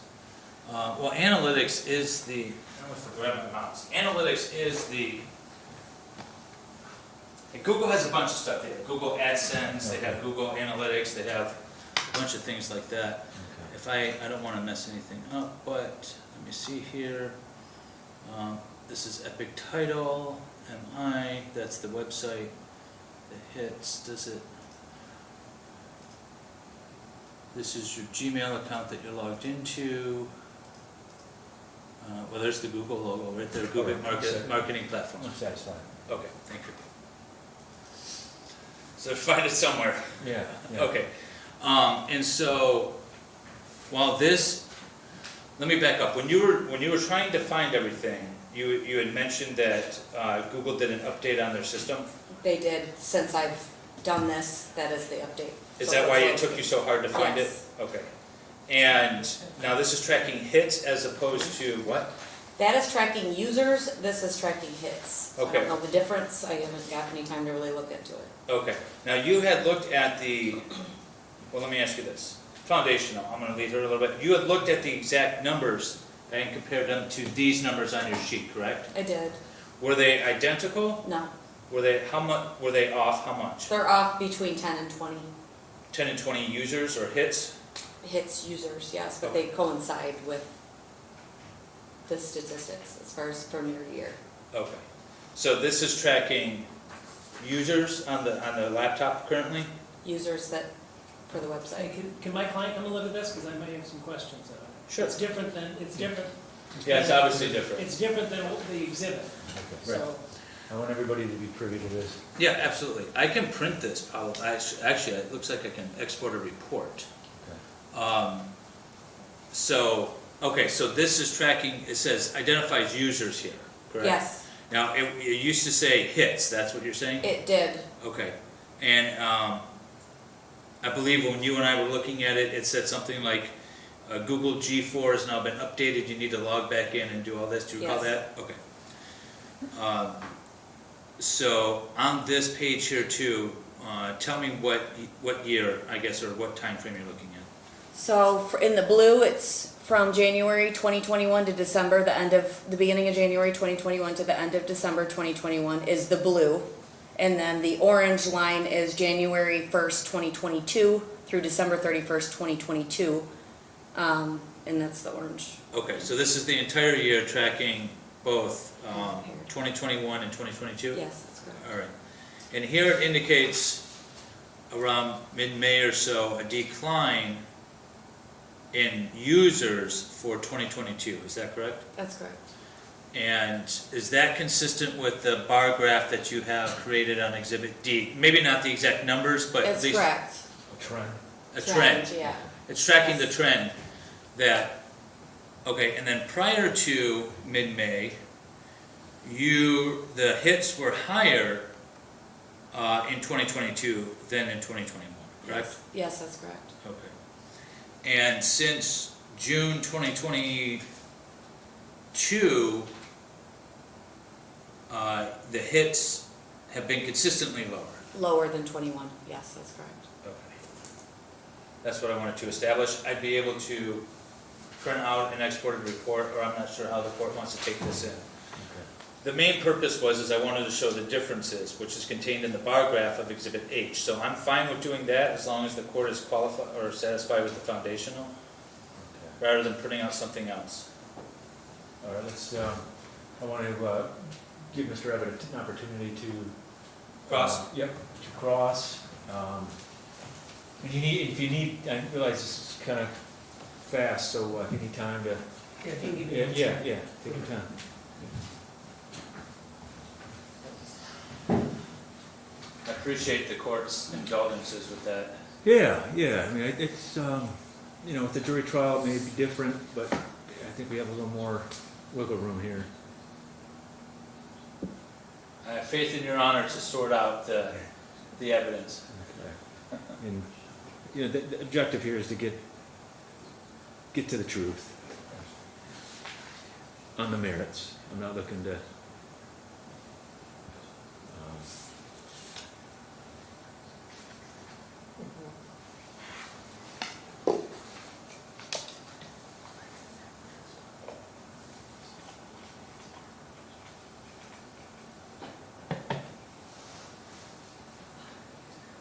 Sorry. I feel like it's getting a little warmer. do you have plenty of water? Yeah, I'm good.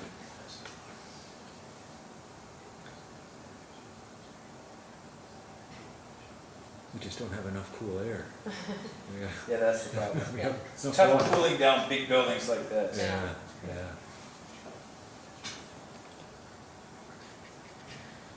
Ooh, actually, is my phone, is it still hooked up to the internet? Because I think I went too far. It is still hooked up to the computer. Okay. All right, thank you. Okay, and just to help you know, you need to be looking at that screen? or- I just have a couple of questions. I Okay, have. okay, all right, all set. Ma'am, on that screen, what that demonstrates for 2022 is that there was a steady decline in web traffic for the rest of the year of 2022. Is that correct? From, yeah, it looks like June on for the last half of the year, And and you moved to Oakland County when? June of 2022. No further questions. Thank you, Your Honor. All right, yeah, One brief follow-up, if I may, Judge. okay. This Just- is not, just hold on a sec, any objection to that, Mr. Abbott? Well, I kind of do. that's okay, don't worry about it, I'm fine. Okay. I don't need another question, we're okay. Okay, so that would have been a recross, but, Yeah. okay, all right. It's been a double cross. Let me ask you, Ms. Leonardo, do you think the difference between users and hits, is it possible then that a user can have multiple hits? Is that? I honestly, I'm not sure what the difference is. I know the word's different. I don't know what the difference between user and hits are. Okay, I'm not sure. Okay. But the trends kind of run the same. right. Okay, well, good. I'm content here. Looks like, any follow-up? No, nothing. Okay. Just gonna grab my laptop, Okay, Ms. Leonardo, that's gonna do it. The second time. and I have no further witnesses. Okay. Yeah, thank you. Yeah, take that. I got my mouse. Okay. All right, excellent. Okay, we'll transition, Yeah. go across the aisle. And Mr. Abbott, do you have any witnesses you want to call on behalf of your client? We do, Your Honor. May it please the court, Mr. Peppin, on behalf of the Peterfi, we call Mr. Peppin. Okay. You have to go up and raise your right hand and stand up there. He can take his water. Is that okay? Yes, that's fine. Did I gather your notepads, or you guys asleep? Okay, Mr. Peterfi. Is it Peterfi? Peterfi. Peterfi. You solemnly swear or affirm that the testimony you're about to give is the truth, the whole truth, and nothing but the truth? I do. Okay. Use the door or the ramp? The sneaky door? Yeah. Did you? Stairs or the window, whichever.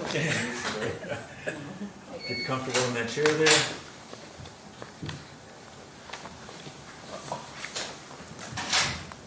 All right, and I'll have you state your full name on the record, spell each part of it for us, please. Darren Thomas Peterfi, DarrenThomasPeterfi. Okay. Mr. Peterfi, and as far as our next break, we'll do it at a natural pause, whether it be after direct, cross, or if we in fact need a break, but we'll see how it goes. Sounds good. All Thank right, you, Your yes. Honor. All right. Good afternoon, Mr. Peterfi. Hello. All right, we've heard a lot of stuff. We've heard a lot of testimony, so now it's your turn to tell us what you know. Who created Epic Title Services LLC? Christy Canberry. And who is she to you, if anyone? She is a business partner in another entity. Okay. Was Epic Title Services LLC your main source of income? No, it was not. Okay. What is your main source of income? Real estate sales. How long have you been in real estate sales? 27 years? Okay. Give Somewhere or right take. around 20 there? 20 some odd years, yes. Okay. And do you own your own company? Yes, I do. What's the name of the company? Peterfi Canterbury Inc. How many people do you employ? We employ 2 full-time staff, and then 18 agents that are subcontractors.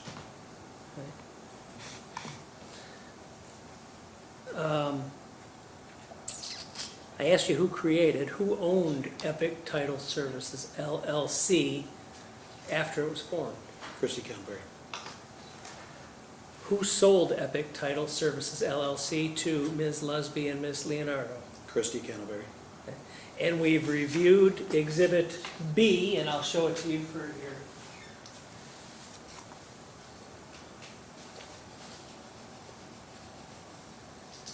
You familiar with that document? Yes, we've Even- reviewed it many times. Even more so after today, right? Correct. Okay. Who is listed as the seller on that document? Christina Canterbury.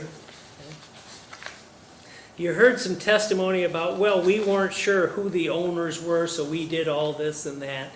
Did anyone ever ask you prior to the sale, are you the owner? Nobody's ever asked me.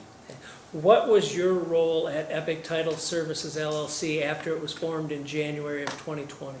As a manager. And did you in fact hire Ms. Leonardo and Ms. Lusby? I did. Okay. And what company actually hired them? Pecan Ventures. Okay. Is that a company owned by you? Yes, it's owned by myself and Christina. Okay, and I'm going to show you Exhibit D, which is the one printed copy we had of that employment contract. Ask you to take a look at it. Okay? Okay. Does that appear to be the employment contract you were talking about? It does indeed. Okay. Does that mention Epic Title Epic Title Services LLC anywhere on it? It does not. What's Epic Title Ventures LLC? What is it? What is it? Or what Epic- was it? Epic Title Ventures was a joint venture that was formed after the sale of Epic Title Services. Okay, and does it, all right, in on exhibit, what number is that? D? D. Did that grant the, either Ms. Lusby or Ms. Leonardo any ownership interest upon signing the document? Upon signing it, no. Okay. Did it offer them the opportunity to become an owner? Yes, it does. Tell us what that says in the contract. What it says is that they were entitled to 3% of the profit share revenue generated to Pecan Ventures, and after 1 year of employment, they'd be entitled to an opportunity to purchase 3% stock ownership for $30 per share. Was that ever done? No, it was not. Did they ever work under that employment agreement for a complete year? No, they did not. Okay. What happened? They ultimately ended up purchasing the company prior to the year after the business relationship declined. You heard some testimony about two different kind of polar opposites where they said you were a great businessman and then not a good businessman. Do you believe that was done just to stroke your ego so you'd come through with the sale? Honestly, I believe they'll say whatever fits them at the moment to get what they want to get. I'm gonna object, call this for speculation. I asked for opinion. He's not an expert to offer an opinion. It's a lay opinion test, opinion. Okay. There's no expert testimony needed to say whether or not he thinks they'll say whatever they want to get whatever they want. He's asking the witness to speculate as to the motivations without any sort of foundation. So if we're gonna go that route, the lay opinion as to my client's motivations, first we need more foundation. But secondly, I don't think it's appropriate, it's calling for him to speculate. Okay. I'll sustain the objection unless and if you want to get into it further. Oh, I think we've got into it I was just one simple question, Judge. Okay. So if they're objecting to it, hey, that's fine. We heard what both of them had to say about it. Okay. One statement was true and one was false. Okay. Does that document exhibit B, the sales agreement? Does that have you selling anything at all? No, it does not. What was represented by the $20,000 that you were to receive pursuant to that document? I'm sorry, what was that? What is represented by the $20,000 that you received in that document? What was that for? Reimbursement for investments that had been made into the company. And you are listed as what on that document? What's the title? There's a buyer's, there's And a seller. I'm a releasing party. Okay. And then you're also, there's two other signatures on there too for you. Pecan right? Ventures as a releasing party, Epic Real Estate Ventures as a releasing party, and then myself individually. Okay. And that was Rich Zabo ever an owner of Epic Title Services No, he was LLC? not. Let's talk about the domain name. who bought the domain name? I And did. by the domain name, I should say epictitlemi.com. I did personally, When did you buy that? before the formation of the company. Did you ever transfer, so that was your own personal asset? It was my own personal, I bought it personally with my own funds as well. Okay. How many domain names do you own? I think it's currently at 96. Okay. Tell us the difference between a domain name and a website. A domain name is the address in which a website is parked. So your car is parked in the driveway of 123 Main, the web domain is the 123 Main. The DNS number, which is what GoDaddy refers to as the main location, is what they have as their address. Okay. Who, do you have to pay only once for a domain name, or does it have to be maintained monthly, yearly? Yearly, it has to be renewed yearly. It has to be renewed yearly. What happens if you don't renew it? Becomes inactive. Okay. And then somebody else could buy it? Somebody else can purchase. And we had Exhibit G that was submitted by the plaintiffs.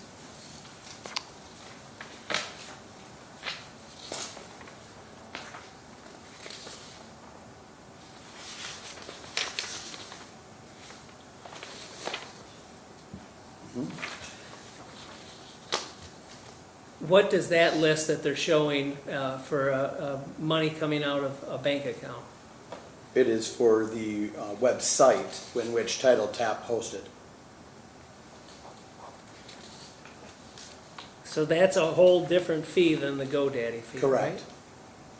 And on that document, what's the last date that money came out for Title Tap? April 13th, 2021, Was that before or after the sale of the business? before.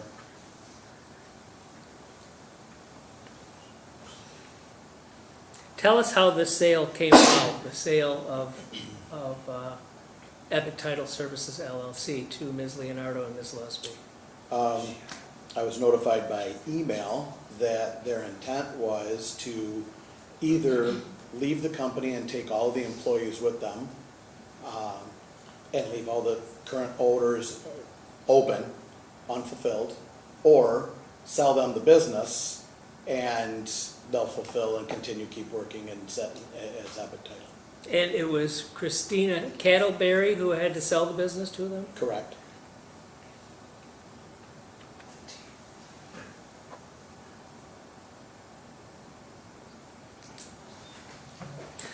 There was some testimony about Ms. Leonardo and Ms. Lusby creating Exclusive Title Agency LLC. Do you recall that? I do. Were you aware of that at the time it was created? I was on. Were they working for Pecan Ventures under that employment agreement, which is one of the exhibits you have there? Yes, they were.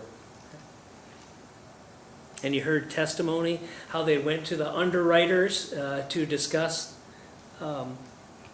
getting this company going? I did. Do those underwriters, was that a specific business relationship with Epic Title Services LLC at that time? Yes, it was.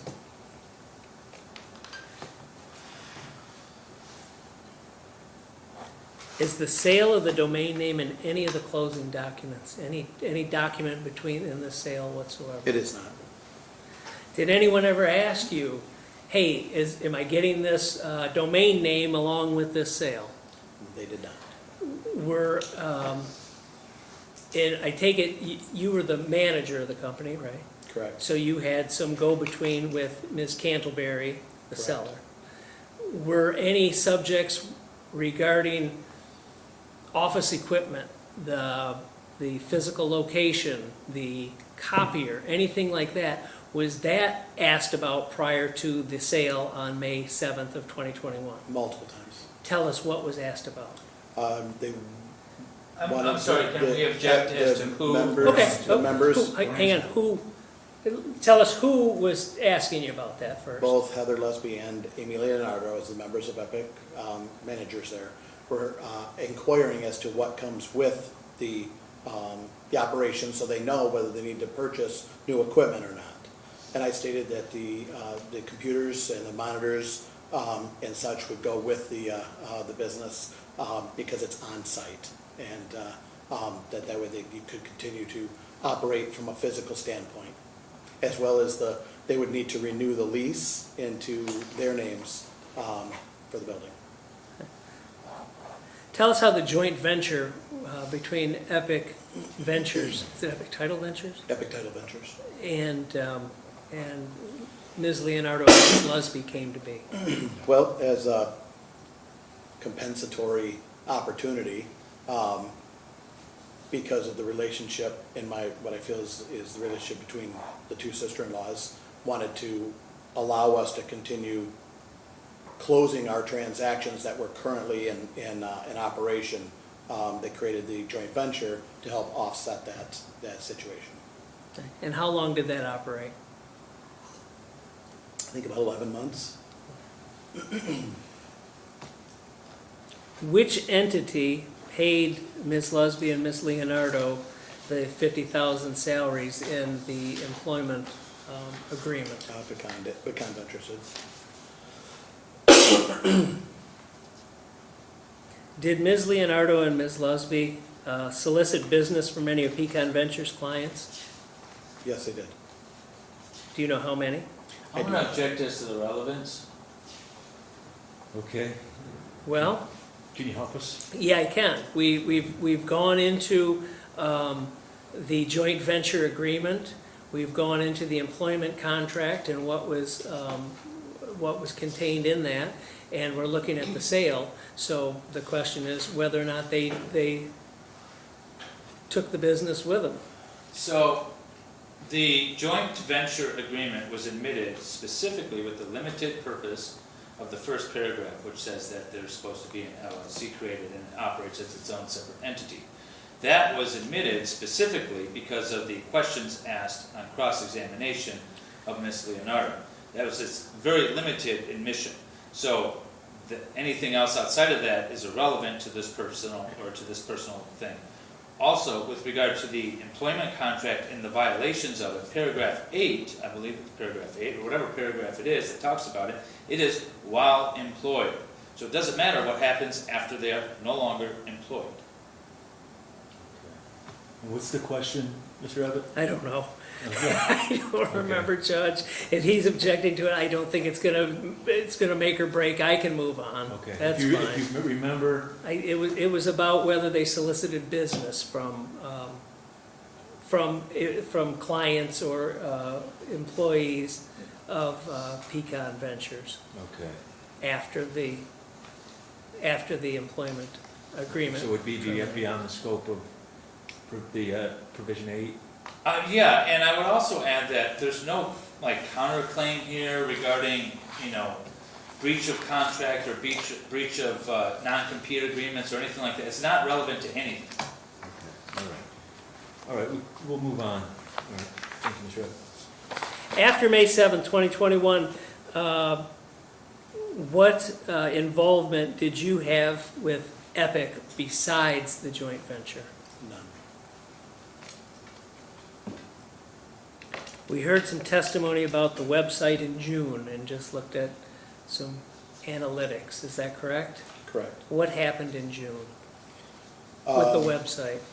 The website, along with multiple ones, were turned off with Title Tab.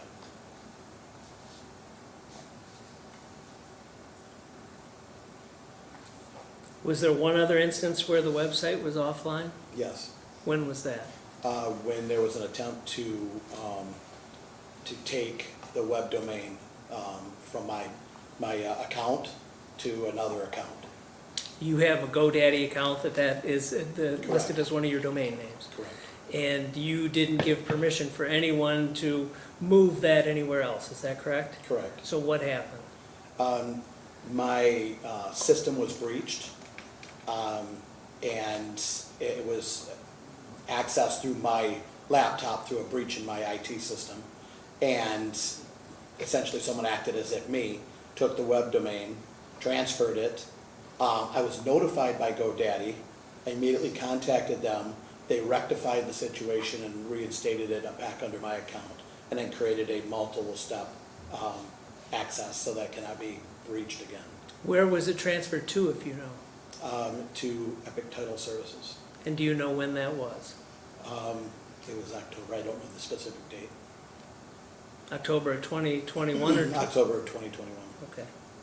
And was it after that point that you received an email from Ms. Lusby? Yes, that I received the email stating that they wanted to gain access. No, it was actually before that, I'm sorry.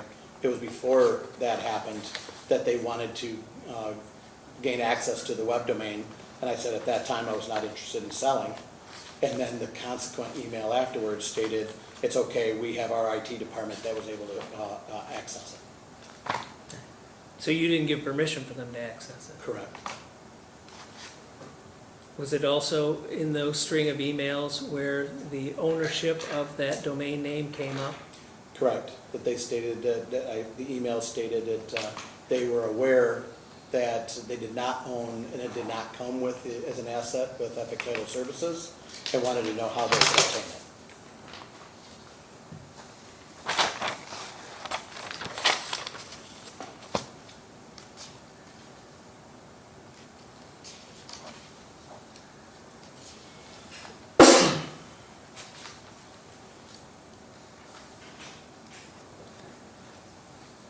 You had a chance to look at the Google Analytics or whatever it was on there. Do you have any experience with things of that nature? I do.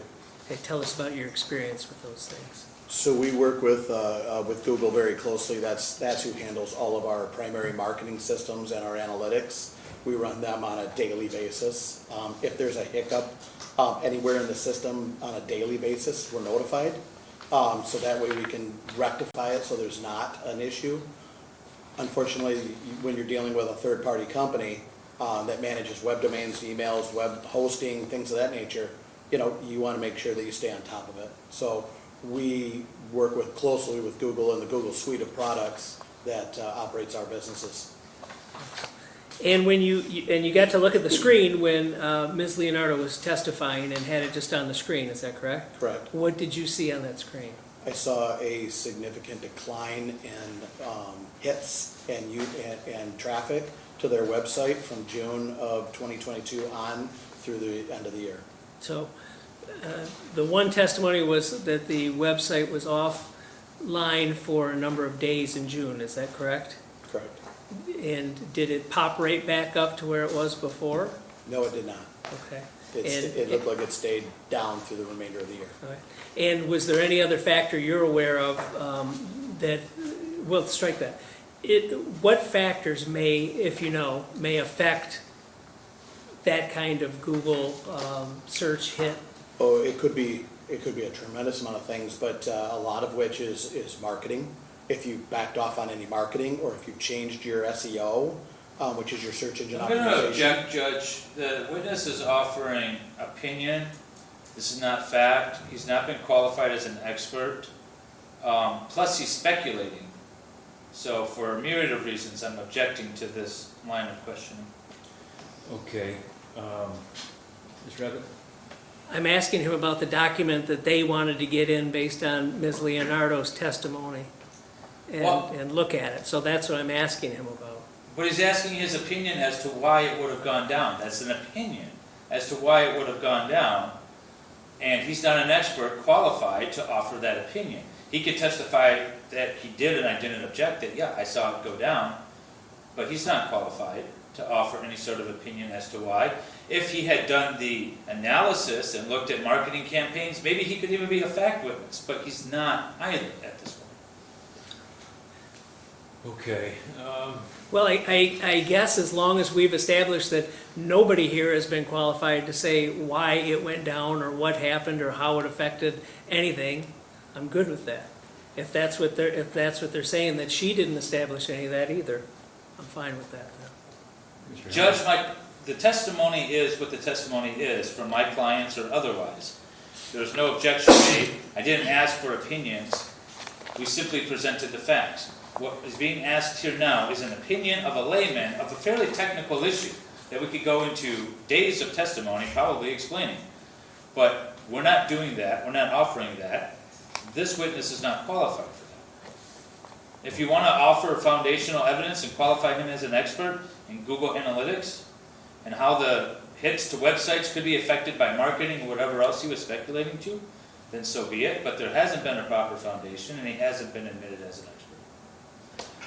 All right. Let me ask him this, Judge, I'll save you the time. Okay. How about this? Sir, you looked at what was proposed Exhibit F, but then not admitted. Is that correct? Yes, Then you had an opportunity to look at the screen from the analytics that they testified to today. Is that correct? yes, Do you see any difference between those two? I do. What difference do you see? I see a substantial variance of a snapshot for the whole year that there's been a decline in traffic versus a snapshot of a couple of days.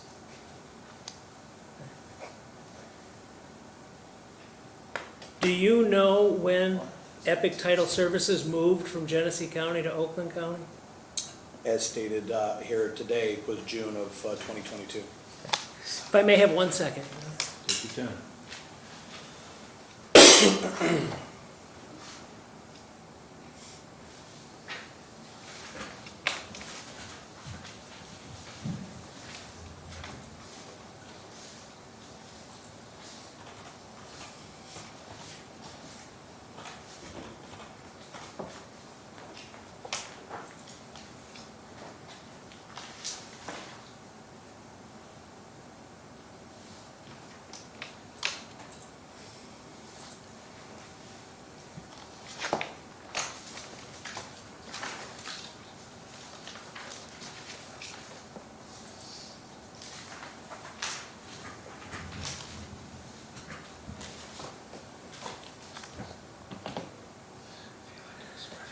Did you ever think you were giving the plaintiff the domain name for $50,000? Had no time.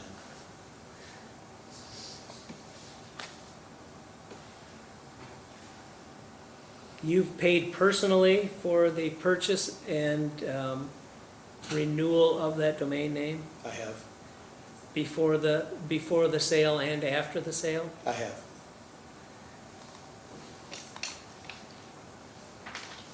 Is there a phone number that was used with the business that you continue to own after the sale? There is What's that phone number? 866 2B Epic. Was that ever discussed? No, not once. They ever demand you give them that phone number? No.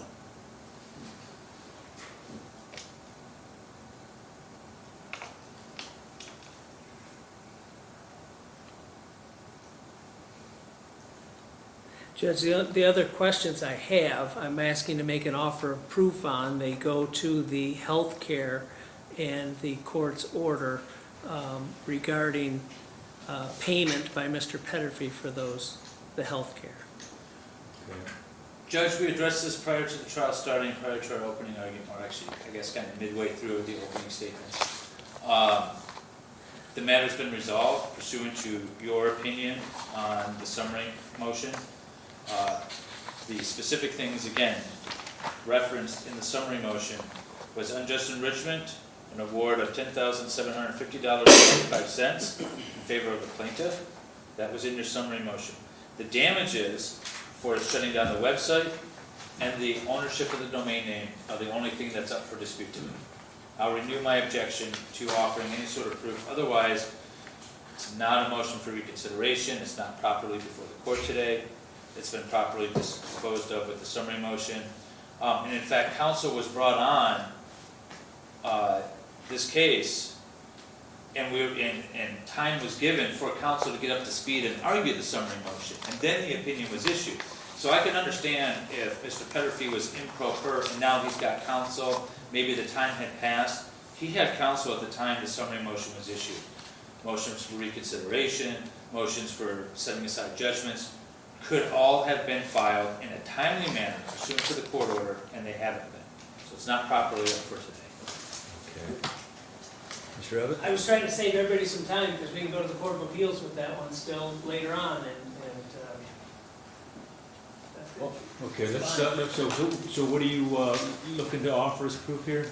I'm looking to offer as proof that the order ordered 10,000 some odd dollars, and only a small portion of that belonged to Mr. Peterfi. It was clear from the documents submitted by the plaintiff that Cantleberry and even, I think it was Miss Lusby, money was paid by the company for their healthcare expenses at that time, yet the court awarded the entire amount, including the other people that Mr. Peterfi wouldn't be responsible for, as damages.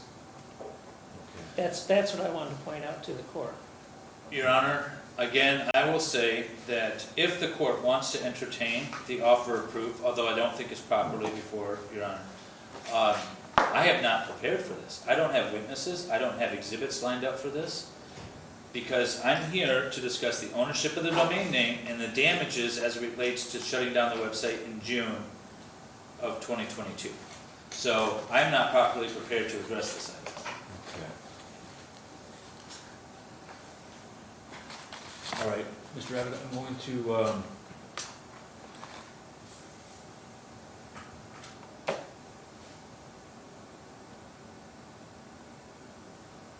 I'm going to allow you to press forward on this, but if opposing counsel needs to come back, Oh, sure. you know, I don't know where this is leading, but I'm gonna let you do it. We're here.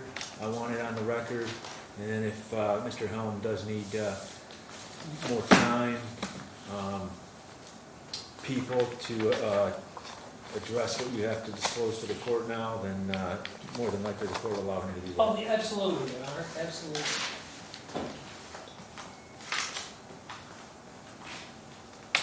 I'm just looking for one other.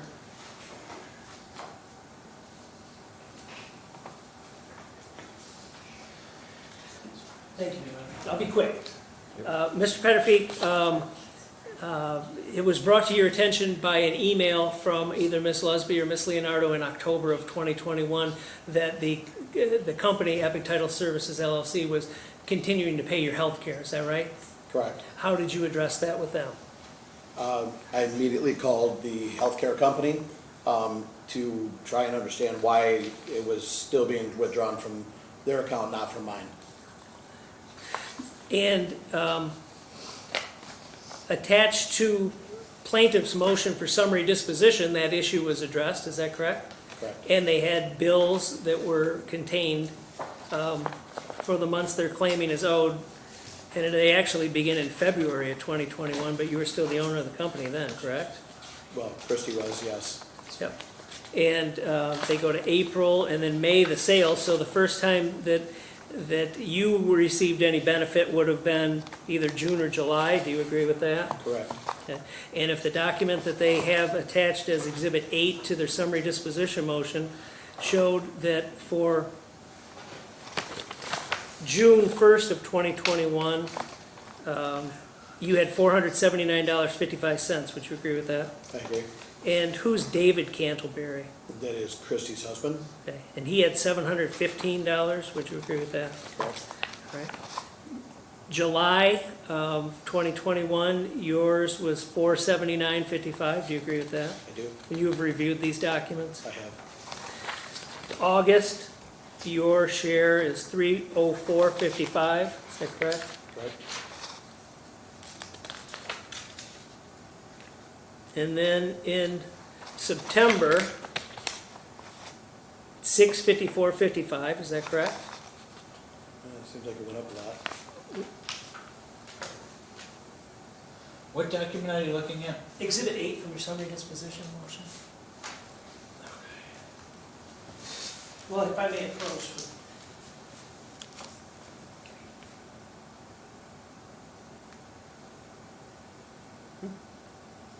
Yeah, it's a little different billing, but yeah, it looks like it went up, 654.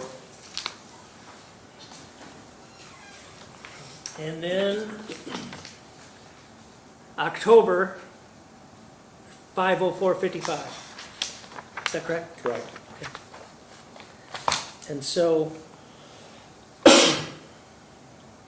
if I added it up correct, $2,422.75 was your portion of whatever the company continued to pay for your benefit after the sale for your health care. Do you agree? I agree.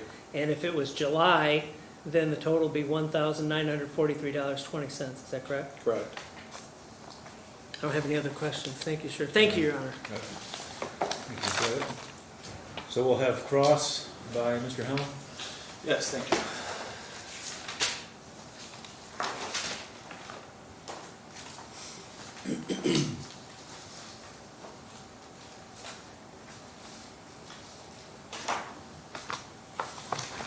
Do you have Exhibit B in front of you?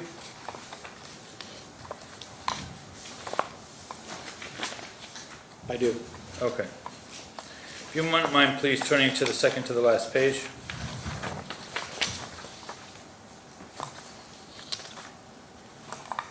You signed this document 3 times, correct? Correct. If you're not the owner, why did you sign? I was advised by Rich Sabo to release all potential liabilities that could be tied to this company from all of our LLCs and myself individually.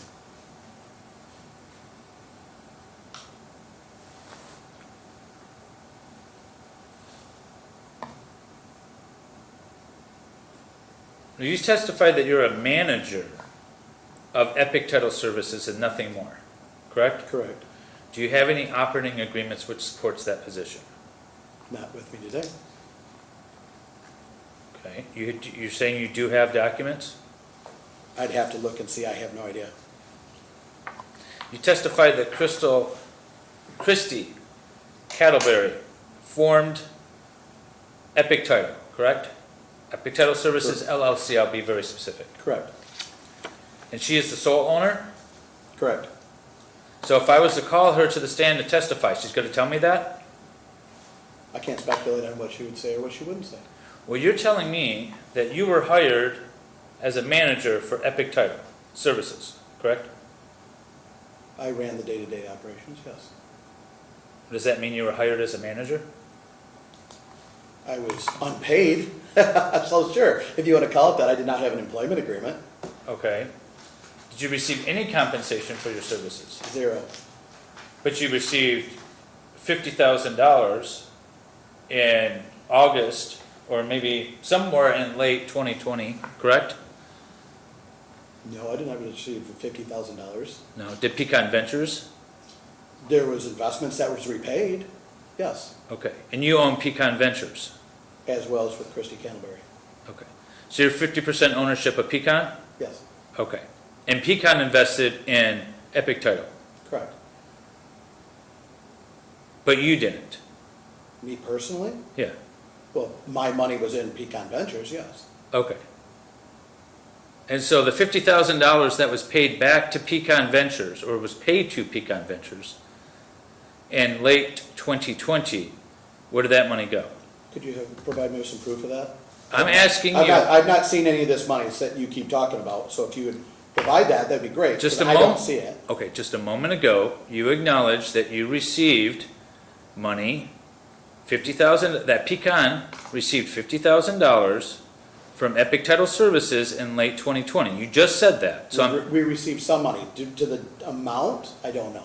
I don't Okay. have the bank statements in front of me, nor any documents to show. approximately how much?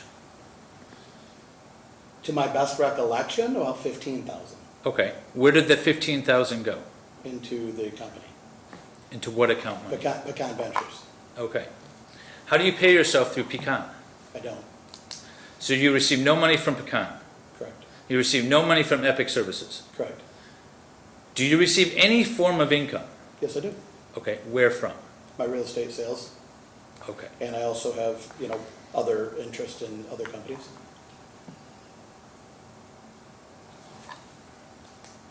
Now, you claim that Heather and Amy were hired by Pecan Ventures, yes? Per their agreement here, yes, Okay. And you say that they were paid by Pecan Ventures. correct. Do you have any documentation that shows that? Not with me here today, the accountant would.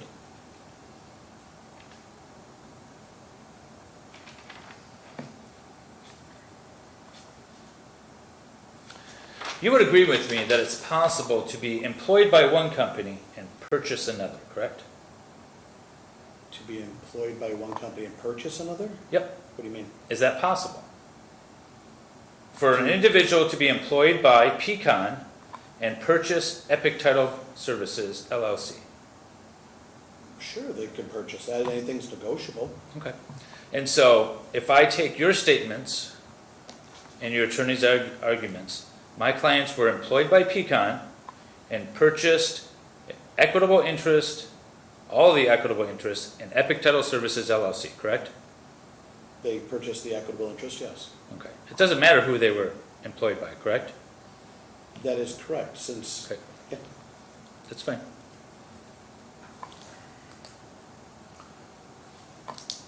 Besides Pecan Ventures, what other businesses do you own? I have I'm interest going to involved. object as to relevance in this case. His other business ventures are irrelevant, Your Honor, he doesn't have to disclose those. Okay. Any response to that? I can rephrase it. Okay, please do. In August of 2020, beyond Pecan Ventures, was there anyone else that contributed to the creation of Epic Title Services LLC? Christy Canterbury. Okay. But that was through And Richard Sabo. Okay. Crystal's contributions were through Pecan, correct? Christy? Yeah. No, Christy was the owner of Epic Title Services. She was a sole owner. Correct, as stated as such, What do you mean, as stated as such? in the purchase agreement. Okay. Well, that's how you filed your taxes, right? She was the sole owner of Epic Title Services. Okay.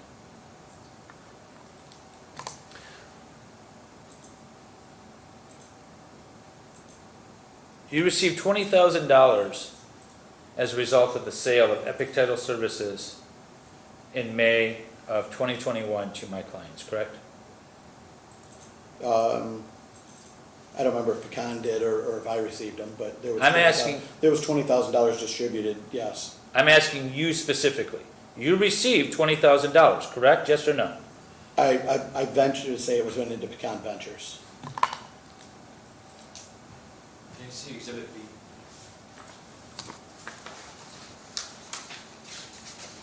Is that my exhibit B or the one? It's mine. Oh, that's yours? No, I don't- we don't know either. No, that's Did we ever find number one? Yeah, you hit it. Oh, no, we haven't At found the it. break, I'm gonna check my office. We gotta check. We gotta find one. I took them back there with me.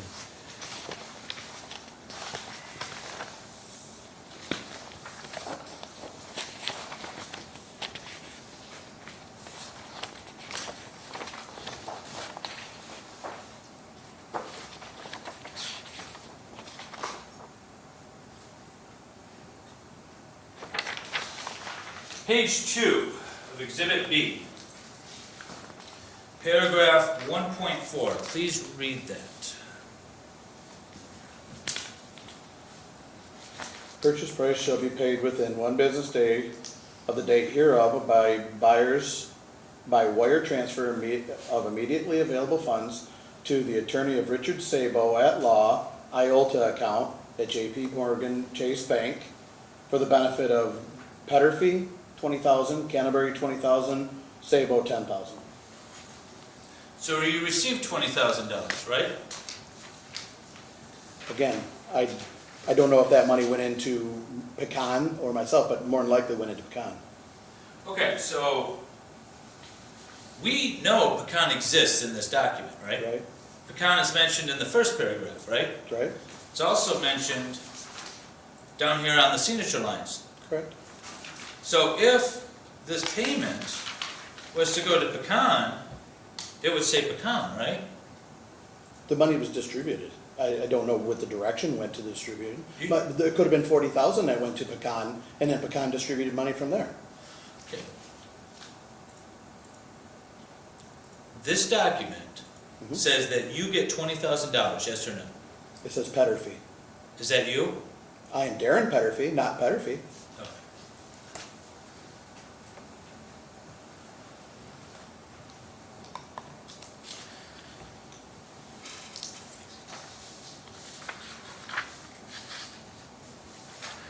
You said you purchased the domain name in your own name and with your own money, correct? Correct. What date did you purchase the domain name? I don't have that offhand. It was supplied in the summary disposition, if I'm not mistaken. Label. Or in the initial. Reading. I think I'm I was just trying to Just double confirm. check. No, you're H. No, I I have- admitted H, I which have- is the Google Docs. Oh. My last one is H. Gotcha, sorry.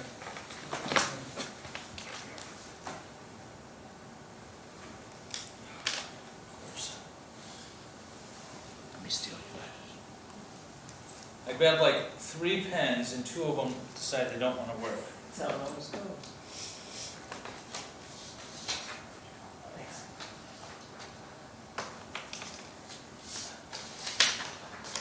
Handing you what's been marked as Exhibit I. Do you recognize this document?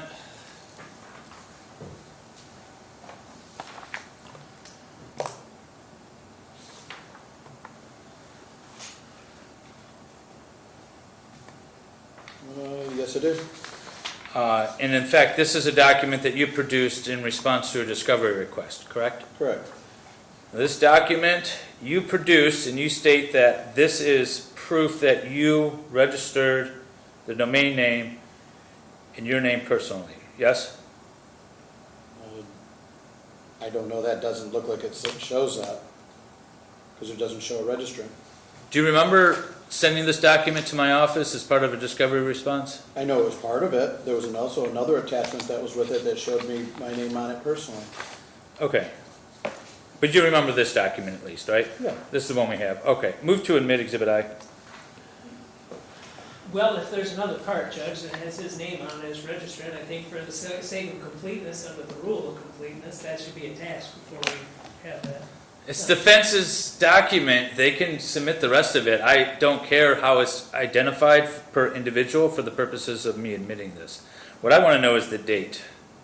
And that clearly says the date on here. So Date that's the created 01/09/2020. Okay, does the other part of it, is it necessary to give it its full context, or? I honestly, I don't know what they're looking at. This is titled Exhibit 1, and it was attached to defendant's exhibit that he responded to. If he has another document that he wants to use, I don't know what it is, but this is specifically, it's 3 pages. It's his Exhibit 1 from his discovery response. He titled it Exhibit 1. I don't know why or what it's in reference to, but that's what it is. It's 3 pages. Okay. So it's a complete document. Okay. It's you need time to No, go ahead. do any research here? I'm going to admit it. Okay, thank you. As plaintiff's exhibit I. Yes. Okay. And if you have, Mr. Abbott, if on cross or redirect, if you want to look for another part to it, okay. Thank you. All right, admit it then. I'll be fine with that. This exhibit here shows the date that you registered the domain name, correct? Correct. And that's with GoDaddy, correct?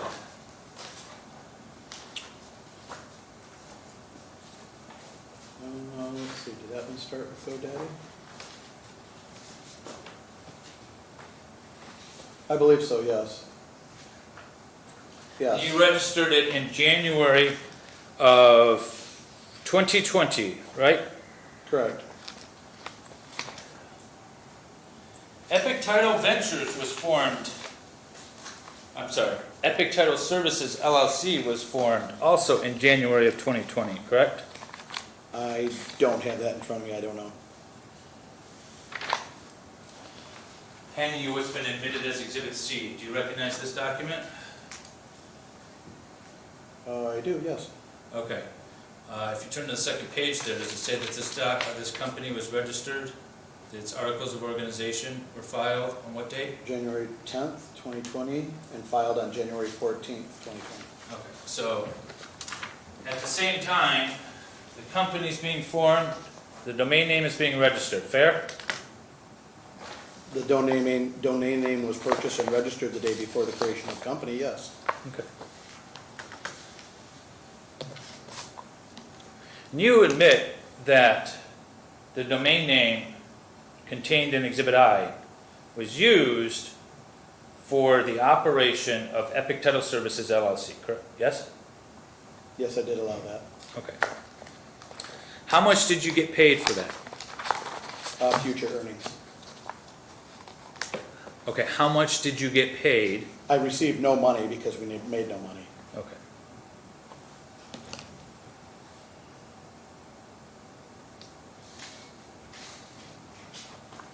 The $20,000,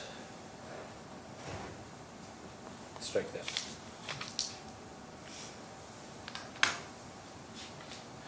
You had said that with regard to transferring admin services or admin ability through GoDaddy, someone had accessed your laptop. That was your testimony. Correct. Do you have anything to support that allegation?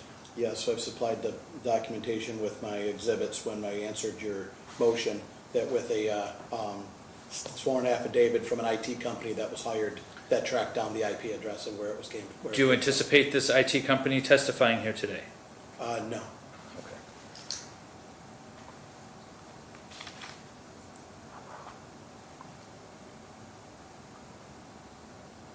How much did you pay for the domain name? I don't remember at the time. I don't have a copy of the receipt in front of me. Maybe Did you disclose the receipt? a couple $100 maybe. Couple hundred. Did you disclose the receipt with part of your discovery? No. I didn't know where I needed to. I'm just asking if you did, because I want to look at your discovery response.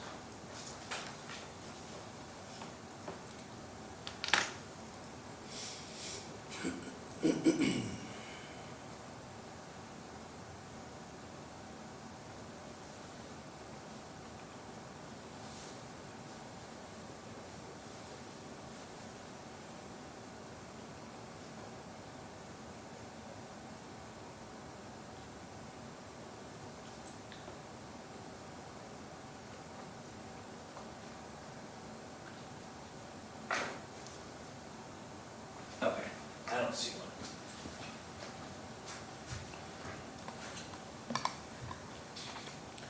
You said you own about 90 domain names?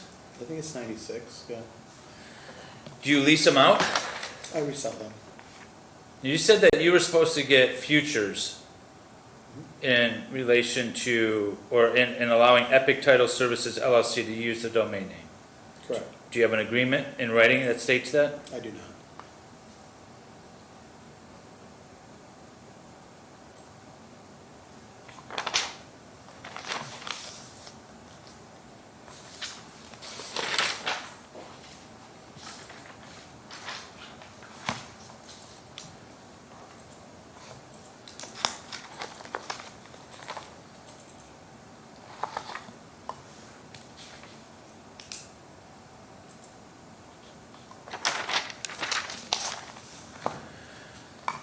The company was sold, officially sold, transferred in May of 2021, correct?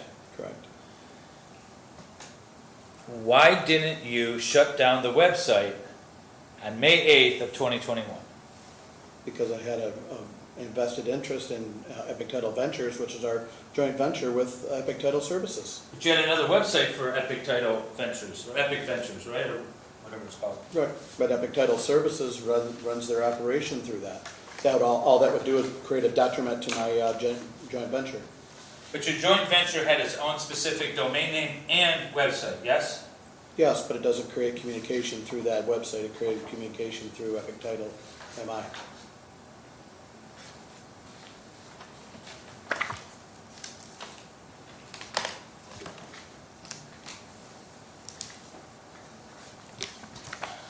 annual has been marked as Exhibit J. Do you recognize this?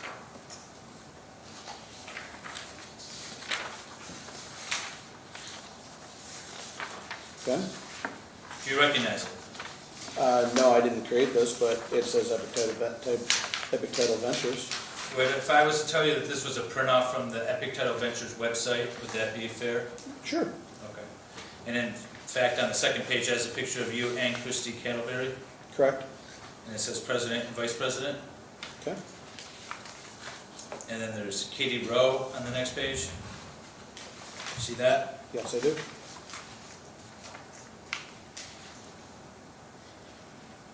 With an address of Gateway Center? Yep. Yep. So this is, it might not look as pretty as it does online, but this is a print off. You would agree that this is a print off from Epic Title Ventures. Website. I haven't been on the website, but I would have to say yes if you printed this off there. What's the domain name for Epic Title Ventures, if you call it? I don't recall off the top of my head. What about epictitle.net? Could be.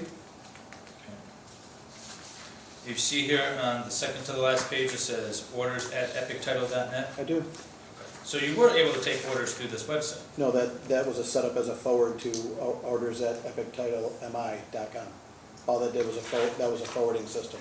This was a non-operational system that was meant to only forward to Epic Title Services. That's all that did. Okay. It was just a processing site. But you could still operate this website and allow Epic Title Services to use their domain name. It wasn't going to affect this, right? Well, sure it would, because how would they communicate without having a web domain active?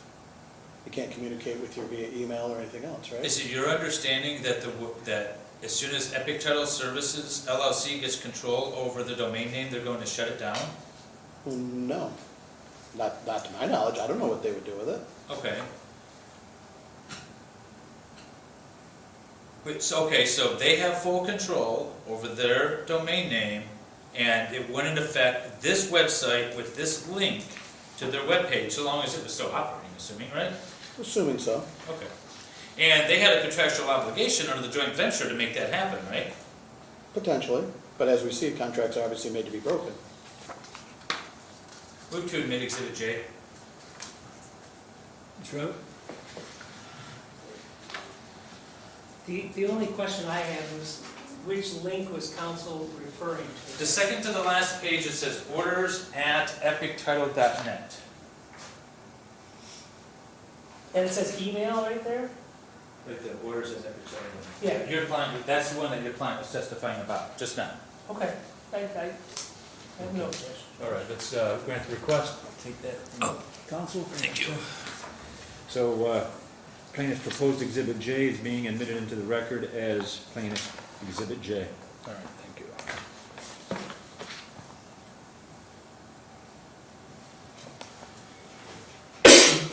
you. Moving a physical location does not at all affect the website, does it? Depends on what happened with it. I don't know. It could. But one does not inform the other, fair? Shouldn't. So the fact that my clients moved their offices in June doesn't affect the number of hits that they get on their website, does it? Like I said before, there's many different reasons that could happen. Right, many, all kinds of different stuff. Exactly. Could be Including marketing. this website going down for 9 days. Could be.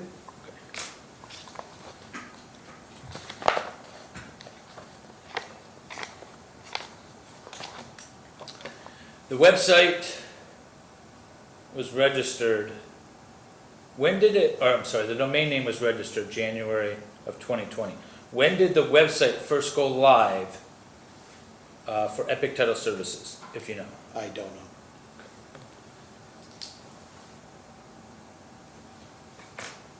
know. Do you know if it was before Heather and Amy were hired? I would presume so, but I don't know that to be fact. It was before they acquired the company, though. Oh, yes. Okay. Before they acquired the company, yes. Yeah. And you would agree that the website at least was operating since, we'll say, September of 2020, right? I would say so. Okay, so fair enough. September of 2020, They purchased it in May of 2021. Heather and Amy purchased the equity in May of 2021, correct? Continues to operate until October. It's the first time it gets shut down, right? Correct. That's in fact the first time where you said, I own the domain name, right? That's the first time anybody asked me, yes. Did you have any separate agreement with Epic Title after the sale to continue to use the domain name? No, nobody inquired about it. Did you have any expectation that you were going to get paid? Paid for the domain name? Yeah. But sometimes some people buy and sell web domains all the time. I do them every day. Did you ever go up to Heather or Amy and say, hey, you guys bought Epic Title, but you didn't buy the domain name, so here, let me give you an offer since you're continuing to use it? No, we had our joint venture of Epic Title Ventures running at the time.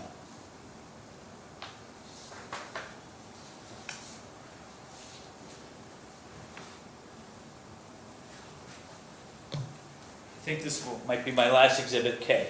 Okay.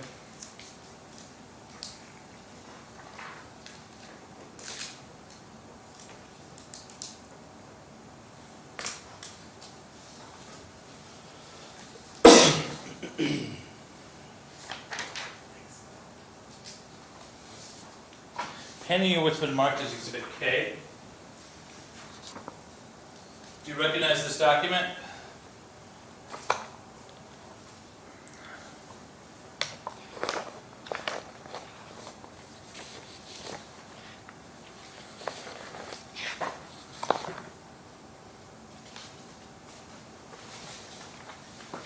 It might help you to refer to the handwritten notes at the top in the center of the first page.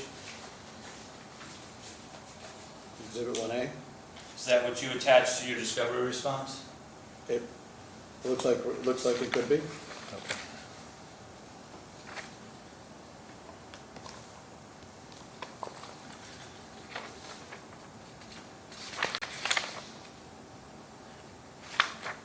These are emails to and from various people over a couple of days, but you're included as both the recipient and the sender of them at various times. Is that fair? No, I'm not the sender on any of these. I'm a recipient, but I'm not a sender. None of which. These are emails from Amy with one correspondence from Christie. Okay.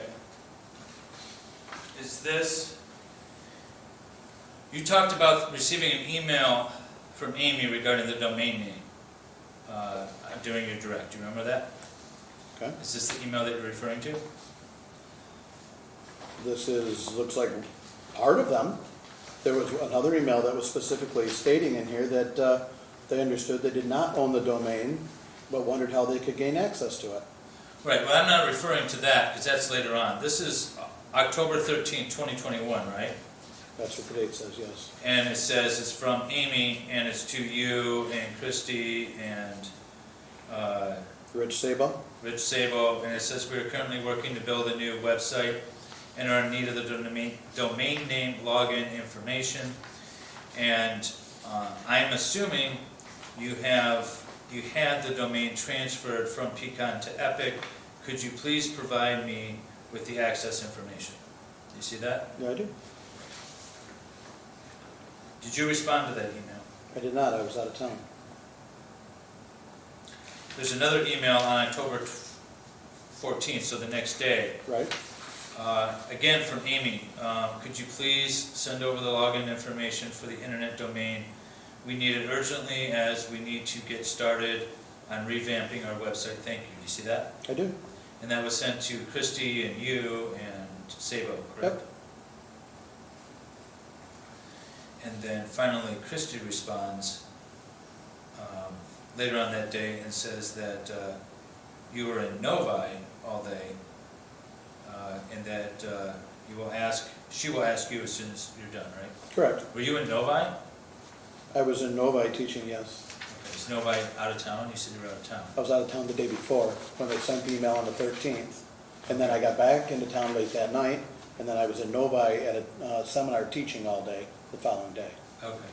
And then on October 15th, Amy sends another email that says, following up with the login information for the domain, can you please let us know when we can expect this information? Do you see that? I do see that. Okay, so that's 3 emails. One will talk to you, but you didn't reply to any of these, right? Correct. Move to admit Exhibit K. No objection, all right? Okay. Request granted. Thank you.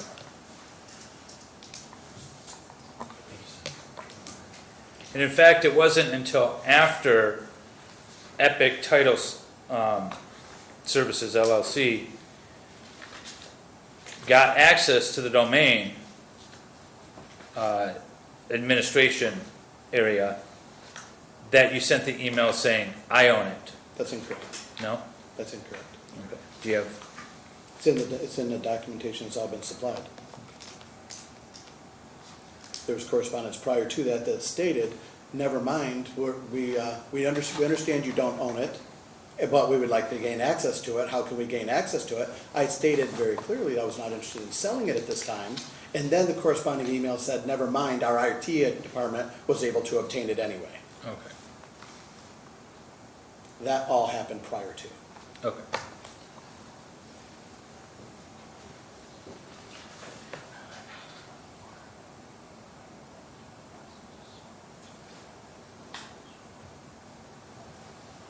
Nothing further. Okay. Mr. Abbott, Just have a couple, redirect? couple columns.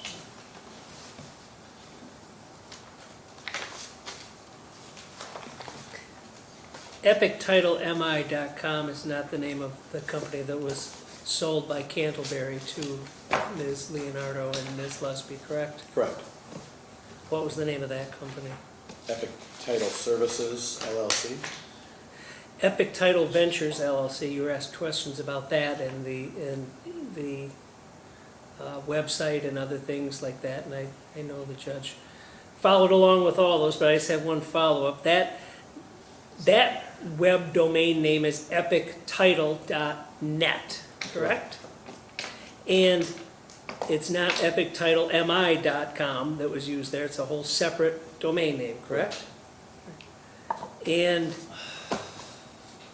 what's on that document, the website that they showed was an email address, is that correct? And so that's for forwarding to do with the joint venture. Correct. No further questions, thank you, Your Honor. The court may have a few questions. All right, Mr. Peterfi, again, why do you want the epictitlemi.com domain name? What purpose will it serve you? It's a business venture, Your Honor. I buy and sell web domains on a regular basis, hundreds of them a year. And I bought it as a business venture, and I offered it to them as an additional sale, and they chose not to buy it. It's simply a business transaction for me. I buy and sell them because that's, capitalism in the world. And when I offered to sell that to them, they chose not to buy it. So no different than if I bought a really nice pair of Nike shoes. Someday they're gonna be worth a little bit of money. You buy stock, because someday futures show that there's gonna be worth a lot of money. Web domain's the same factor. Okay. All right, and I guess with that being said, unless they ultimately purchase it from you, I guess, I realize the court has to make a ruling here, but let's say if this were to just continue, nobody would gain, right? Like, if they're not gonna purchase it from you, they're losing, you're losing. Until somebody buys it. Correct, yeah, as of right now, I'm out thousands, in this whole venture. So for me, I'd like to be whole. Okay.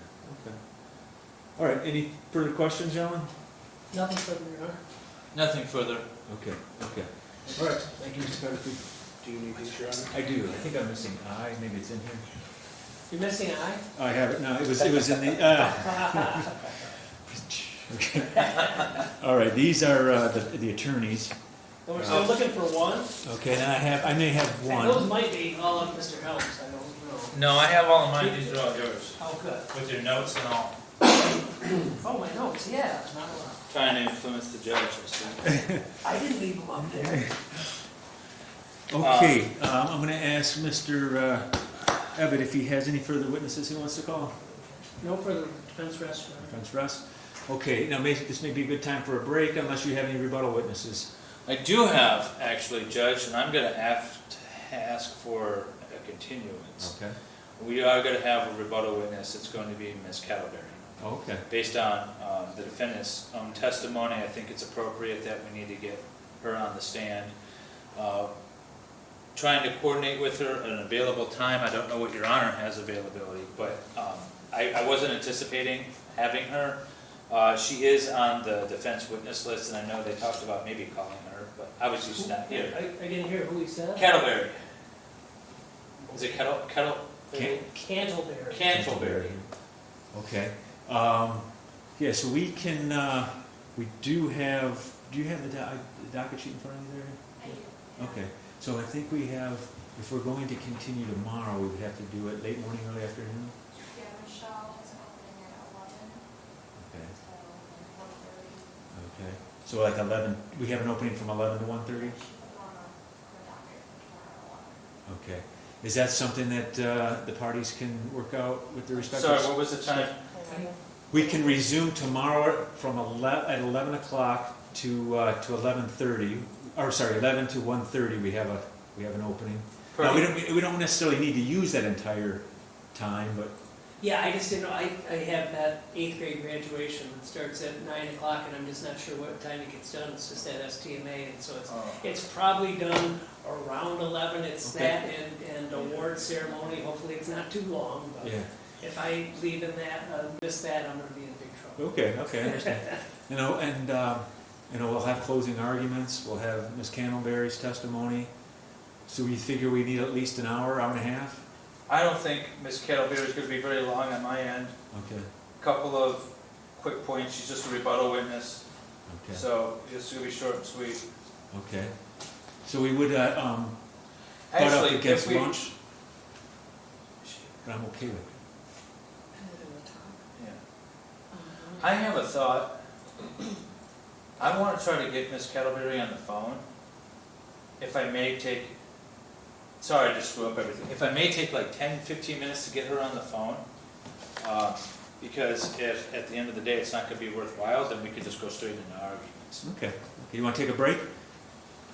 Oh, we can, I don't know, I want her here in person, I think, if I think is the conversation to just discuss with her. The nature of her Right. testimony. Okay, And then if I feel like it's going to be worth it to call her as a rebuttal witness, Then but if you- all of her answers are going to be I don't know, okay, then why adjourn everything? okay, that's what I thought you meant. Yeah. So, Mr. Ebbett, if he's just going to talk with her Oh, yeah, that's and fine. see if he actually in the end needs her testimony. Oh, sure, If that's not, he won't call her, but if he does, he'll call her tomorrow. Did you send me? That's fine. Okay, No problem. Thank how you. about we come back and, at 4, would 4:20 give you enough time, Mr. Helm? Plenty of time. Okay. I'm going to call. Yeah, good. Cover all our bases. Well, we're back on the record, folks, in Epic Title Services v. Peterfi. And we've heard from 4 different witnesses, and we heard from Ms. Leonardo twice.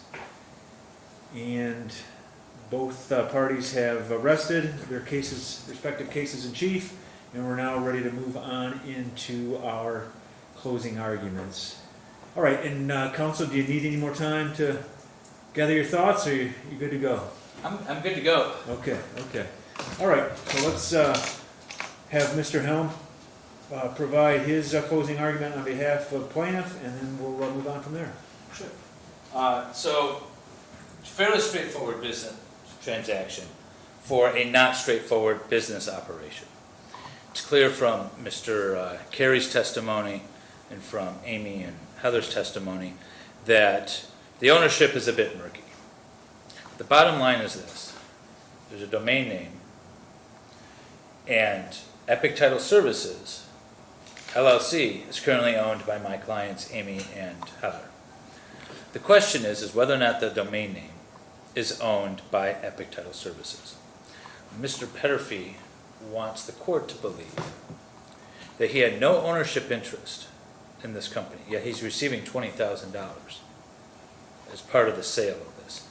He wants everyone to believe that he has no responsibility here whatsoever, that he owns these domain name separate, free, and clear, because he's an investor. That's what investors do. Yet the domain name was registered the day before the articles of incorporation were registered.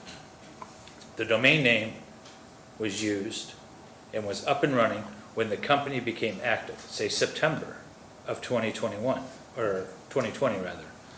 My clients were hired in August. They testified that the company didn't really exist until they were hired and established the company. They worked with the website, they got employees going. The company started August, September of 2020. And that's when the website went live. It wasn't until October, a full year later, 6 months after the company has been sold, that Mr. Peterfi says, oh, I own that domain name. I personally own it. And I'm not even an owner of the company. Received money, $20,000 in the sale of it. I signed the documents for the purchase agreement, but I'm not an owner. And I just so happened to register it at the same time the company is formed, but I'm not an owner. Didn't receive any compensation whatsoever for the use of this domain name that this domain name investor says that he invests in. He didn't receive any money, future earnings. That's consistent with an owner. That's consistent with an owner purchasing a domain name to be used for his future business that he's just also registering. And there's been no documents, by the way, presented by the defense, operating agreements that says this company is owned by Cantleberry directly. He could easily produce those. He's a manager. But he didn't produce them because they don't exist. Because she's not the only owner. There's multiple owners, as you can see by the document. So the question then is the domain name owned by Epic Title Services?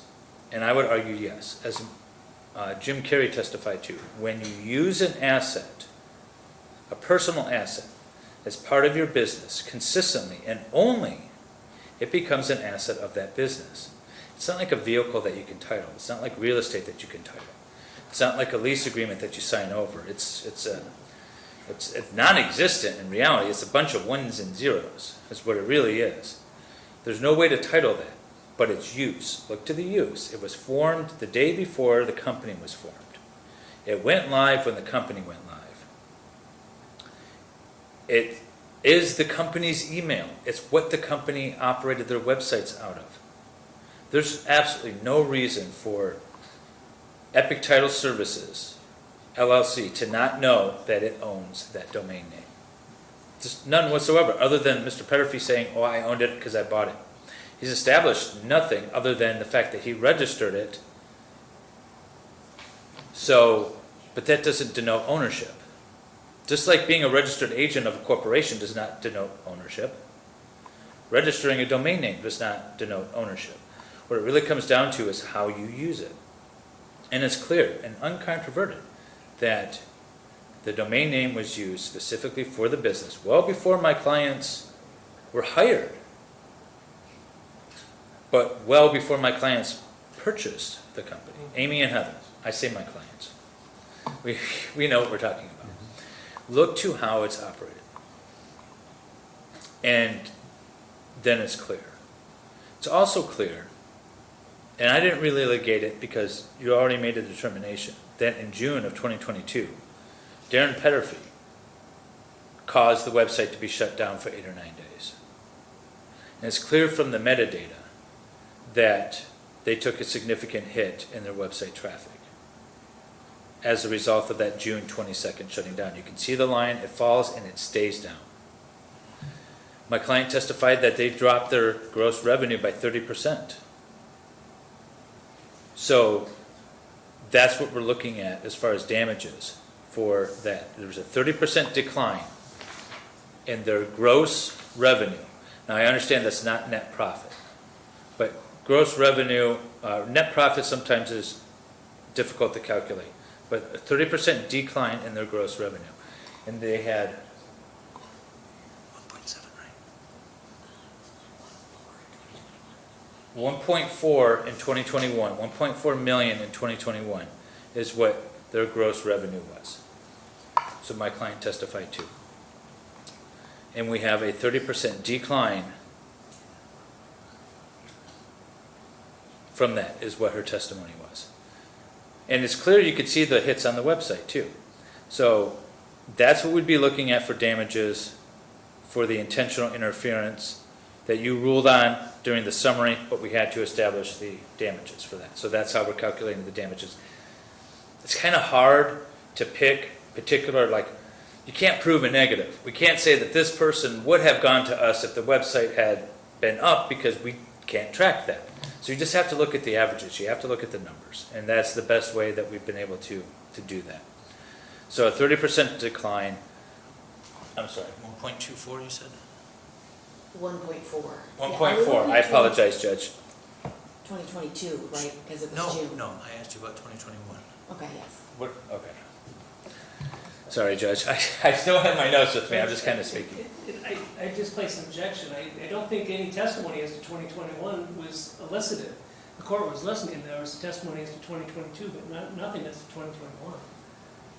Okay, I have, for some reason I wrote down $1.7 million gross revenue for 2022. That's what I have. Okay, so that's what I'm speaking of, Judge. Okay. I apologize, I don't have my notes in front of me, so I was just trying to ask my client, and she was confusing. Okay. Or she gave me the wrong number. Okay. If that's what Your Honor has in your notes, that's what I'm going to go with. So, yeah, that's the bottom line. I would ask you to disregard defendant's arguments with regard to the health insurance. The judge you made a clear ruling on that. I don't think the arguments are appropriate for today, so I'd ask you deny any adjustments to that.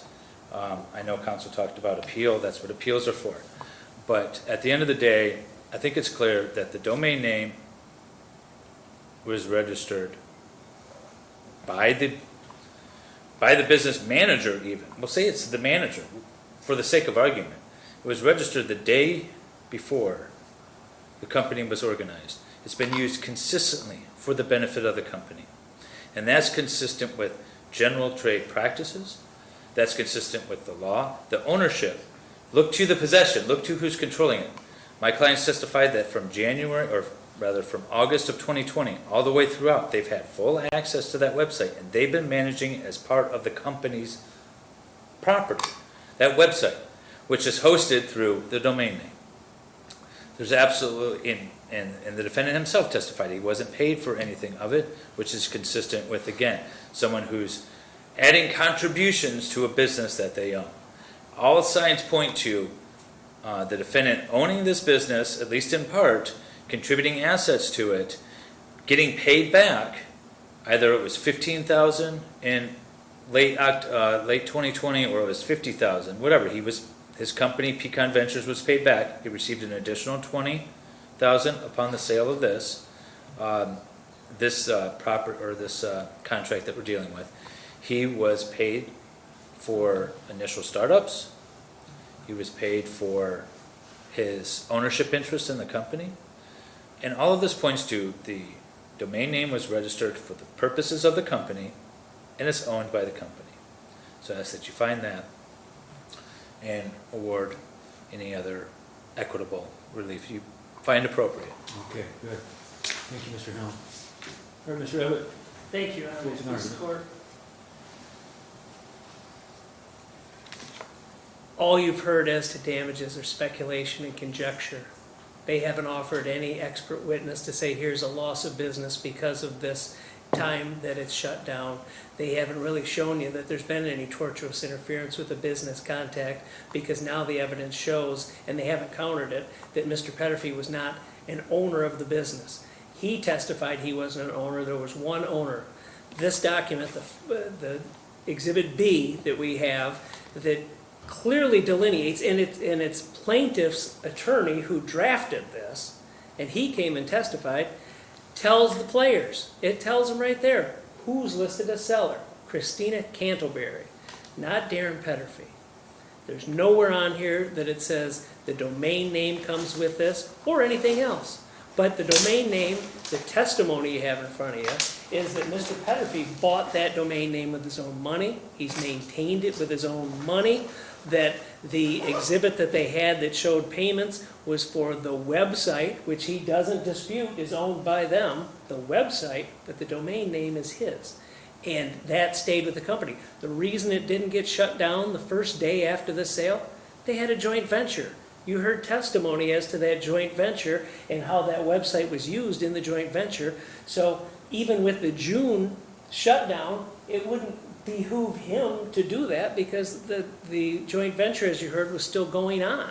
So that's hurting his own business. He didn't do that intentionally, and I think if you look back in the show cause, which I wasn't a part of, there's documents that say, hey, this was done in error, this one shouldn't have been canceled. He testified today, he has 96 some domain names. He creates these all the time. He created the domain name, which isn't even actually the name of the company, before Christina Cattleberry created the company and owned it. So for them to say it, and we just heard it was 1.4 million in 2021. Well, she testified to 1.7 million in 2022. So actually, they're doing more money. They actually don't have any damages because of this. They haven't proven any damages, and it's not our job to come and prove a negative. It's their job. It's their burden of proof, and they haven't sustained it on any damages as to any tortuous interference or anything else. There's nothing before the court for that. As to the breach of contract, where in this contract does it say Mr. Peterfi or anyone else is giving this domain name to them? That's the only thing you can rely on. The attorney wasn't sure. He didn't know. He didn't even know if he created the final document when he did this. Well, I started, and then, went back and forth between me and Mr. Szabo. You have to look at this. This is what you have to rely on. And they testified, the plaintiff's members testified that they never specifically asked Mr. Peterfi, does this go along with it? Mr. Peterfi would have sold it for a lot more if it did. It didn't. There was no expectation, and it should have been listed in the four corners of the contract if it was. Mr. Peterfi told you, as to one of your questions, well, I buy these for speculation. I own 96 of them. I have a lot of reasons for these, and I sell them here and there.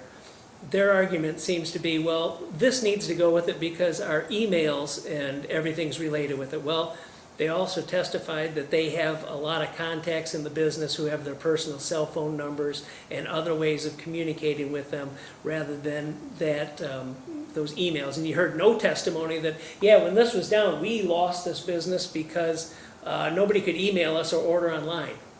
You didn't hear that. The only thing you did hear was they agreed that sometimes during, on the weekends, web traffic is low. And I guess the other point I need to make is web traffic does not equal a loss of business or a loss of revenue. It's one particular way people can look and search things up and decide if they want to look further and contact somebody. But in this particular case, they've shown no loss of revenue due to that website being down, and they haven't shown that Mr. Peterfi intentionally did it. Like I said, speculation and conjecture.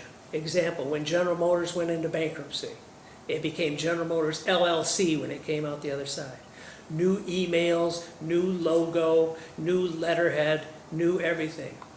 They send out emails to their contacts, which I'm sure plaintiffs have all their contacts say, hey, here's our new address, here's where we're doing, just like they did when they moved in June of 2022, when they said, hey, this is where we're at now. We changed our website. We're down in Waterford. We're down in Oakland County.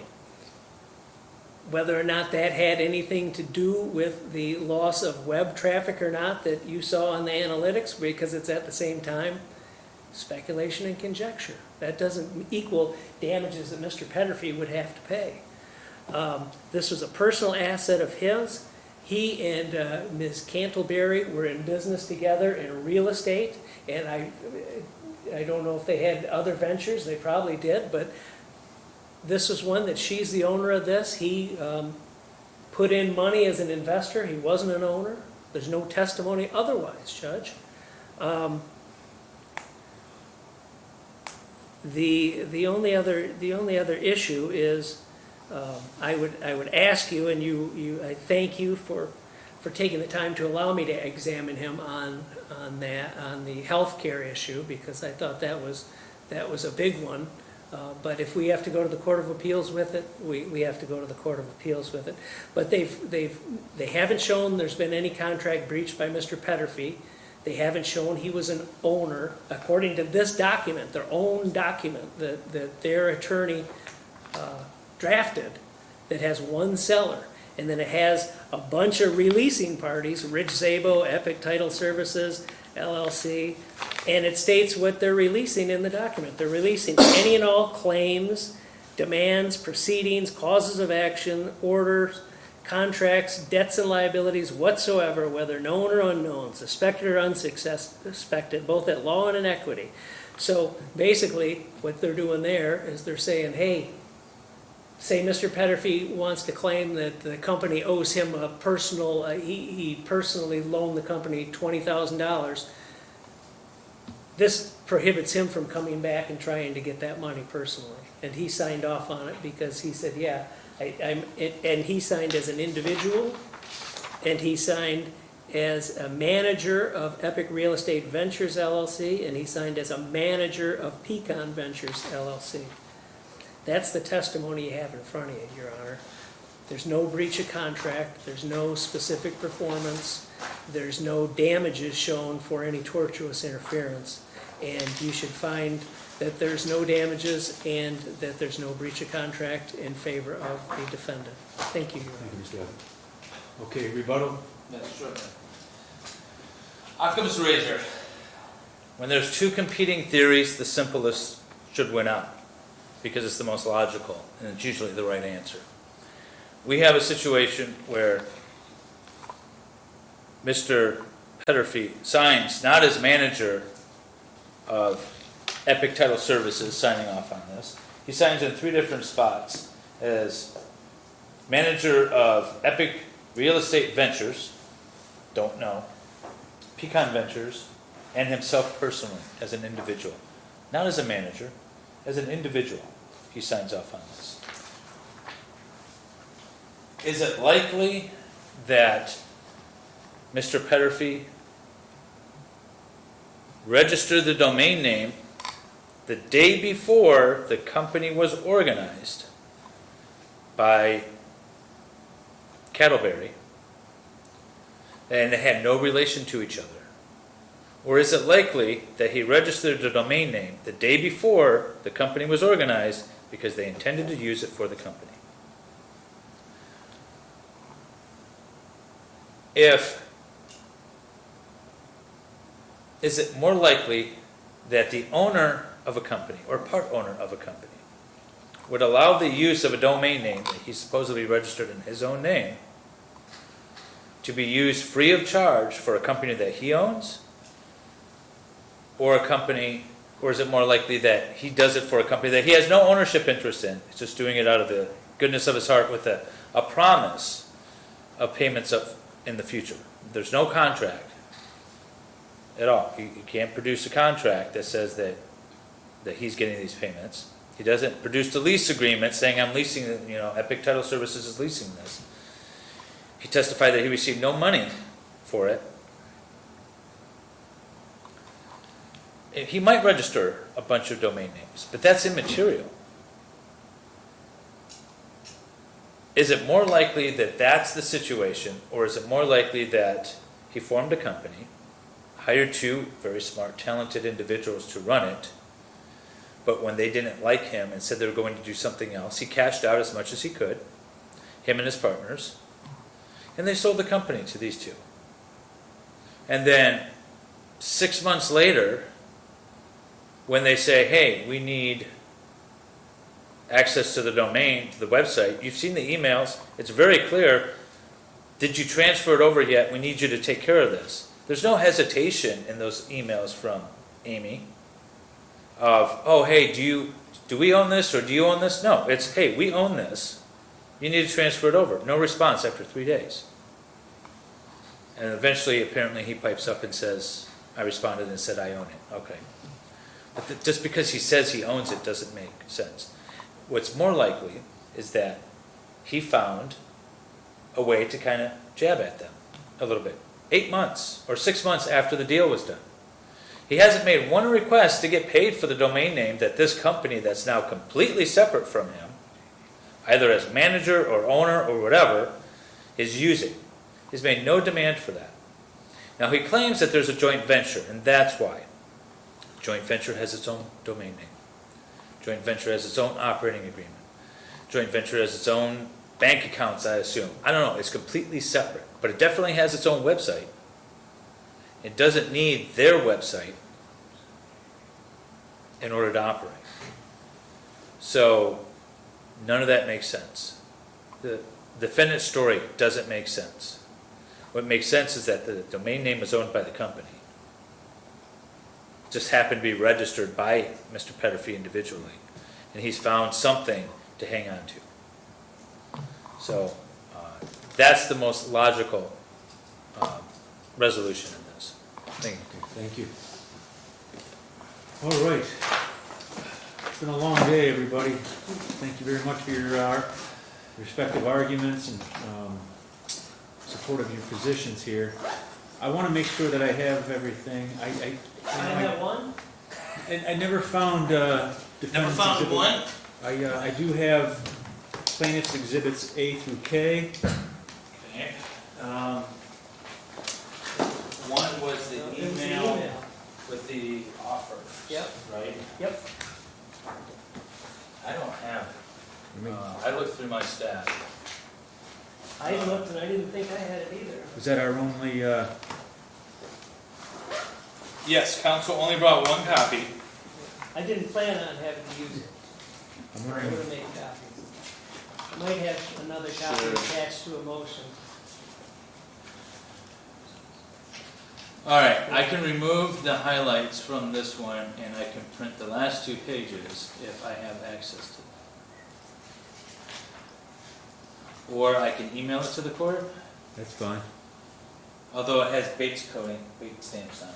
My copy does. Well, here's.